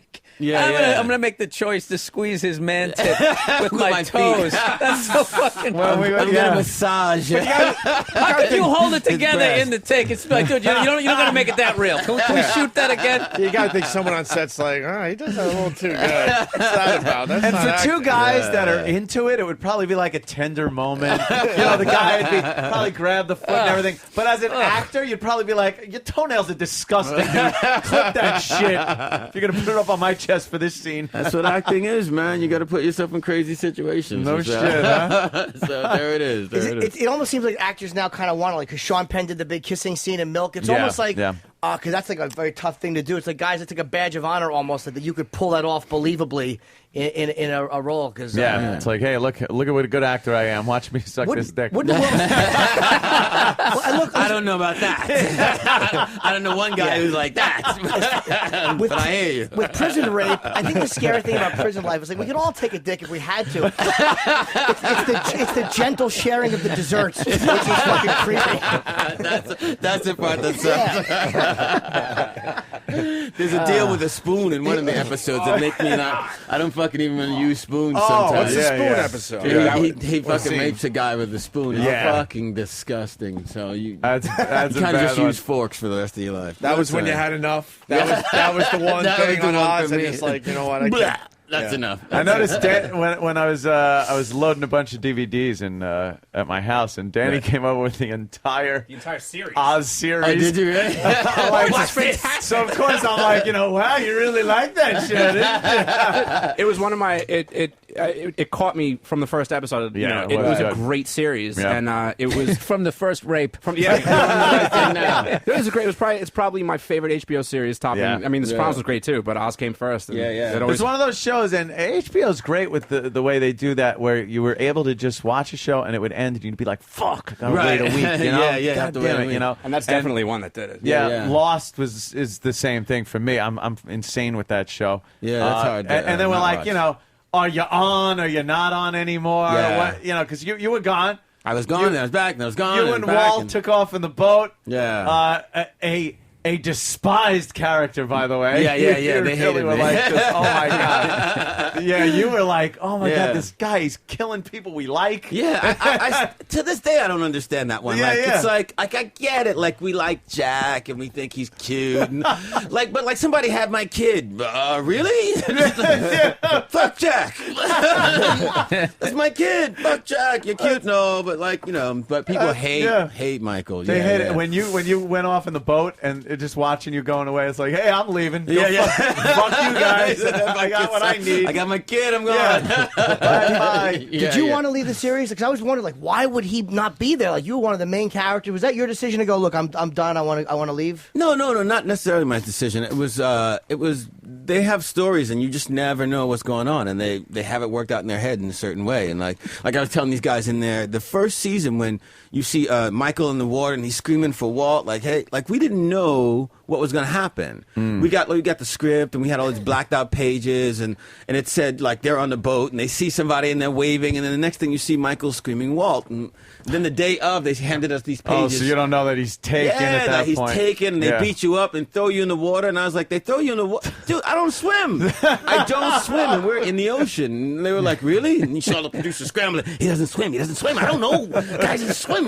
He's old. He doesn't swim. It's ridiculous. And they literally had to have somebody in there with me. Are you looking forward to actually being on a series where you don't have to worry about main characters getting killed just so you can chill out? Are you kidding me? All right. Yeah. You know what? It's getting great ratings. Maybe I'll get 5 seasons out of this. Every show kind of has that. Every show does that now. They do that kind of like, we should kill somebody that they like. So you don't know if you want to be somebody they like or somebody they hate. That's coming from the corporate heads. Yeah, exactly. Everyone in here is a fan of The Wire. That was a really good show. Right. And that was another one where it's just like, wait, great what? You killed that motherfucker? Yeah, you killed him and peed on him? What the what? When they killed in The Wire, Anthony hasn't gotten this far yet, but let's just say they kill a guy from the first season, dies in season 2, and you're like, what the fuck? Yeah. Oh, they're not playing fucking games. Yeah. And that's what people love this. Then they love those. Yeah. That gets your ratings. And It's fucking when when we our favorite gay character is killed, because everybody knows that Omar was killed. Right. It was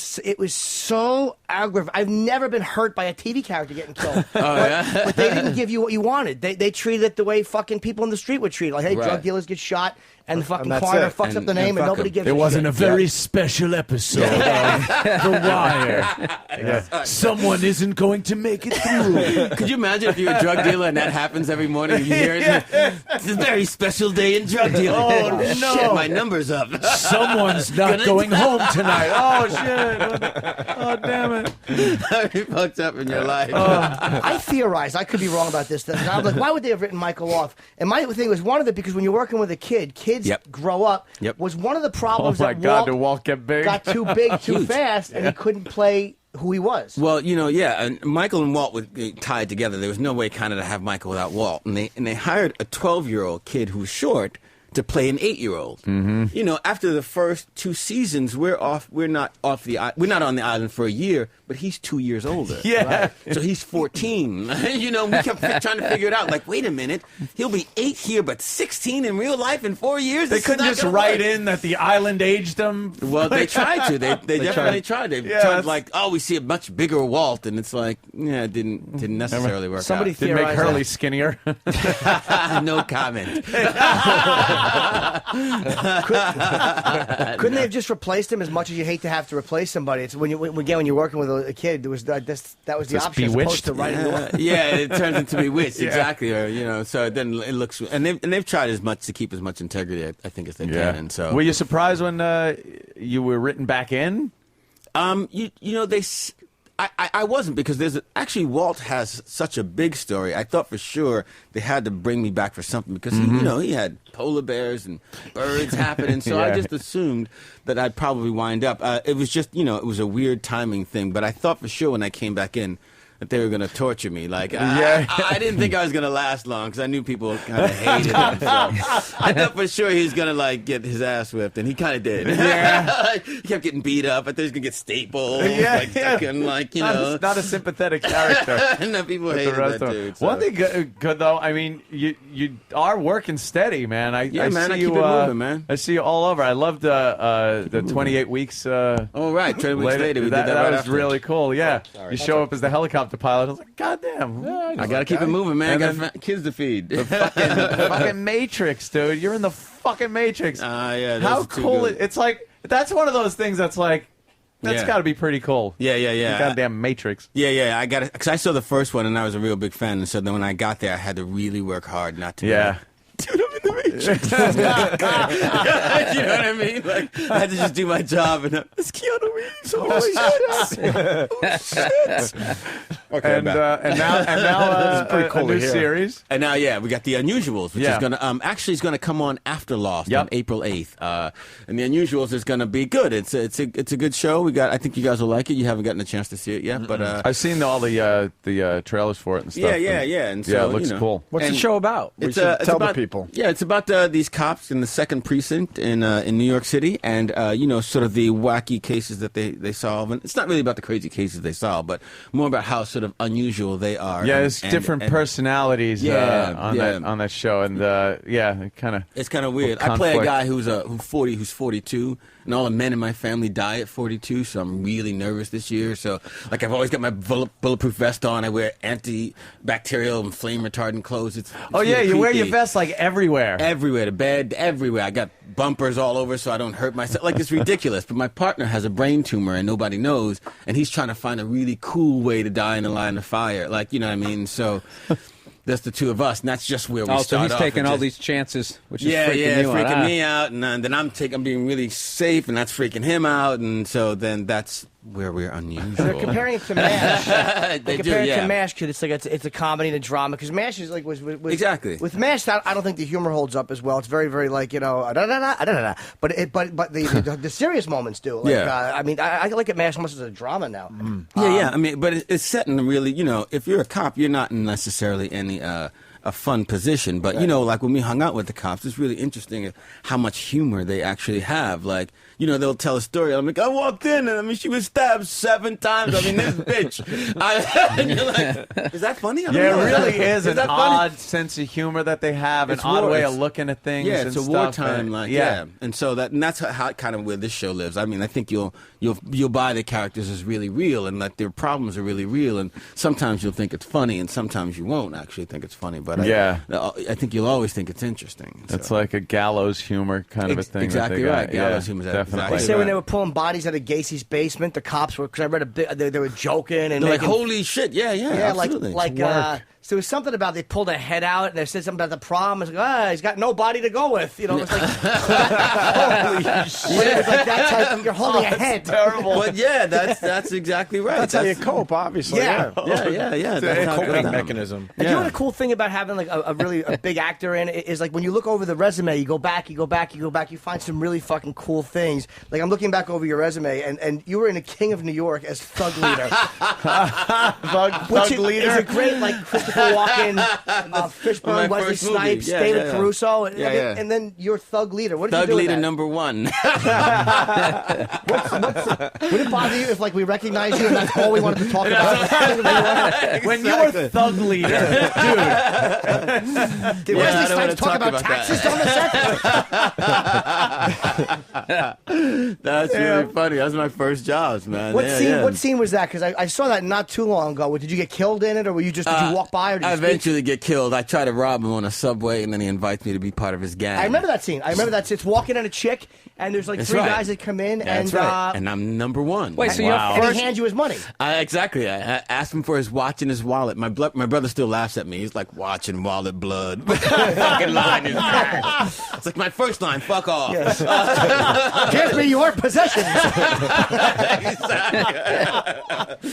So your first acting job was with Christopher Walken? Well, my first movie acting job. Oh, I mean, okay. I've been, I studied acting. I've been a New York actor and doing theater and all that stuff. But my first movie was Christopher Walken. Great place to start. Yeah, right. It's not bad. I've been The like I usual said, thing I've that been lucky, man. audition and go in, or do you have one of those wacky stories where it's like, hey, I knew this guy. And No. I actually went in and auditioned. And I guess it is sort of a wacky story. I had this manager back in the day, and she had a couple of actors, and one of them was Giancarlo Esposito. I don't know if you know. He's in the movie as well, and he's an actor that's been around forever. And they loved him. They thought I was okay.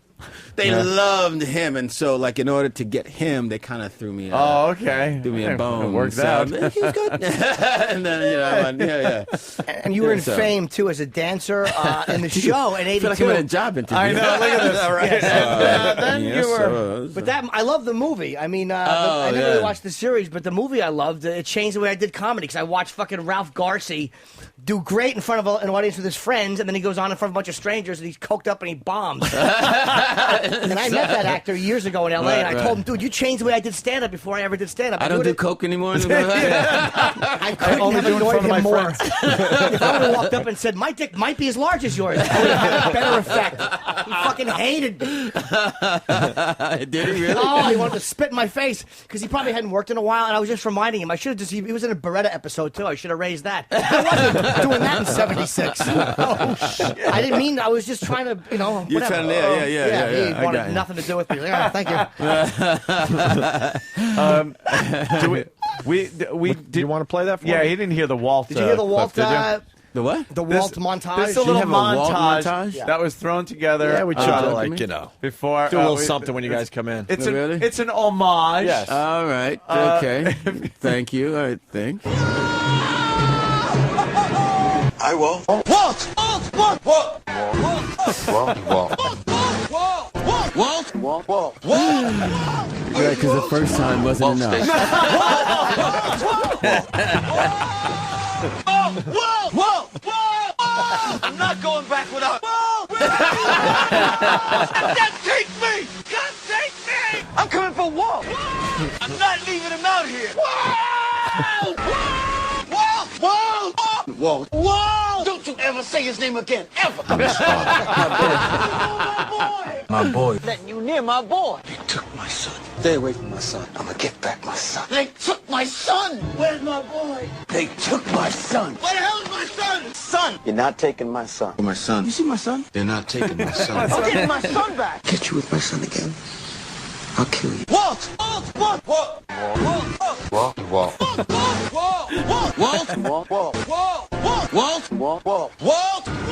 Where's Walt? Walt, stay Seriously? Seriously? Seriously? All right, guys. I get it. That's it. Now, ask me a question. I'm just going to say Walt. Walt. But it's odd. You could take any word. Like if you took I should know who plays Kate. That's the one name I can't. Is that Evangeline Lilly? Okay. Yeah. If you had her saying Jack and did a montage. Oh, I know. Yeah, it's the same thing. Exactly. Yeah. Who do I fucking love her? People, Holy shit, is she fantastic? You're right over there, bro. Oh, she's a lovely girl. She's really great.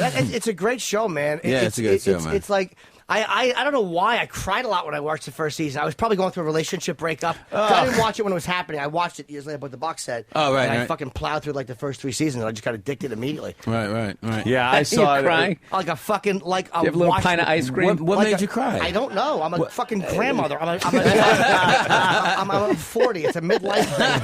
I don't know. But You just started crying like. He wrote the letter himself. Fruit. The movie Fame changed the way you did stand-up. There's a whole other side of you, man. I know. Throw your television away. I really should. Put my tampon in and throw my television out. Sicking everybody. And then when I was watching Cagney and Lacey, the way I brushed my teeth. That's a good mullet. Why didn't she ever marry? I get it.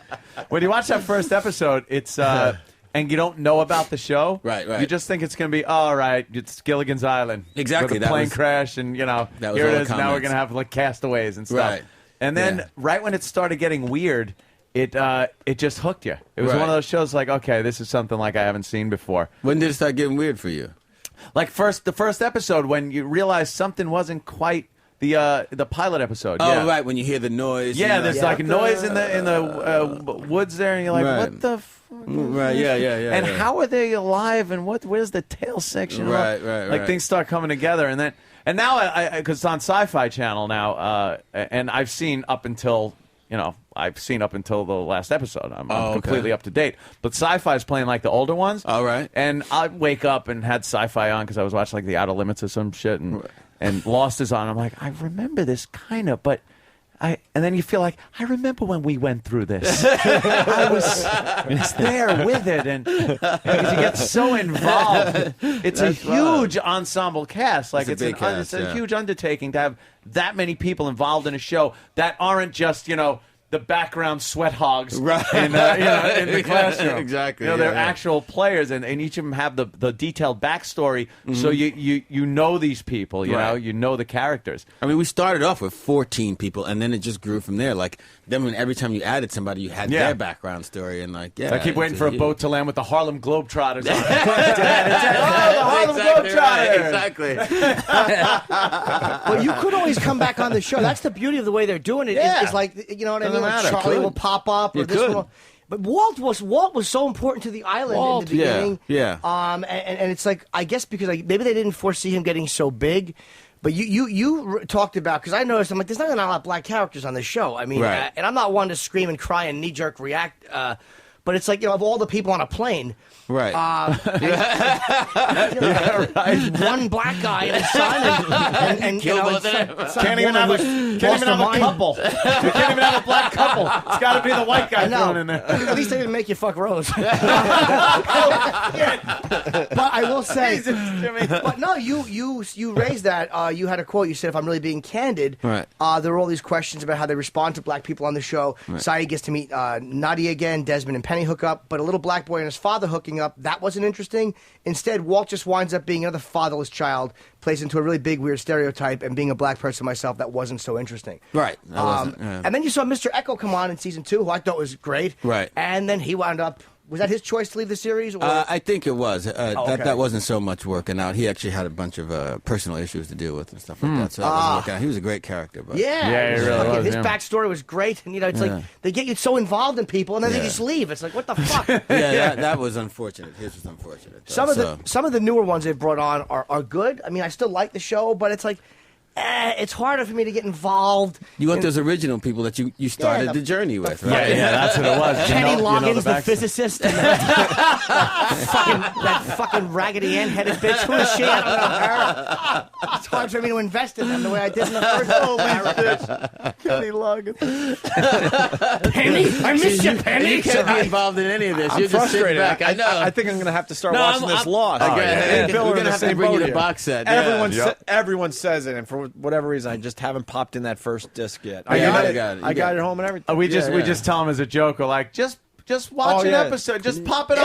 Watch an episode. You'll catch up. No, but he knows. You'll be there for days. I'm going to probably watch tomorrow, and then I'm going to figure out the whole show for everybody. Nice. Just watching one episode. Oh, you're going to watch the new episode the tomorrow. new episode, and then I'm going to and you're gonna have the that's my. Remember the time? You're gonna figure it right on. I'm gonna listen to you on Thursday to see that you haven't figured it out. But imagine I figured it out because it was that easy. You guys just got confused by watching all the episodes. It was right there the whole time. Right there. You're like, oh, they're in upstate New York. That show is so involved. I took a shit. I had to rewatch season 3. God damn, I gotta watch this show. There is now. such a brilliance in the writing. We've had all the Lost Yep. guys on, but I think you're the reason now that I got to go watch. Oh, really? I don't know why. No, I don't know Just either. I'm glad. because of the fun you brought to the discussion here. Oh, right The on, whole man. fucking thing. Good. Dude, I'm so go watch behind it. in TV. I got to catch. I still haven't watched an episode of The Wire yet. Dude, The Wire. I know. Yeah, everybody, man. that's the the show I greatest could show talk ever. about. I don't. The Yeah, I gotta Wire pick is that back so up. fucking. It never It's so good. won an Emmy. Never nominated for an None- Emmy. That none of shit the- fucking Academy. That's, but suspicious right there, let me tell you. Yeah. Hey, listen, We've kind of like talked that. about it on our show. That's suspicious. That show was amazing, and they don't win nothing. We did that same. We went the same thing with Oz. We kept saying like, "This is we're Yeah. good." Like nothing Kinda ever cutting happened. edge. Same with The Wire. Nothing. What do you think ever that's about happened. for real? Regular TV maybe realizing how irrelevant they are against these shows and not wanting to really. I mean, The Sopranos they recognize, but not for whatever reason not wanting to elevate these shows any higher than they already are. Listen, I don't know. We can go into like all the sort of social issues or the racial issues and those things, but there's one thing that I think that's really, really clear, like you brought up really earlier. Sometimes they're so hard to watch that we can't get the audience who's voting. Do you know what I mean? Right. Like the voting right. rate. Like, because when you watch The Wire, listen, I got to tell you, when I watch The Wire, man, I'm depressed for a little while. Like afterwards, I'm a little down, and you got to put the subtitles on if you're a white guy. What did he say? And then they I had pop to go subtitles. Man. and they put on the Drew Carey show. Oh, this makes sense. Yeah. Airplane. I speak jive.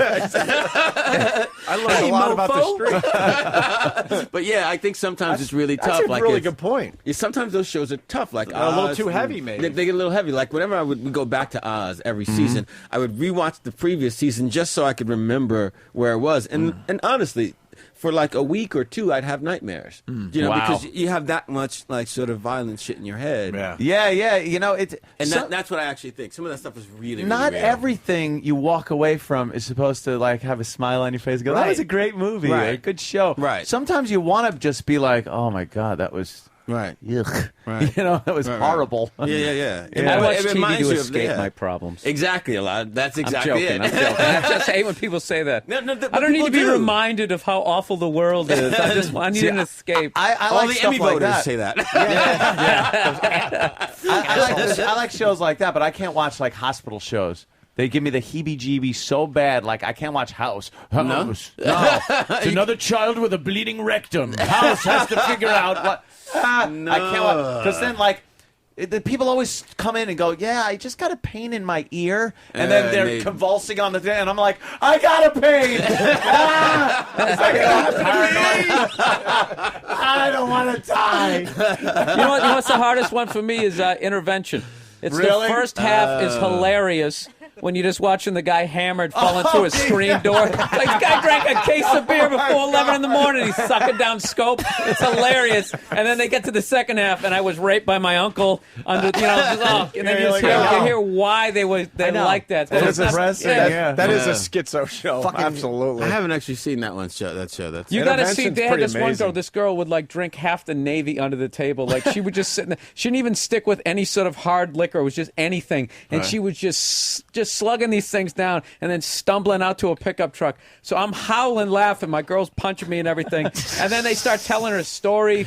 Her dad didn't stick around, and she thought, to get attention, she was showing her titties. And then she's dancing this cheerleader number, and the whole school starts chanting whore at her. She's in the gym. It was horrific. That's horrible. That's what I'm saying. But in the beginning, though, it's funny when she's falling down, she's doing face plants. Come on, if you're a fan of the Three Stooges, the first half of it, slapstick is hilarious. Gag balls are always good. In the beginning, you were one of the chanting guys, you motherfucker. And it's drunk, it's hilarious. And you feel all bad about it during the second half when the family's crying. The biggest loser, though, is the best laughs on television. I laughed the entire time. Yeah. When they cry about eating cookies, and the whole fucking thing is hilarious to me. I just don't find it to be a disease. You're a big reality TV fan. It's gluttonous. Oh. I cannot even watch reality television. I can't stand it. It's all like the Real World season 1, I think, was reality television. Right. Marginally. The Osbournes was reality television. Was pretty real. Anything else, it's like all scripted shit. You can tell these people are acting Assisted poorly. reality. Assisted reality. Assisted they really call it reality. that now. That's what they call it on Family Jewels. Yeah. They actually Assisted give them reality. they give them things to do, so they're not really living their lives, and the cameras are there. Now they're telling them, well, why don't you go to the gun range and we'll film that. Shooter. Because they found out that these people are really boring if they're just living their real lives. Yeah, and then they have to go through like 800 hours of footage to they're get fired. assisting their lives. And That's why I like a good. I've always loved the cop shows. They had the hospital shows and the cop shows. Right. I was always a fan of the cop shows. Actually, I'm digging some of NYPD the reality cop shows because they have like the Oh detective yeah, ones, those are the DA really ones. good. And I Yeah, love to check out the ones from like they do the flashback that like the drugs in Miami back in the day. Like that shit is kind of interesting. all that on the history what? and Is that A&E. funny, too? No, this is what I'm laughing about. You guys are talking about all these great dramas and all the good writing, and I'm like, and I'm watching Intervention, and I'm watching The Biggest Loser. I just realized we got a great actor in here, and he's just going like, oh, so you like reality, huh? You fuck. That's why half my friends are unemployed. That's why I got to do every TV job I get. Yeah. No. Hey, do you have a theory? Now, I know you don't know because I've heard Matthew Fox is the one actor that knows what happens at Lost. I could be wrong. Right. Again, you probably know maybe a little more than most people. Do you have a theory as to what the fuck is happening, or do you honestly have no idea? I honestly have no idea. Like I know less than most people because I'm like I don't get the scripts anymore, so I don't know anything. Why does Michael Fox know? Matthew Fox? I don't know why. That was just what I heard. But that's a pretty strong rumor. This is how stupid I am. Somebody said it, and I just repeated it. It could have been someone. I knew there was something to you that might have statement. told me that, and I just repeated it. I think I floated that one on my Twitter. I bought it. Matt Fox knows what's going to happen. And I'm fucking saying it like, well, obviously Matthew Fox knows. God, am I a fucking phony? I'd actually heard that myself, that he's the only one that knows. And, Harold, let's make news. I didn't ask him. Wow. Let's make news today. Just say on our show, you know what happens.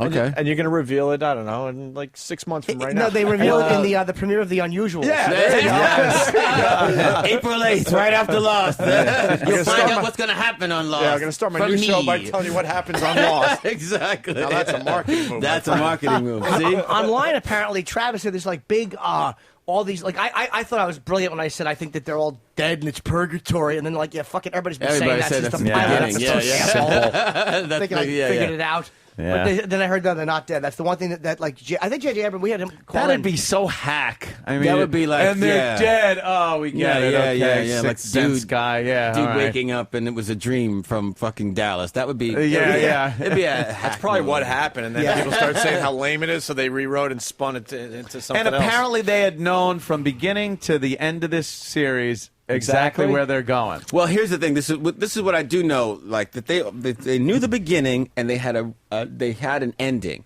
how they were going to get there. Wow. That's been the Okay. tricky. That's been the tricky Yeah, bit. yeah. Kids growing up, people leaving, Right, right. people not happy. How you get there? That's been the tricky bit. But I've heard that they know from the beginning and they knew the end. When is this thing Now, do gonna you end? still watch the show? Do you? I watch it once in a while, you know. hell no. Fuck them. I don't watch them. Watching someone fuck a woman. I never liked There ain't no that. black people in that show. I don't watch it. No, man. I watch it once in a while when I can. I'm trying, you know, like I said, I'm trying to work and Busy be guy. busy. Yeah, man. That's man. good. So I got 2 kids. And when is Law supposed to end? That's cool. next season. Next Six season. seasons, 6 seasons, Next right? season, 6 seasons. That's the it. end. There's gonna be people like killing themselves. Yeah, It's you know only when people 6 do that, they seasons go, "I'm gonna kill Yeah, myself." Was the fifth if they don't have season? 6 seasons, if they keep going on, the Harlem Globetrotters will show up. Yeah, yeah, it's with, gonna be with like- Heather Locklear. And Yeah. hey, like- Look who it is. They had a laugh track. And exactly, it'll be terrible. So they really need Lee to get Majors does a guest star. Hey, it's Lee Majors. Everybody's on the island. Wouldn't it be great if it just ended and it turned out they were all just rehearsing for a big musical? That was the whole thing. They explain it. They sing some cheesy song and the show ends. Awful. What the fuck was that? Move to the left. Anyway, No matter what they do, people are going to complain. Like, some people think it's brilliant. exactly right. And, I mean, to me, the last MASH ended the way MASH had to end the Korean War. So you understood how Yeah. that ended. Right. But, like, Seinfeld But then you got get a lot like of criticism. you get a Seinfeld, Sopranos. Sopranos got a got a lot criticism. of criticism Yeah, because yeah. they just kind of They don't. like, Sex hey, in the City, no criticism. no criticism. Everybody show liked it, sucked. and- I was just happy What? it I ended. hated Sex in the City. You're a heathen. Were you in it? You're a Philistine. Were you in it? No, I wasn't Okay. in it. But I loved it. I loved it. No, I really did. I really did. But yeah, they didn't get any criticism. But yeah, Sopranos got. Yeah, Sopranos got hammered. That was a Yeah. weird one. That was almost on purpose because that was a bizarre. To They stop owed the us music, a little more than that. Come on. because you A think that little your bit. TV, like Did you? they made people think their TV broke. Yeah, they actually did. Yeah, people were calling the cable What the company. hell is? What happened? I don't need it all wrapped up nice in a bow, but I really thought they should have gave us a little more to Like go the with. Wire. I loved it. I loved the ending. Did you like Did it? you? The same reason why I enjoyed watching Sean Avery last night. Just fucking annoying people. I just love that annoyed everybody that their lives are so fucking wrapped up in it. It's like, you know. And he goes, you know what? Fuck you. Yeah, fuck you. This is real life He right sat here. in a diner. Exactly. He had a grilled cheese sandwich. Go There's your fuck end yourself. date. That's great. I think he was yelling at all the people that like reality TV like yourself, Bill. Here's a reality moment. No, They might just be eating. Yeah, they go to the diner and she can't park her car correctly. That's it. Sorry. I gotta blame the Dadball. reality TV thing. My girl watches reality. I got the NHL package. She watches reality, so it's like that's the big beef. That's why I miss all the good shows because I'm always watching Flavor of the Love. games and that. No, That's what she she's watched watching. that. She watched one episode of Mama's Boy, and there was a quote on there was so fucking bad. I had to like memorize it. It was basically usual show. They take 20 whores, they put them in a house, and some guy's trying to pick from the whores to get a wife. Okay, and they have whores from every race. So the Mama's Boy's mama comes up, says he doesn't want her white kid to get with one of the black girls. So everybody flips out. It's this big racial moment. So this one of the whores tries to set the mother straight, going, "You can't say that. That's like when Adolf Hitler was talking about certain stuff about what he was saying." That is a direct fucking quote, and I was like, "What? I have to fucking. I gotta memorize. I gotta memorize that. That is so fucked up." Wow. That's like when Hitler was talking about certain stuff about what he was saying. Wow. That's how World War II started. Eloquently. Hitler was talking about certain stuff about what he was saying. Studied every one of his Nuremberg speeches.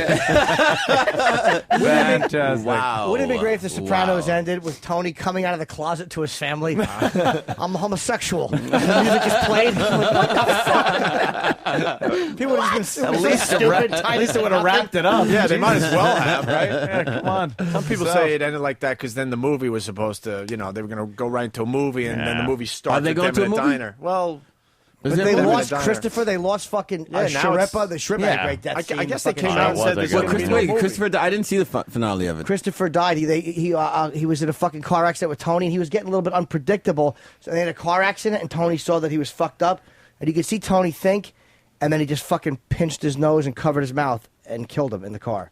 Oh, I didn't. Holy shit. You're kidding? Yeah, because that was I actually didn't see the finale. because he was kind of becoming a loose cannon Kinda in got the it. last season doing coke. Yeah, yeah. I think Tony saw he was going to be a problem and just saw an opportunity go. and said, "Fuck it." I can't have this guy. He might die anyway, so we'll make sure we. So I guess without him, you couldn't do the movie, could you? It'd be kind of harder, I think. I mean, you know, pretty strong Pioli character. was. Yeah. Oh shit. Yeah, he was. You know, you could, but Yeah, recast It into a would suck. prequel. I heard Tony Sirico. That's what he say his name. Paulie Walnuts. The one thing he was like was just don't make me a fucking rat. Don't make me. Really? Like he didn't want to. That was one thing he said. It's like he- it's not you, really, you dummy. Exactly. He was the real fucking thing, though. Yeah, Man. He wasn't yeah. some actor. He was, you know, I don't mean to say like actors. are No, bad, no, but- no, no. He's You know, He lived that life. Everyone knows that. Yeah. I did this movie Felon, and we're doing it in it's taking place in a prison, and there were like these northern and southern Mexican gangs, and really these guys were like backgrounds, but like if they were from the north, they were like, no, hey, don't fucking put me over there with the southern. Like it's like it's a movie. Yeah, dude. I saw a Like, whole thing on that. It's a movie. They Yeah. don't fuck around if that's really their Yeah, lives. they don't man. care. It's one of those Fuck shows off you were with the talking movies, about. yeah. I was watching. They have it's called Gangland, I guess, and so documentary on a bunch of gangs, and yeah, there's like this southern Mexican gangs and northern Mexico, and they fucking hate each other. Yeah, bro. But it's that, amazing. yeah, but you can't put them in movies. And Yeah. you can't put but people who have real lives like that, they have Yeah. real issues about certain shit. Yeah, he went So- to jail, man. Tony Sirico, he did time in prison. He's like, you know, he was a fucking tough guy Yeah. in Brooklyn. and he wasn't- never ratted. Yeah, he fucking There you kept go. his mouth Don't make shut. me a rat. Don't make me a rat. Take your pinch like a man. Jesus. We're all gonna get whacked. Yeah. Well, Harold, this was awesome, man. No, I'm serious. This I was had a good time, Yeah, man, so- no, I'm not even joking. We Yeah, had a we'd great hang. time with you. We're It was getting the obvious hell to out of here, to everybody. tell you the truth. Yeah, cool. And I think we're all going to check out The Unusuals Please, next yeah. Wednesday, April 8th at 10 p.m. on ABC, right after Lost. Right after Lost, just don't change the Strong channel. start Change right the there, channel. man. And it Easy. isn't a continuation of Lost. It's No. different. I won't say Walt. He won't One be looking time. for Walt. It'd be great if you were just a cop on the island arresting everybody. What a fucking buzzkill this is. That's it. I figured it out. I theorize about Lost that they might be playing a fucking game of some sort. Some part of me thinks that they're all in a mental institution, somehow tied in, and they're playing some kind of a weird Dungeons and Dragons type of game, which would explain where all this weird shit happens. You know, that's interesting. I have a theory that's like, you know, those guys who like created like Est and then Like the sensitivity? Scientology. You Yeah. know, like all those guys knew each other. And like they all like sort of grew up in philosophy and all this stuff together, and they all like, I'm going to go out and start a religion, and they kind of all separated. I think that's what's going on. Ben and what's her name are trying to start like figure out this shit about, you know, how the world works, and they've stuck these people on the island, and it's probably I like Jimmy's not- theory. Yeah, It's just Because the island is full of shit. No, I think it's some kind of role-playing game. Because the island, because of the EverQuest things that is- happen with time travel, that just if these people aren't dead, Right. It makes sense at the end to show them all in some kind of a fucking nut house, and every person has a role. Like, you know, one of them is a doctor. You realize Hurley is this like because they that. allude to that Unless with time Hurley. I like that travel you don't is- like it. I I hope it don't all ends like in a it. diner. You guys all start crying again. Unless time travel is possible. another They got Journey restaurant song. random in a diner? It's bullshit. Exactly. We'll go with Love and Touch and Squeeze, and we'll let that one end. Abruptly. But Ben with the fucking ship steering wheel on the island was just a little bizarre. You know, That was bizarre. He's got the island's blinkers on. It's like, what are you doing, Ben? What are you doing? I have no idea what that means. I mean, the last. You'll find out. You're gonna start watching. Yeah. You'll find out. The last episode there, that whole paradox thing with, I didn't with see the last Ben. one. I won't talk about it, but Ben didn't and see the last Saeed. I missed that one. I Yeah. didn't see it. Oh, no, I won't say anything. Blah, blah, but blah. but my DVR fucked up with 2 minutes left. It was the most Don't you hate important that? 2 minutes of an episode. So I ran to 2 other TVs to try to find the DVD because they're all set for Lost in my house, just in case of such an emergency. So I was like in 2, and I almost had to go downstairs, but I caught the last 2 minutes, and that was like, holy shit! It just spins your mind around, you know, just like. That's amazing, man. You like Yeah. the show that much? Ah, Yeah, fucking he's a big fan. fanatic. I'm just man. picturing you walking around your house all creepy with like son a of a candle. bitch. Panicked. Yeah. Some sort of hoodie. Just One of those little hats. Lights. Shit. all kinds of swords on your wall. Humbug. All right, man. So are we You ending guys the gotta program? go. I think we got. Well, we got to go to break and then just Yeah. kind of wrap up. Okay, and Yeah, tomorrow morning supposedly we have what? We got Don King. No, in we're and, coming back. Okay. We just got to do. You don't want to hang around as we give shit away from our office. Okay, I'm going to hang out. So I'm a big star. I'm a big celebrity. I mean, if you want, you're more than welcome. I'm going to get the hell out of here. We're trying to give you the good out. Thank you very much. Not the, hey, who wants a T-shirt? That's You're right. still sitting here. You're good guys. Leave them wanting more. Yeah, exactly. That's what you got to do. All right, fellas. Well, Imagine thanks how a lot, annoyed man. he'd be watching us give away our office shit Yeah. to the fucking audience. Oh, I got a hat right here. Cares. Yeah, it's like, yeah, whatever, big star. I'm trying to get that New York Islanders jersey over there. Which is it's a handsome jersey. Yeah. I gotta Harold, say. you got to come back when the show starts kicking in. You know? I will, man. If it's a big old hit, we'll come back and do Yeah, something Harold, else. and you say Perrineau, right? Perrineau, So, yeah. Harold Perrineau, The Unusuals, next Wednesday, April 8th at 10 p.m. on ABC. All right, fellas. Thanks a lot, man. There you go. There's Nice. Harold. We'll end the show next.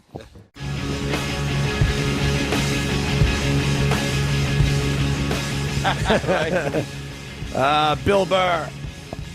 It's good having Bill around. Bill's going to be here for the rest of the week. We got the big gig Bill Burr's doing at the Trump Marina this Saturday. First show sold right. out. Second show, tickets still available. Get them now, though. Get That's them right. fast. It was young Joe DeRosa. Young Joe DeRosa. We love One that of the Joe. up-and-coming stars. Yes. On the Opie and Anthony show. That's Not right. bothering me. Star of the Not Opie and bothering me. Anthony It's show. going to force you to move back to New York. No, I am very happy for Joe and all of his success. He's like the Oliver we're bringing in for the Brady Bunch. Also, we get a call. I know. Yeah, we're in the fifth season. We're in the fifth season of me being fourth chair here. Yeah, And it's time to bring in the young Joe. All of a sudden, we're all going to Hey, get. the Nick Dayton Mallory. Hey. Yeah. Nick. Oh, remember that? Yeah. Hey. We're all going to get phone calls from Bill. Hey, guys, I decided to move back to New York. Hint, hint.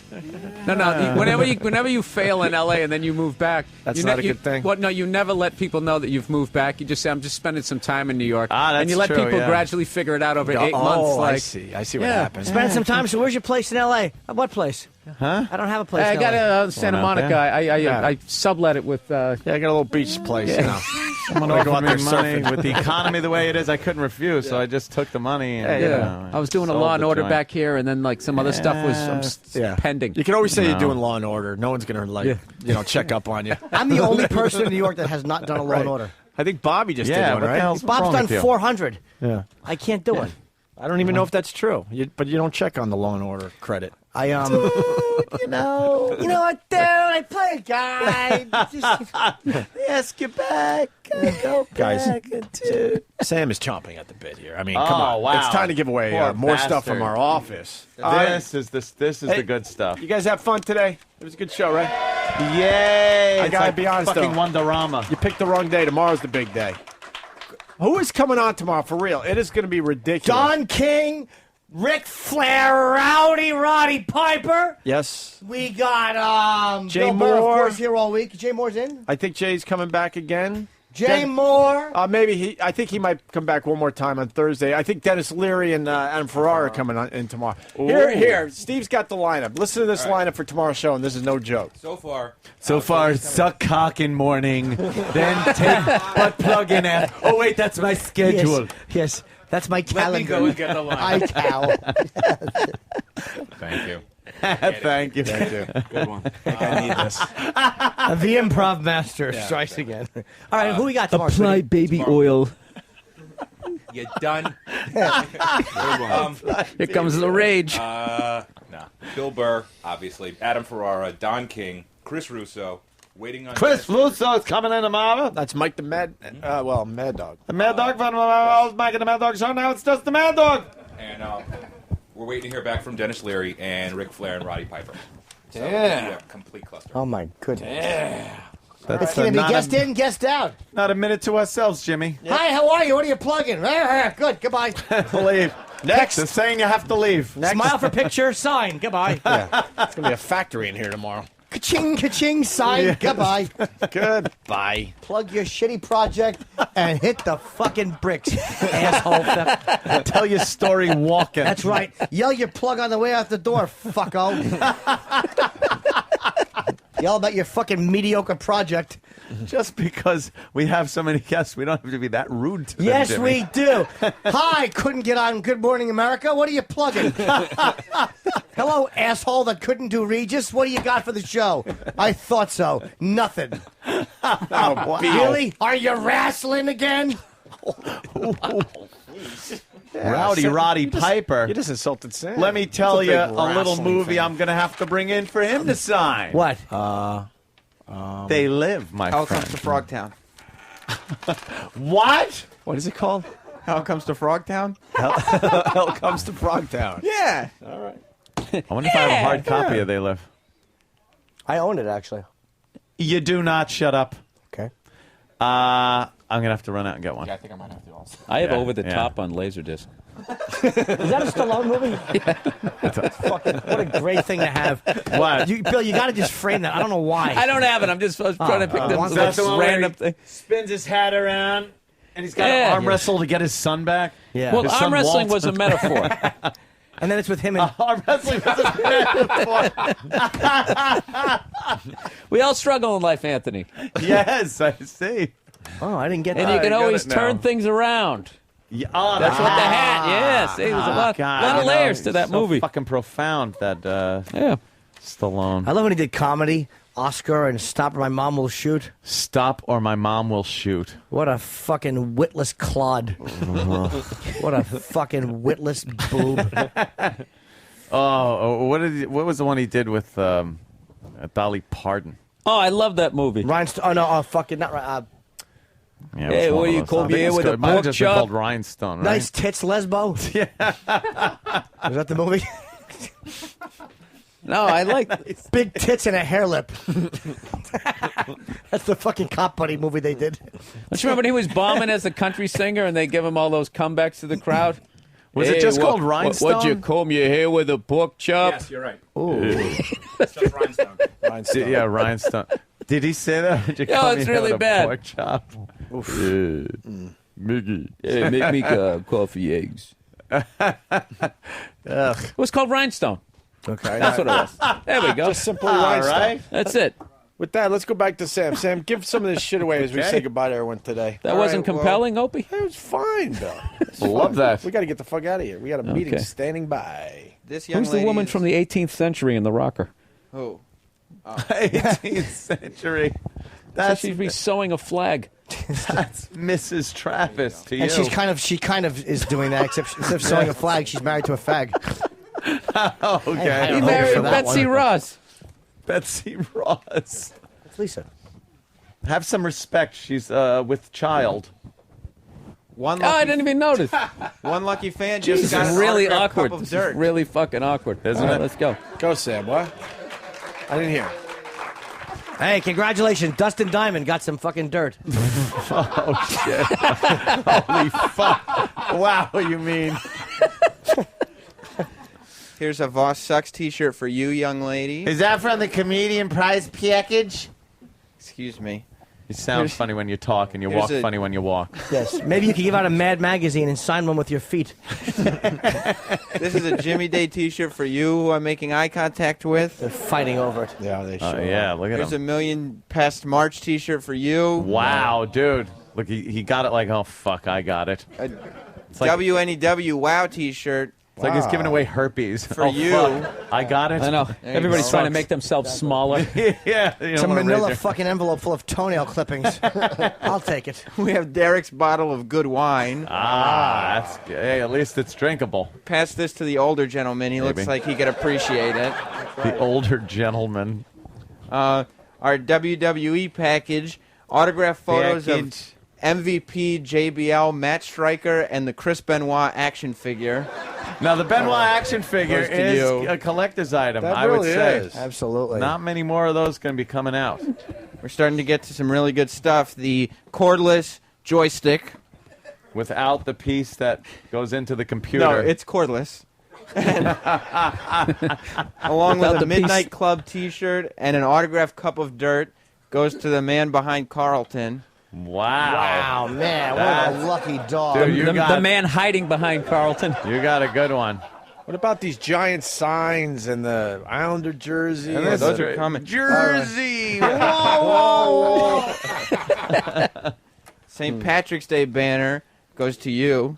Ah, because he looks like a leprechaun. Yes, that's that's right. true. Just a tad with the beard. The giant Opie and Anthony and Steve Dahl Subway banner. Jesus.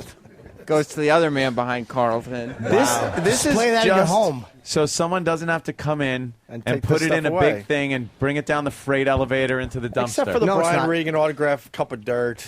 Yeah, Here's what that is. This is for us because we don't want to realize that 5 years worth of stuff is garbage, trash. We have accumulated garbage for 5 years. Nothing of value. Nothing Well, good that as anyone you say wants. that, Jimmy, you're going to want to take those words back because what do we got next there, Sam? I see it. A Jim Norton signed poster. A Jim Norton signed poster is garbage, Jim It Norton? certainly is. And this is Patrice O'Neal's old hat that he signed.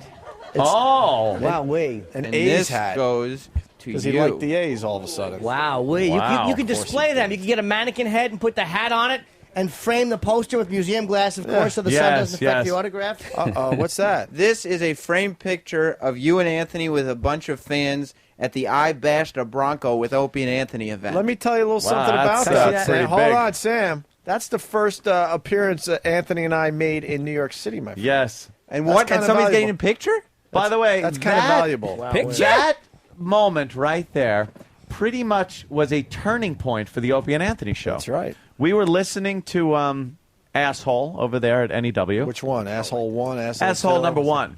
Yeah. When we first got there. Yeah. And then we decided to just, hey, let's just do what we want and kind of throw some shit together. And we went out, got a Bronco and smashed it up. Because the Jets were playing Jets the Broncos. were playing the Broncos. In the Ooh, playoffs. Hacky.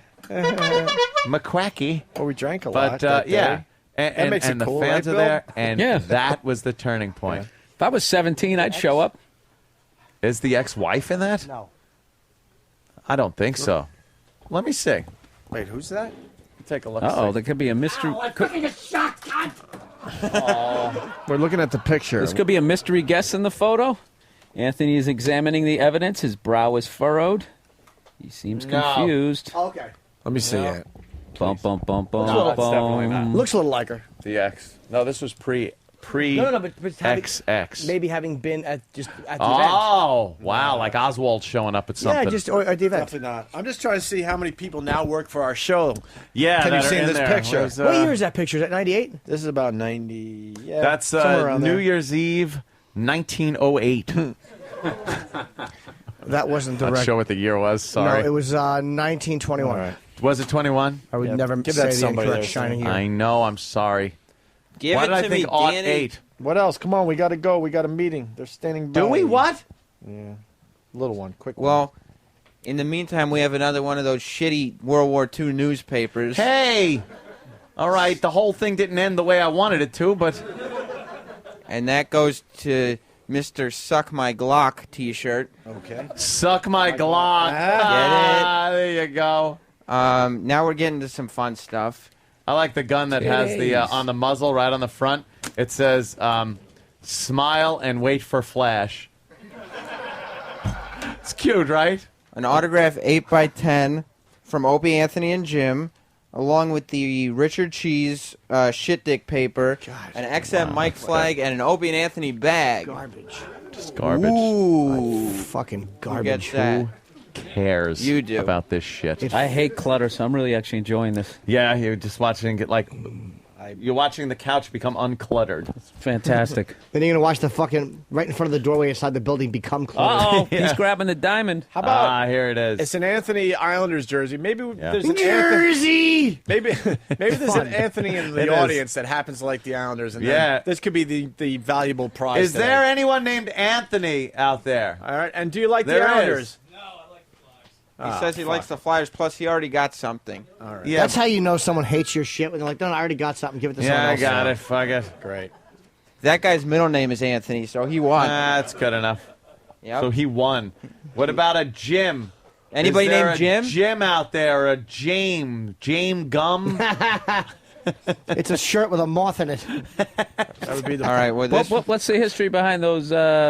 When we got Those syndicated, jerseys. they would send us Yes. sports jerseys. and stuff. That you would never wear. I got traded to never. Chicago for Bill Embiid. But it wasn't done by the Bulls. It was done by XM. They liked him better on third mic. Boo! Boo! the Jim jersey went to someone who was lying about his name. Oh, okay. Who is that lucky stiff? Well, let's see if there's another Opie among us in the crowd that happens to be a Bulls fan. whose name is Opie. Whose favorite number is whatever that the fuck guy is in on the there. glasses. All right. Good catch. Oh, look, you throw like a And your name- girl. Yeah.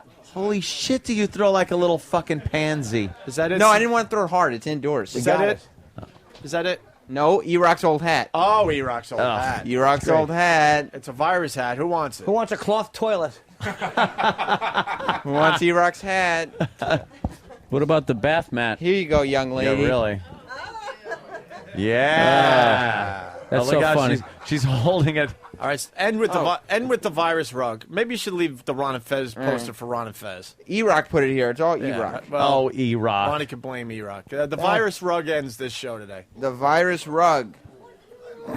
Wow, they're actually that's an item. She's the closest. Oh, wow. And There you she's go. a girl. All right, with that, we're going to see everybody tomorrow. I want to thank everyone for stopping by. Thank you. Absolutely. We'll see Bill Burr tomorrow. Our Wait, hold on. ever-increasing I got a audience. plug. I got Jimmy. Red Eye tonight. I'll be on Red Eye tonight, and I'll be at Bananas in Poughkeepsie this Friday night only. 2 shows. Nice.